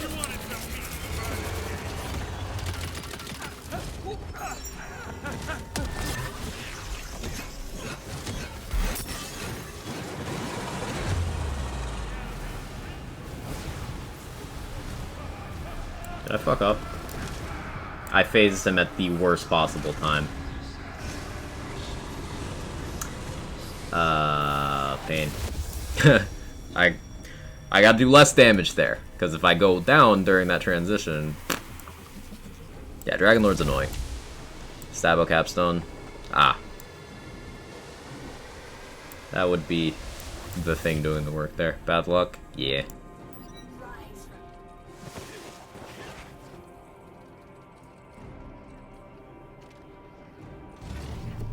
Maybe I saved my Ghost Blade.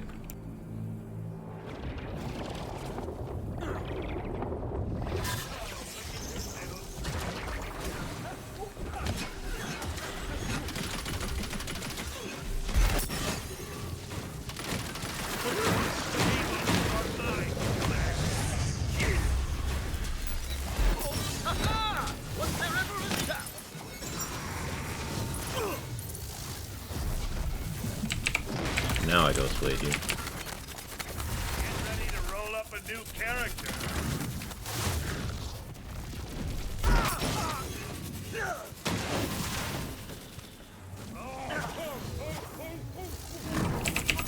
That ended.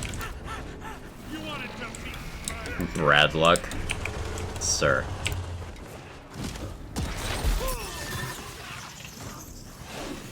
Come on, get over here.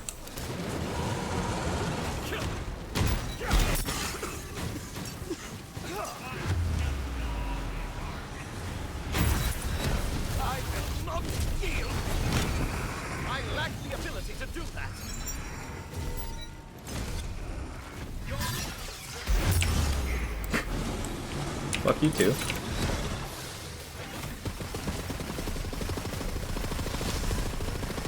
To my side.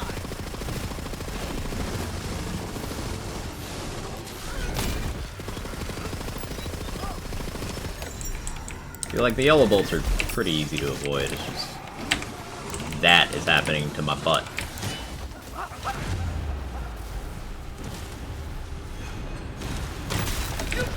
I need better bossing kit for this featured. That sucks. Ghostblade's been fun. I don't want to have to shelf it for this.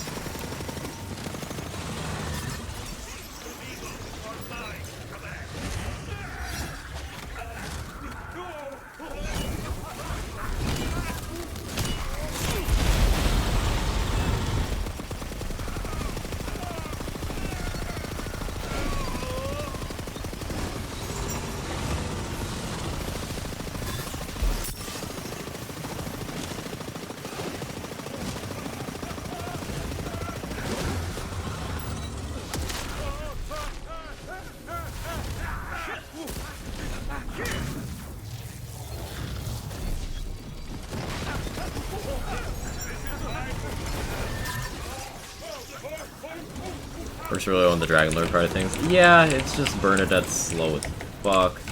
Because this isn't a gun build. And I don't have that Stabbo Capstone tech because I strongly dislike that capstone. for a wide variety of reasons.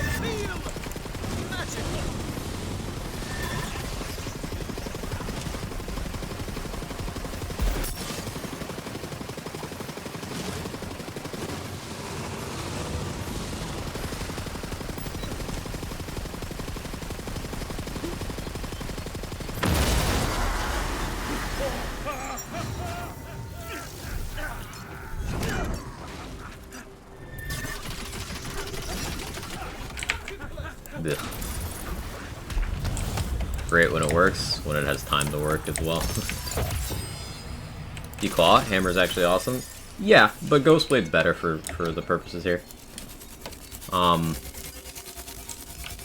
Throw wouldn't even hit Bernadette. Primordial Ludite.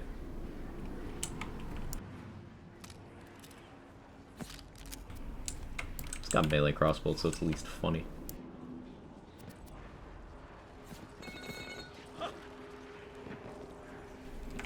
Sabo Capstone just makes every gun a Face Puncher. It doesn't do that. Because Face Puncher damage was immediate. And guaranteed. Sabo Capstone is RNG based, requires you to put additional points into a tree that is already struggling by the time you get down to here. Whereas I could just take something that is good unconditionally instead of bad skill, bad skill, bad skill, bad skill, situational skill. I have good skill. So Stabbo Capstone has its uses, just in the vast majority of situations it is not as good as other things you could be doing. Now that was not one of those situations. Speed of Claw Hammer build, do you have any good builds in mind for it? Do this, but with that action skill. Yeah, same setup. Just this action skill instead.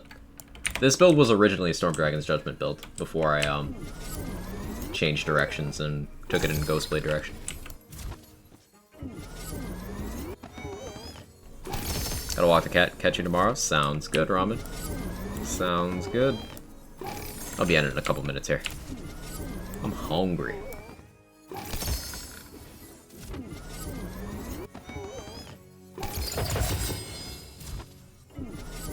Delay on it's one of his major issues, causes misses, hangs, and a lot of damage loss from moving targets. Yeah, I'd rather have immediate damage.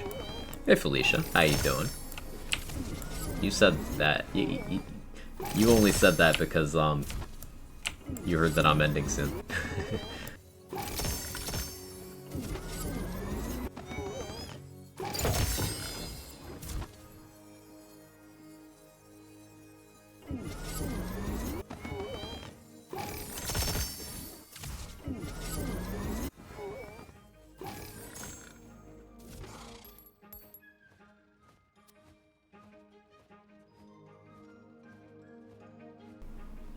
I should keep an eye out for more companion damage rings.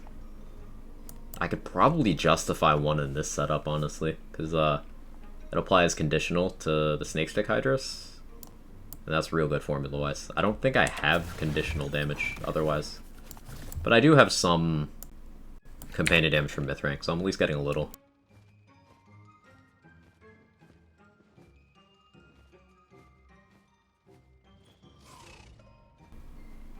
Melee damage, melee crit damage, melee crit chance.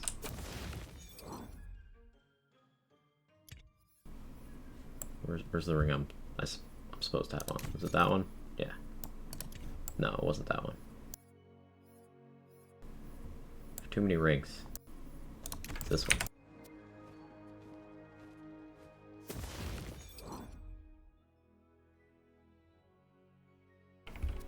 Not as good. I wish rings could have melee speed. That would have been nice. I agree. That would have been nice. 42.1%. Nice.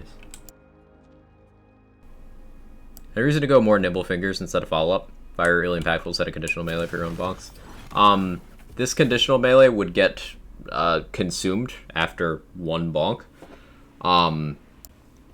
And nimble fingers will make me able to stack follow-up faster. It also lets me apply crossbolts faster.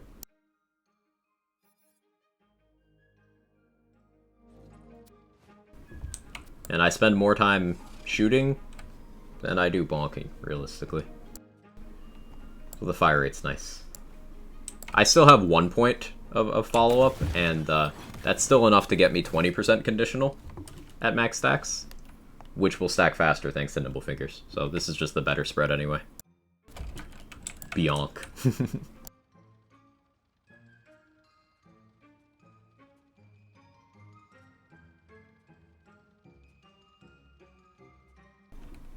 Playing pre-sequel, I'll be honest, forgot how fun Nisha is. Pre-sequel's a good game. Very underappreciated.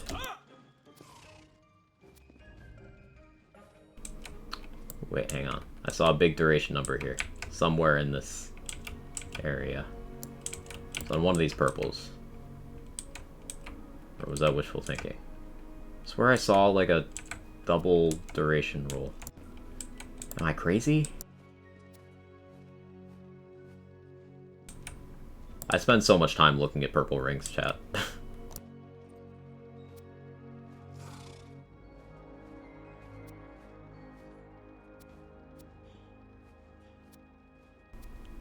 We're gonna look at all of them one more time. It's a double spell radius. It's not bad.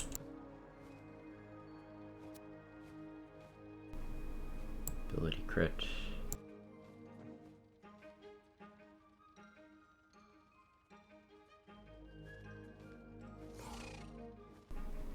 Maybe it was ability. Maybe I'm losing my mind. Hey Castrum, how you doing?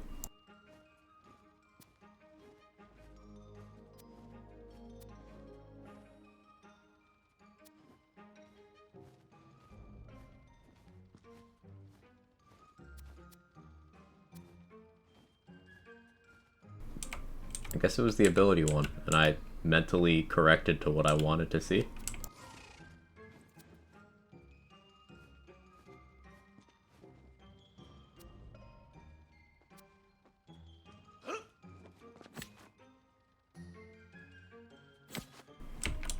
No, I think I saw it. It was hiding. I just picked up 2 rings. Ahaha! I did see it. I'm not crazy. Well, I am, but 23.7% action skill duration. That's pretty good. Assault rifle reload speed, not so good. Spell damage, not useful to this build at all. But the point is I was right. And at the end of the day, does anything else matter?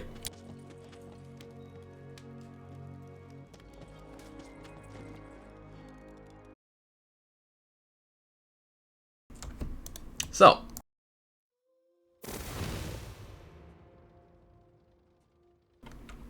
hey, Scrunt.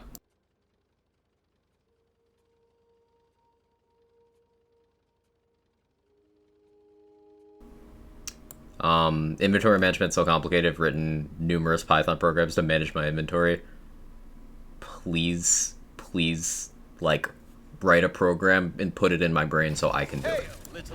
That'd be great.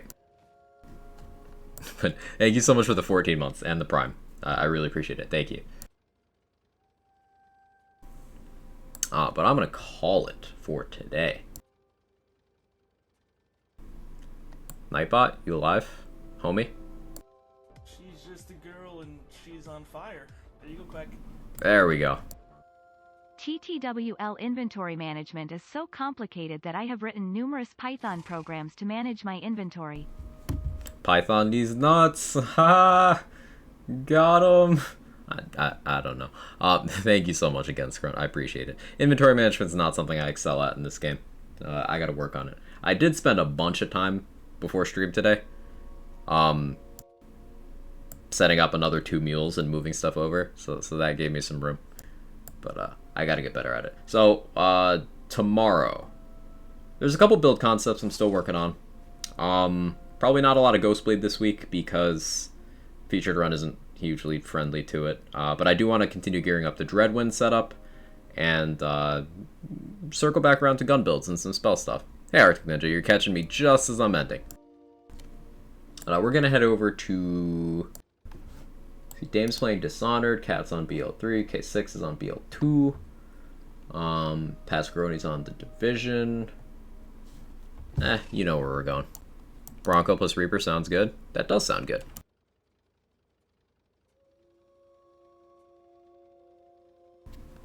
Let's head over to Lazy. This will be a raid message.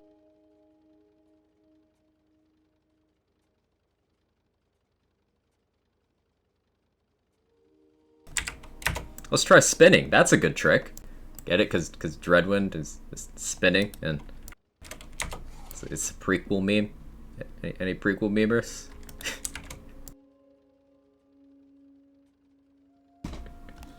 You guys are great. Thank you so much. Have a wonderful rest of your day, and best of luck with all your builds and stuff. Thank you once again for all the love and support. It feels good. Y'all are great. Anyway, bye.